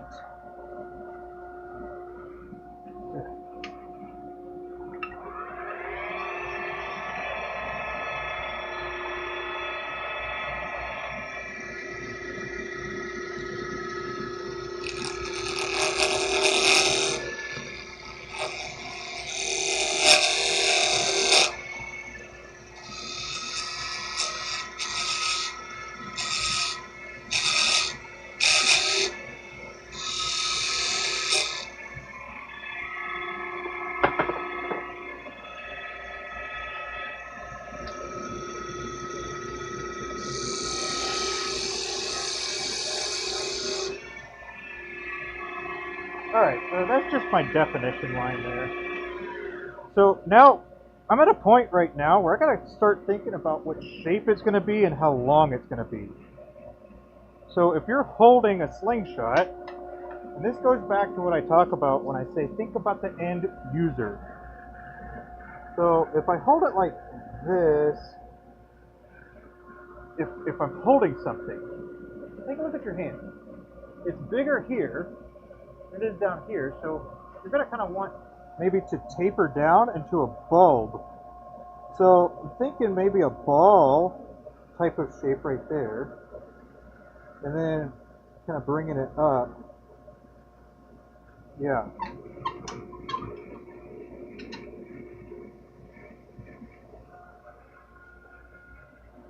So here,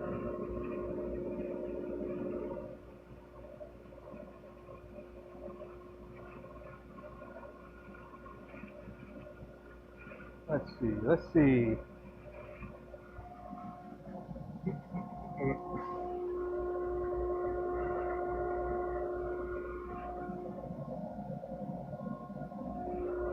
So this is basically the main thing we're thinking about.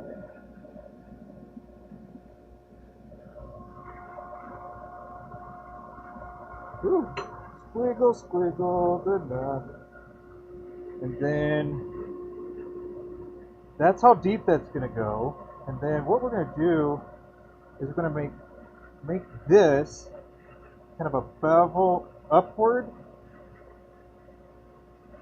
and then back downward, and have this kind of being a bulgy spot perhaps.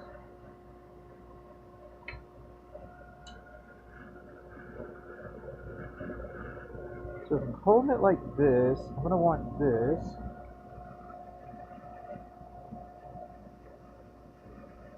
to kind of come out just a little bit, or come down just a little bit. But I got to get it to about that diameter and then come outward.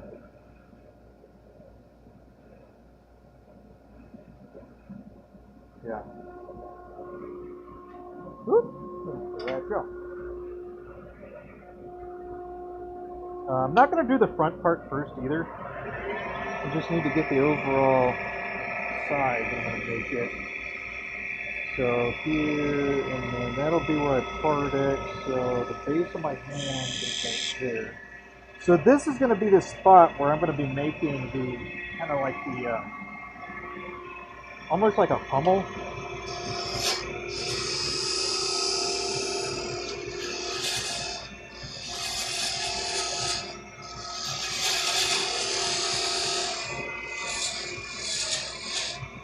Yeah.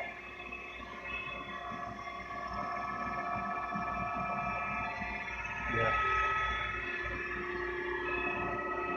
Bulgy, and that, and then... Oh man, you can't, it's a scraper, you can't get shavings like that with Carbide. Where's this?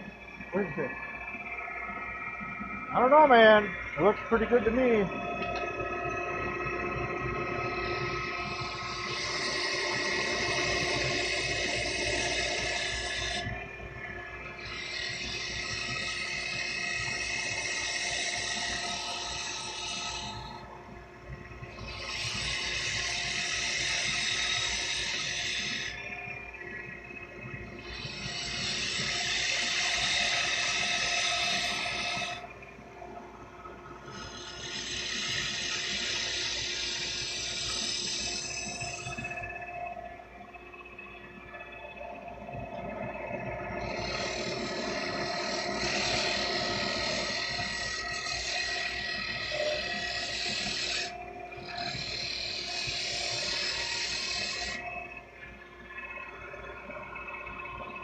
You gotta get in there a little deeper.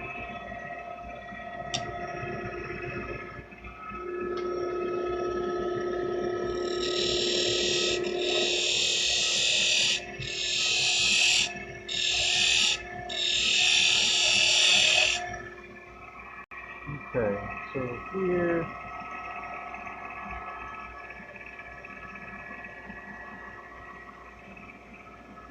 Small, bigger, bigger, bigger, drop down. Small, bigger, bigger, bigger, drop down.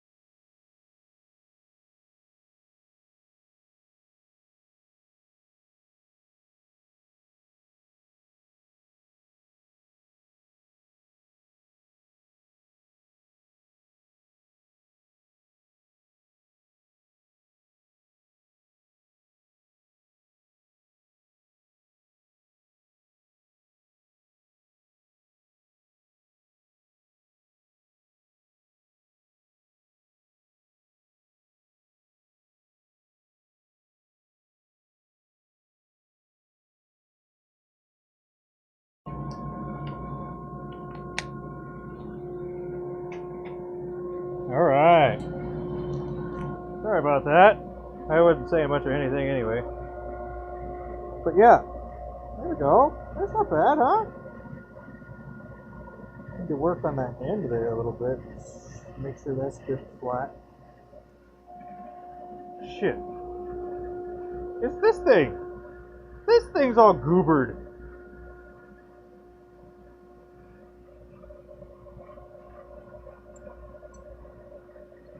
Is this thing flat?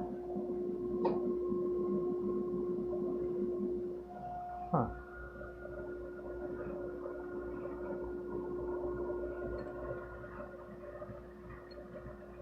We'll try it the other way, I reckon. See how that looks.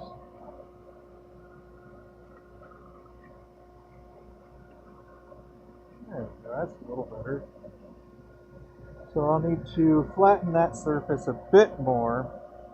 No problem. But yeah, I think I'm digging this. I might need to take it, like, make it a little steeper right there, and then part that baby off right there. But yeah, I think we're almost done. We're gonna dig a little deeper into here, and kind of round it out, come back out, and then, well, then we'll sand and polish, and then we'll pop it off right there.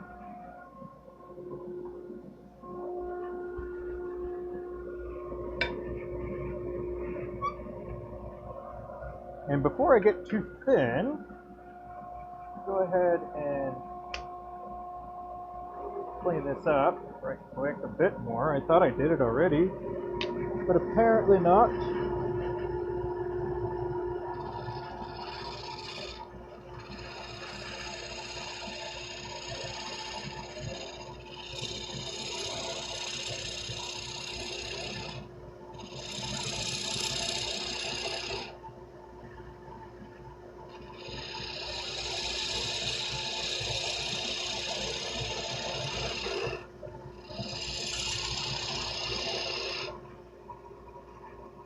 There we go.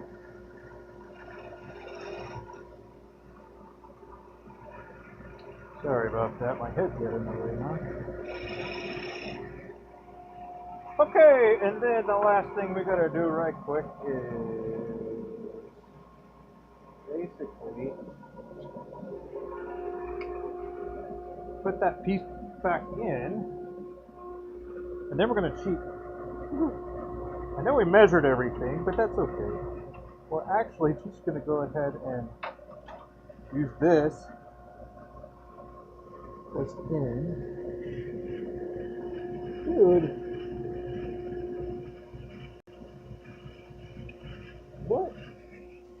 What is keeping that from going down?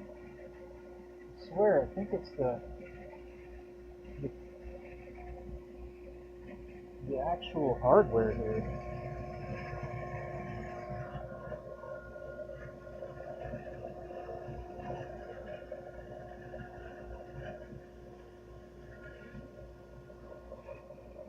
Whatever. This will be good enough. Good enough, right? I mean, that is flat.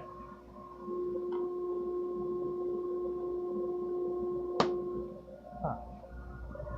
Okay, fine.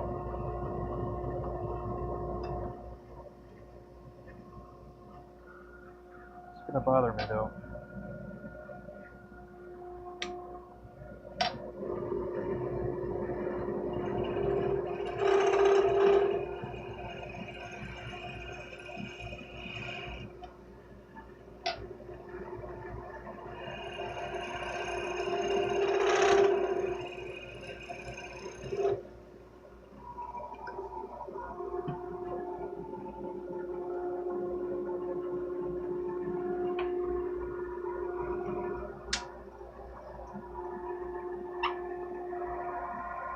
I think we're almost good with the size too there.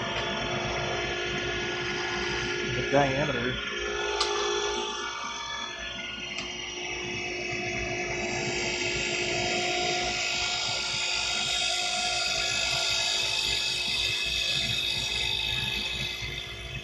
Oh yeah. That was nice. Dude, Chechen? What a nice wood to turn.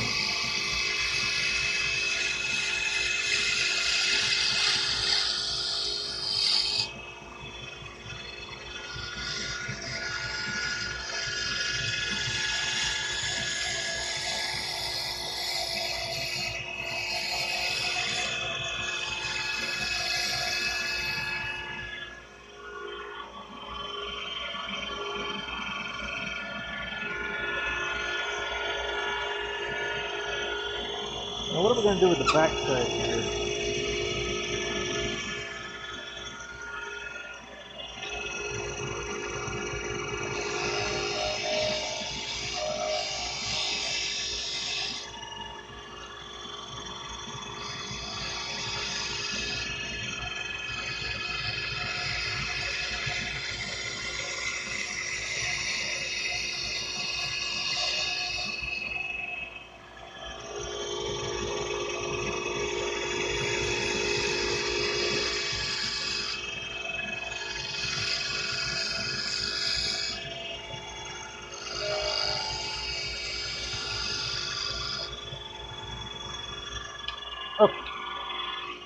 go ahead and start marking this.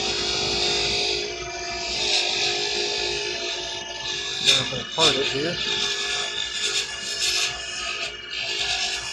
Give myself a little bit of room for my hands to do a little sanding without getting black.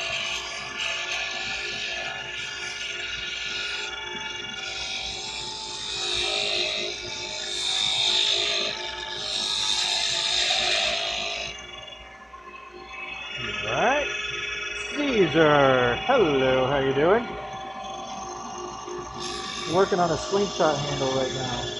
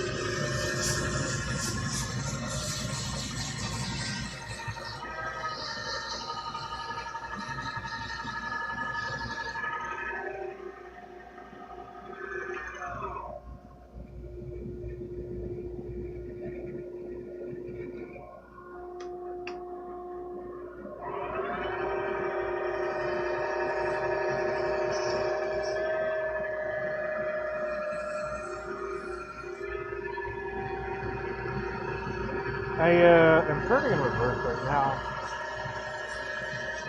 I don't do it very much, but with wood it kind of seems like you almost should.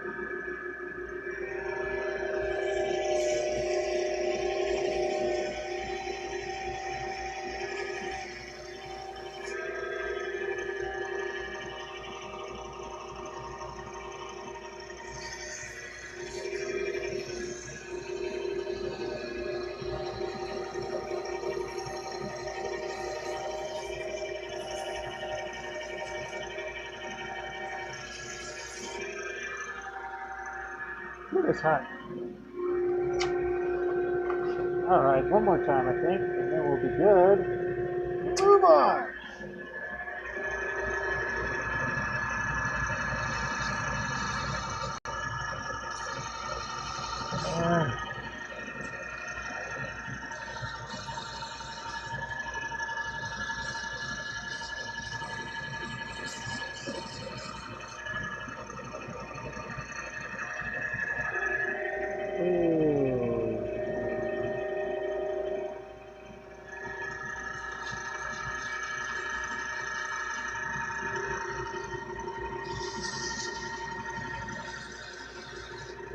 Hello. I don't know what you wrote,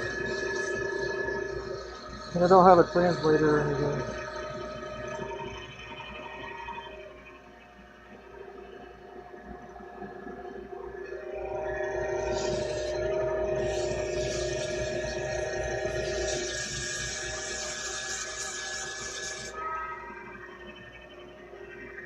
Alrighty.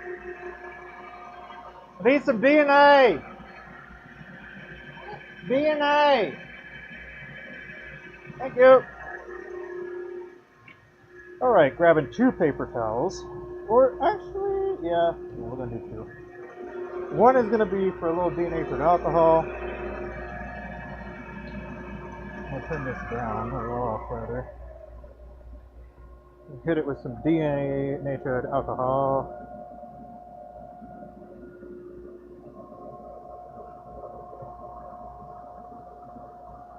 Try to wipe out some of the stuff in the grooves and whatnot.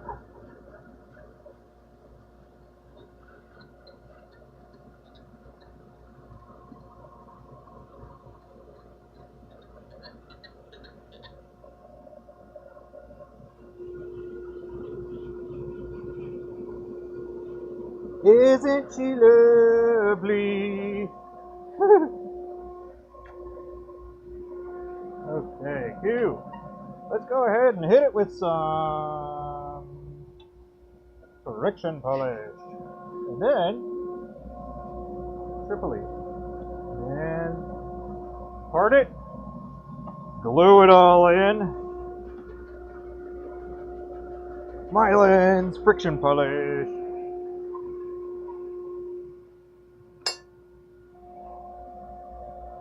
So for Mylan's, for friction polish, you can either use one of these, and then this is something that I was trying out actually. I was trying out using a microfiber, and then it got all noodly, so, and the noodles like will not come out. So I tried it. It didn't really work well for me, but I did try it. But I'm gonna keep the I'm gonna keep a whole paper towel, and I'm gonna do multiple layers at this point with the friction polish. I'm using Mylan's, by the way, and the friction polish is just that. It is something that you need friction to make sure it applies. So we're going to crank the speed up. Move our tools out of the way here. We're just going to get a little bit here and there.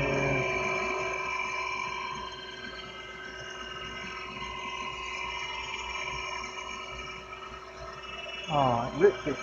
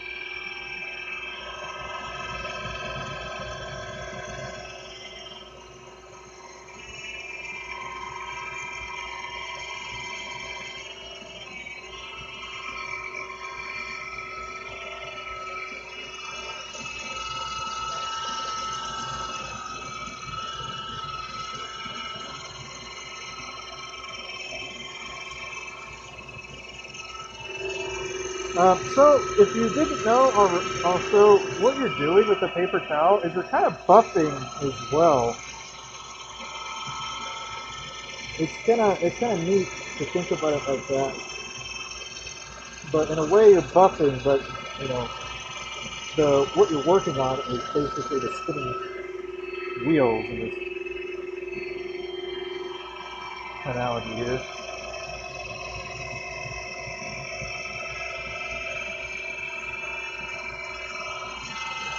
But yeah, you're going to want to accumulate more insulation because it's hot. It gets real hot.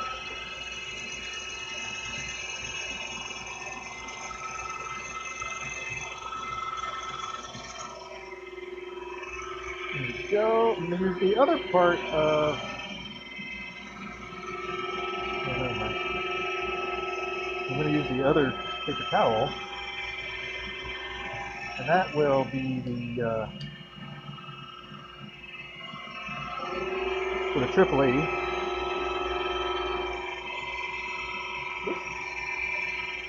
AAA.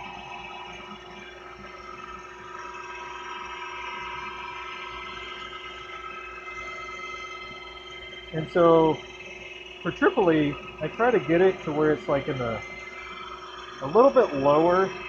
That's too much. A little bit lower down here. The glob, that is. And the reason is because I'm going to come under, and then I'm just going to like let it touch it a little bit. This is how I spread it out.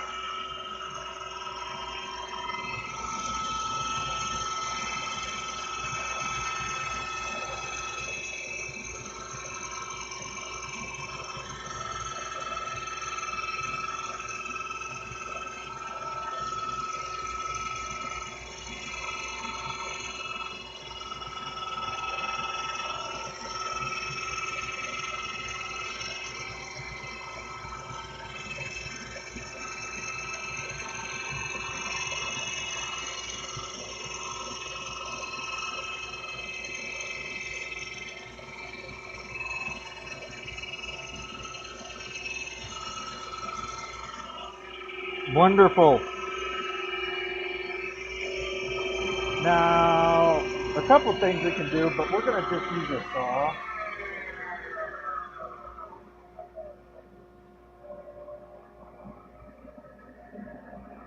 There you are.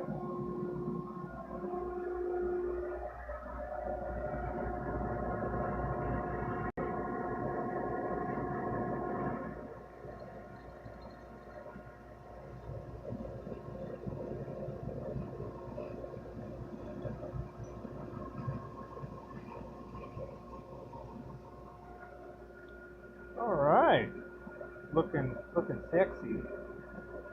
Not so much. So how do we fix that? Anybody got an idea? How do we fix that?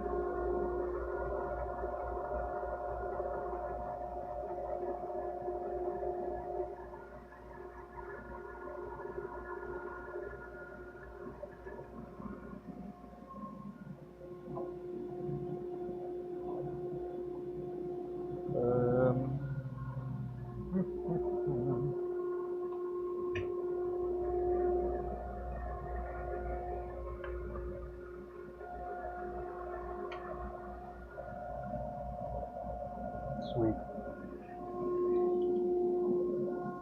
So we need to finish the hind quarter of this.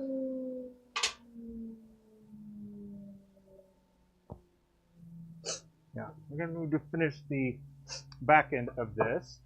But how? How are we going to do that? So this is what we're looking at right now.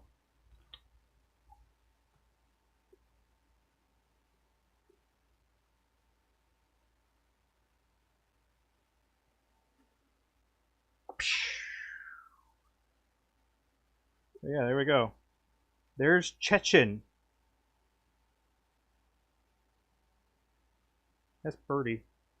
That's real pretty right there. As for this part,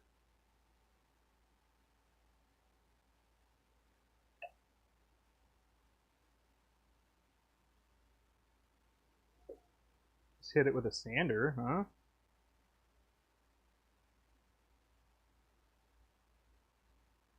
I could get the larger mandrel and put it into there,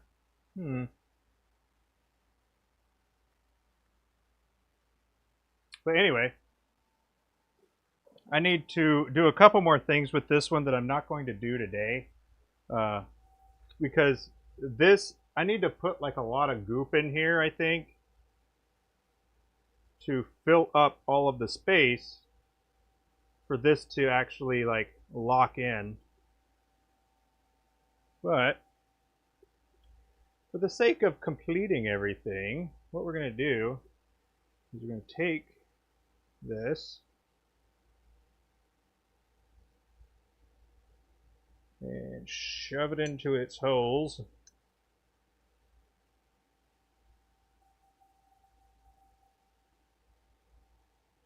Respectfully, of course.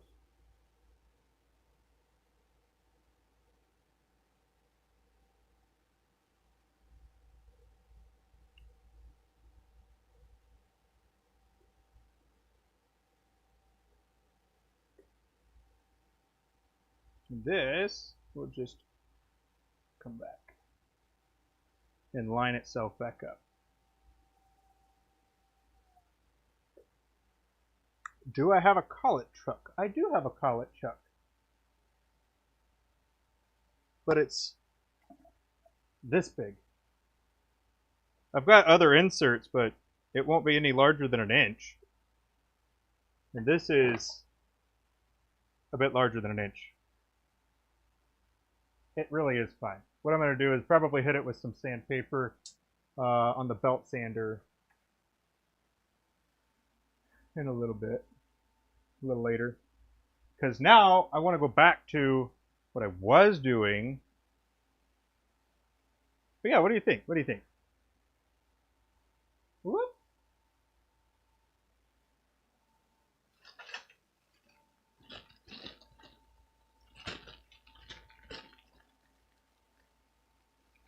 We got to shoot something, right? I mean, we have to launch a fuzzball, don't we? Or it's like a Nerf ball. Whoop. And then, oh, that was underwhelming, wasn't it? That sucked. I didn't want it to go too far, but it didn't go anywhere. Point. Tony, hello, how are you doing? I just finished up a slingshot handle. It was made out of Chechen. And it feels nice. It's also a good tool of sorts.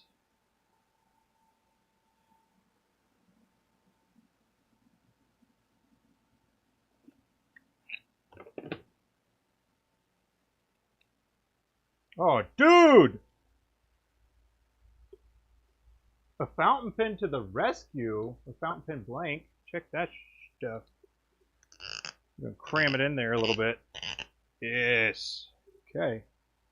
That's what we're going to do. We're going to do that. And then we're going to use your collet here. Whoop. Use the collet. T-handle. Here.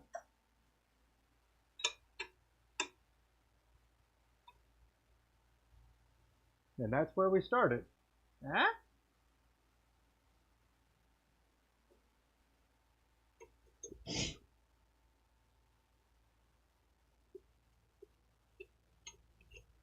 Ooh, maybe I don't even need to.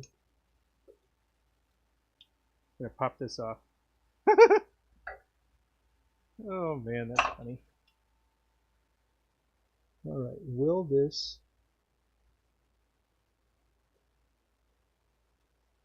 work? Of course it will. A little bit. It's not perfect.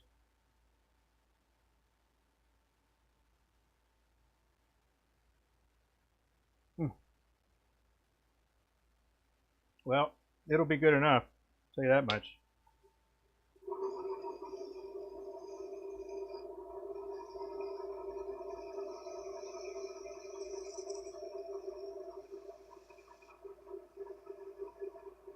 Jeez, man, I need to turn this a little bit.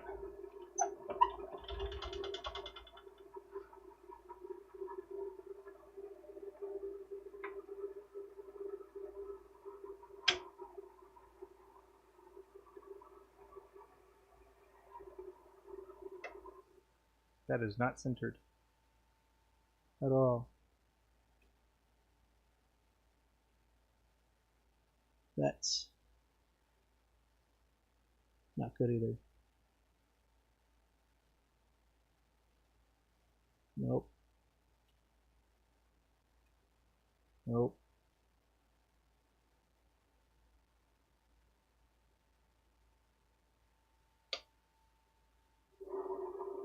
I think that's as good as it's going to get. So all I'm going to do is just trim it.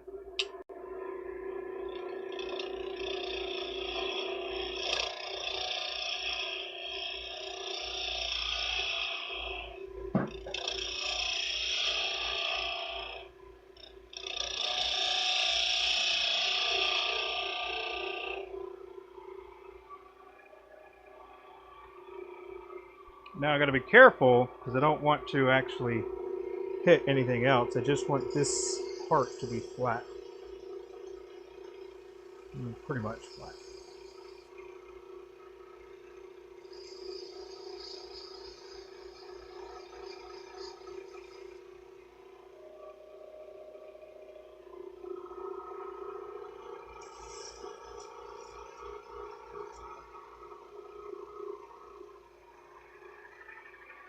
And then from here, I'm just going to finish parting it off.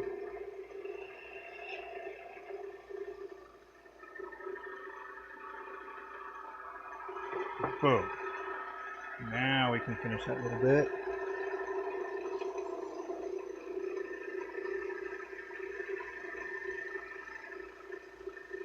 Whack and Shack, you're back? What's up, dude? Welcome back.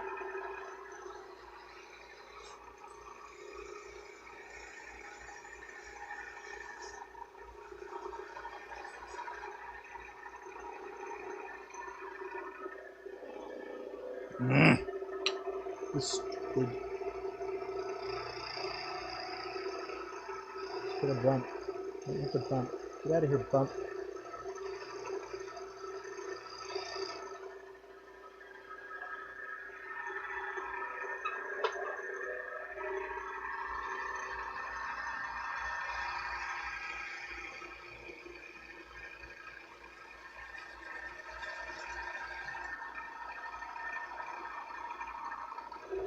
Well, there. Now I shall revisit it at a later point.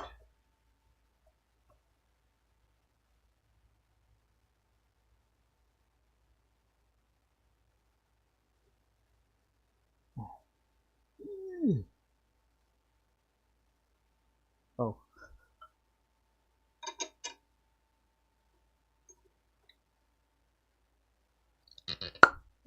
Bloop. All right. Well, that's better. It doesn't have that nipple anymore. Now it's just time to hit it with a little other stuff. But I want to see how that pin is going so I can resume that.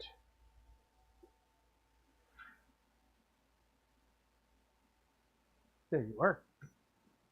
But yeah, man, we just finished. Well, I just finished making a slingshot handle. Is that a Chechen? Oh man. Oh. But yeah, this thing needs to be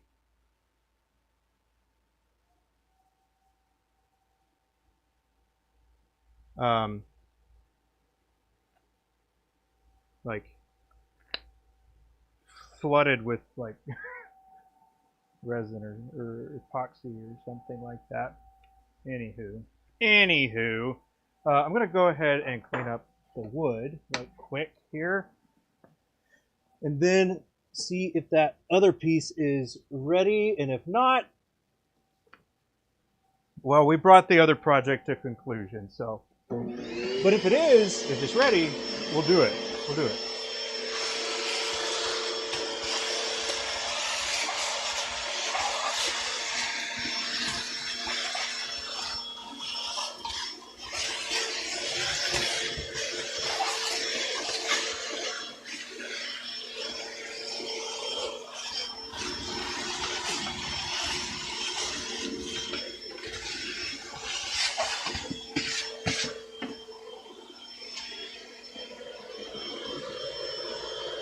It is pretty cool. It's a kit from PSI, and it said that you needed a 1/2-inch drill, so I'm assuming that you're gonna do that anyways, because that was all the pieces that came with it. So if that's not it, then I must be missing a piece. But that's okay. Not that big a deal. It'll still serve its purpose. I can actually just wrap some. Well, there's a lot of things I can do, but you don't get a project that you have to fix and figure out. You get a project that works. All right, this needs to come off.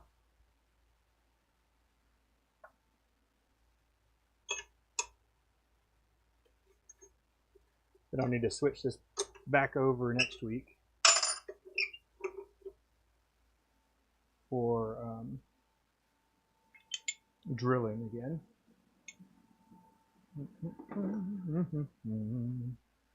But the other thing we were working on is this.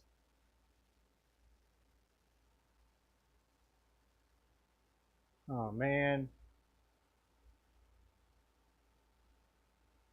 I think we're going to give it a day. But we are almost there with it.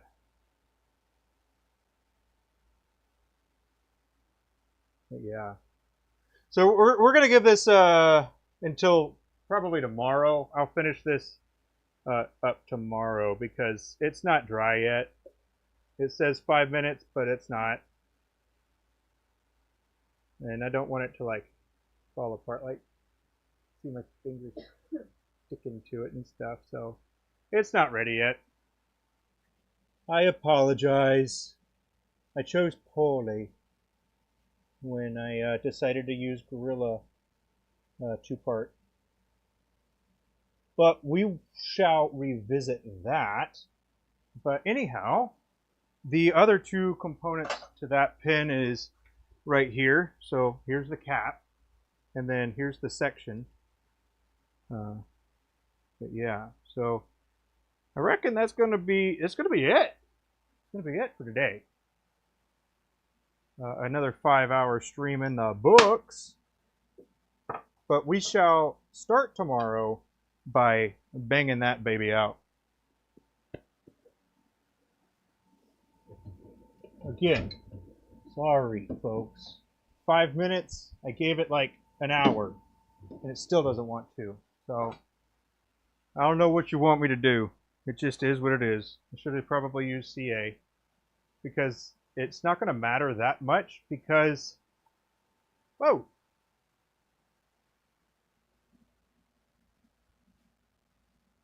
It's not going to matter too much because of, yeah. But still, don't you usually give it a day? Or at least overnight or something? With CA, I don't do that. I'm not going to bother trying to tidy up on stream. It's going to take a little bit. Because we made a mess. We made a mess. Let's see, let's go here.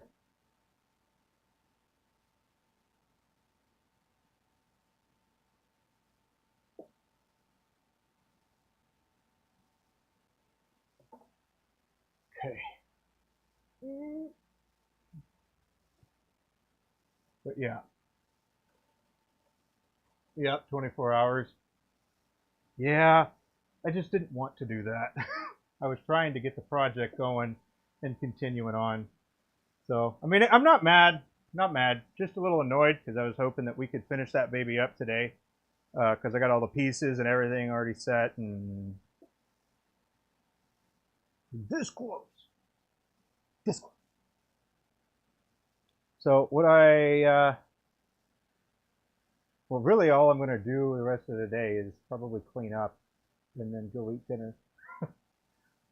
So yeah. I appreciate you all spending the entire day with me.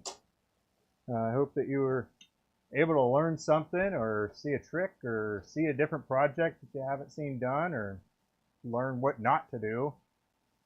Like, dude, why make it a threaded thing if it's...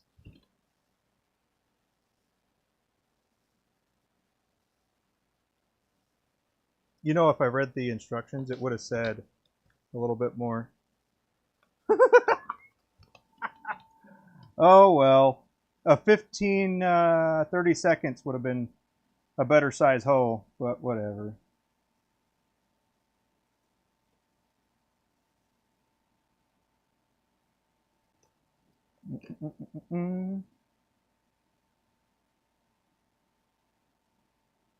Oh, well. I guess we'll just see if we just...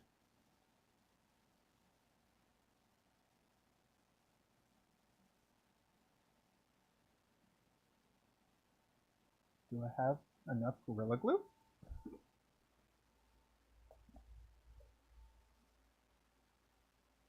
Yeah, I've got enough Gorilla Glue. Let's finish this thing.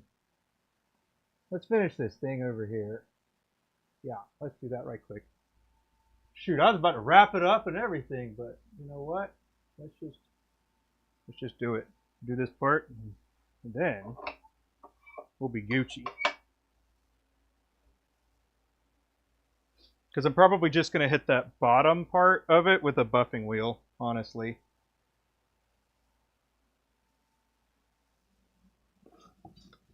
Or something along those lines.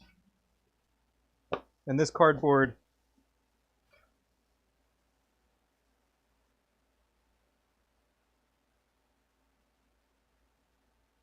those are some really old notes.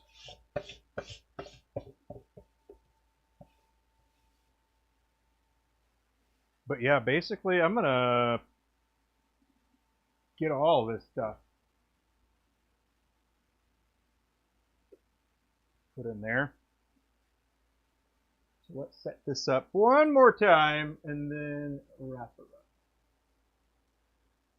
There we go. Popsicle stick.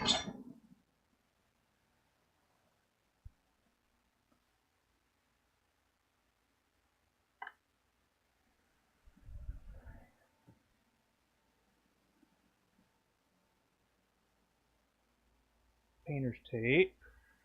There you are.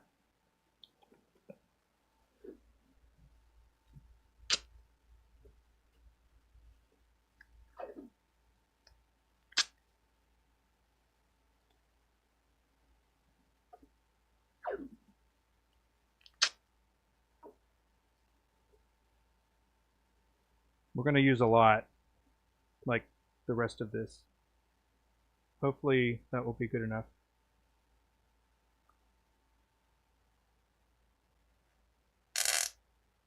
Excuse-moi.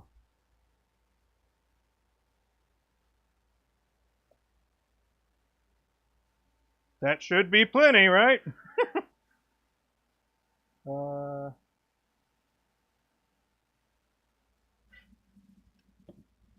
my trash can.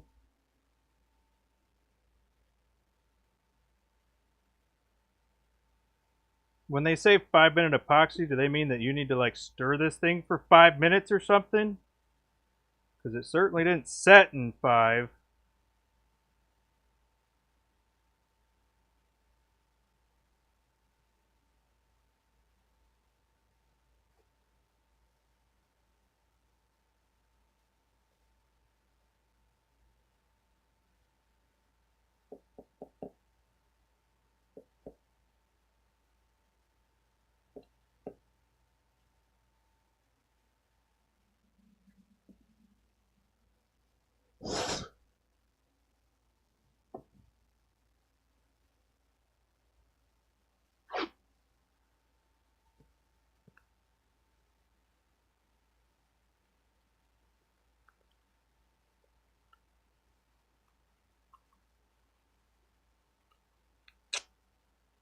Bloop.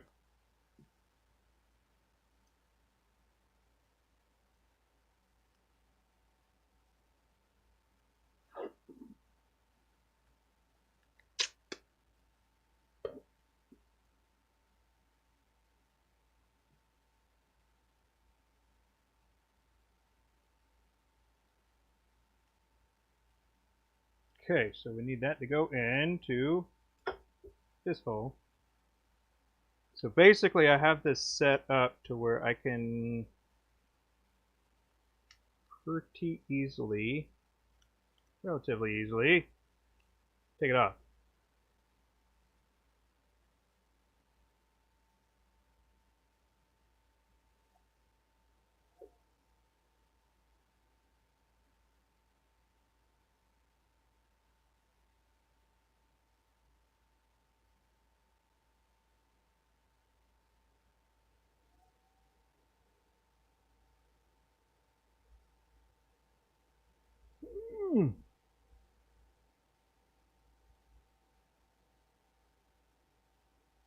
Get in the hole.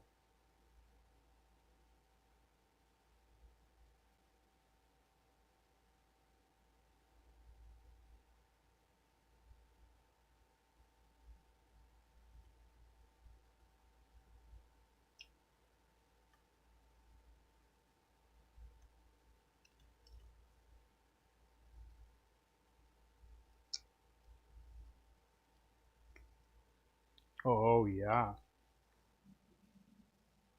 I'm try to scrape the rest of this in there then. Come on, stop dripping.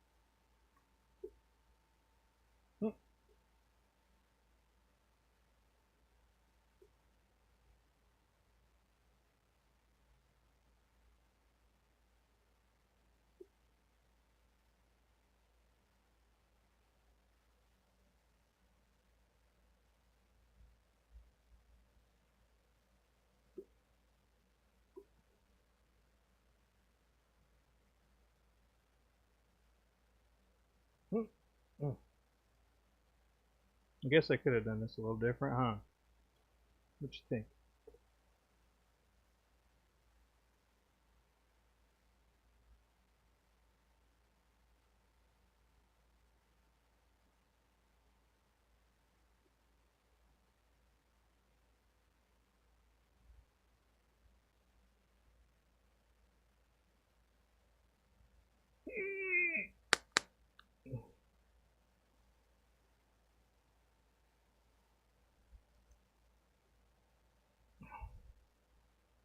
There you are.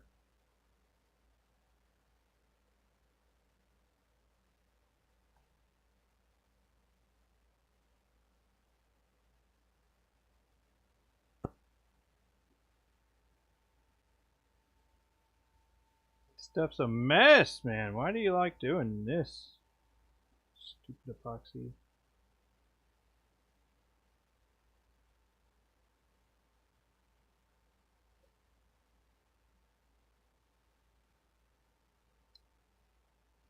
So now it wants to set.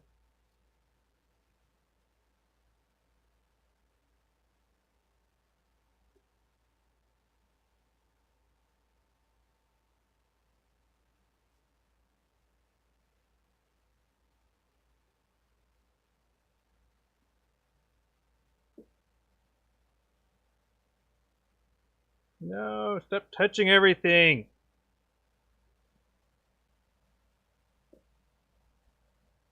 I'm gonna have to kick it into some higher gear here.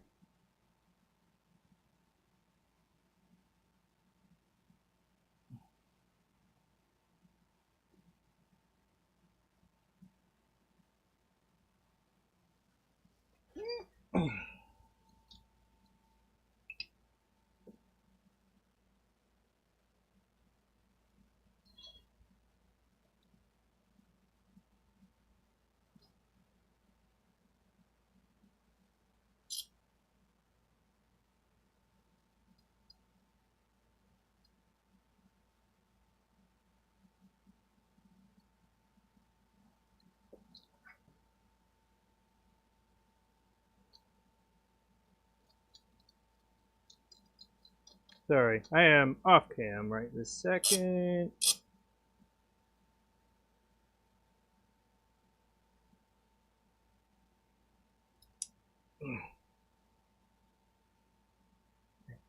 Okay. Paper towel, or just a towel.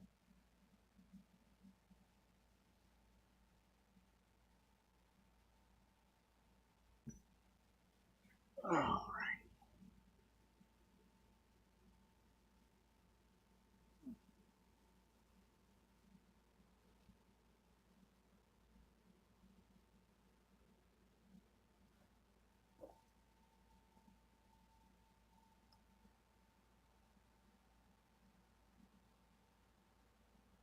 Having to do a little adapting and overcoming here.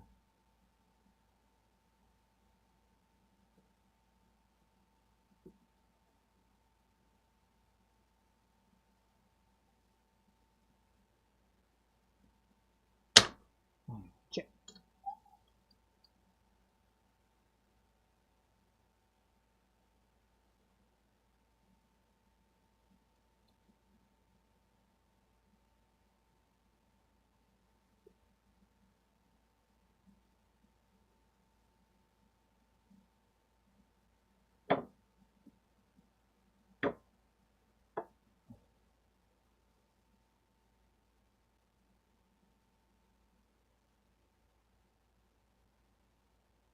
Sorry about that. I had to go on something kind of quickly. And this is what I came up with.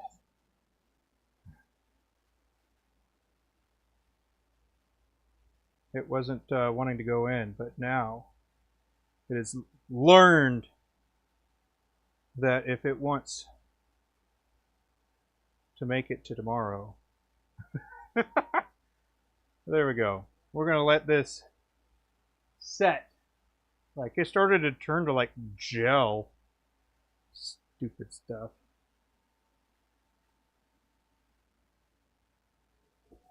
I don't know why I try out stuff, man. Why do people experiment? Sometimes it's just nonsense. Nonsense! It's not going to do anything that you want it to do. Oh, yeah, clamp. Good. Good, good. That is what I ended up doing. I don't know if, yeah, I don't know if you, were able to see that or not. Probably not. But you know what we're not going to do in the future? Use that crap. I'm glad I used the rest of it, though. I don't have to deal with it ever again. But yes, there we go. That will be that. This is there. Oh, okay. Whew, crisis averted. I thought I was going to have to,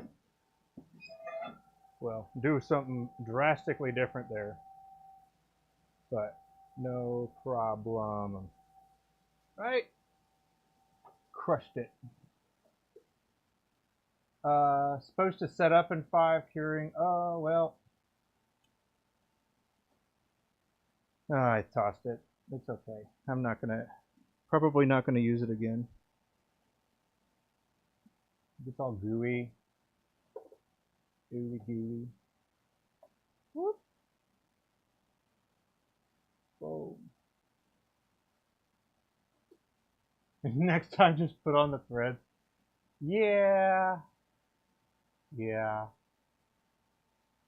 There probably won't be a next time unless somebody like really wants me to make them a slingshot, because now they know at least I have one repetition of doing it. Yeah.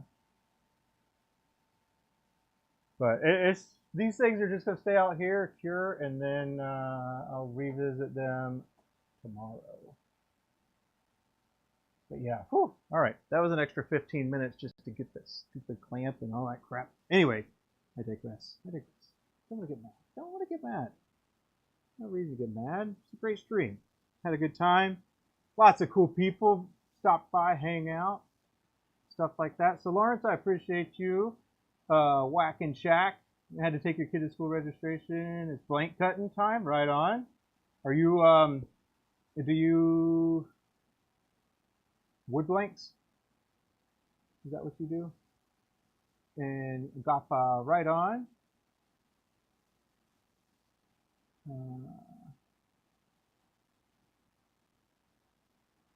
Looks all kinds of stuff like that. Alrighty. Well, folks, I certainly appreciate you being here. We had a good time. We did a lot of different things today, so that was pretty interesting. I have a massive mess that I'm going to tidy up just a bit. Nothing too crazy, but yeah. Going to do that. It's pretty fortunate that I had some clamps nearby. But yeah. Abby's still over there sanding. You can believe that. Just sanding and sanding. Do you want to say bye? Bye. She said bye. She's over there, like I said, still sanding. But anywho, yeah, I appreciate you all being here, and I will see you next time. Have a wonderful evening, and yeah, I'll see you around. Take care.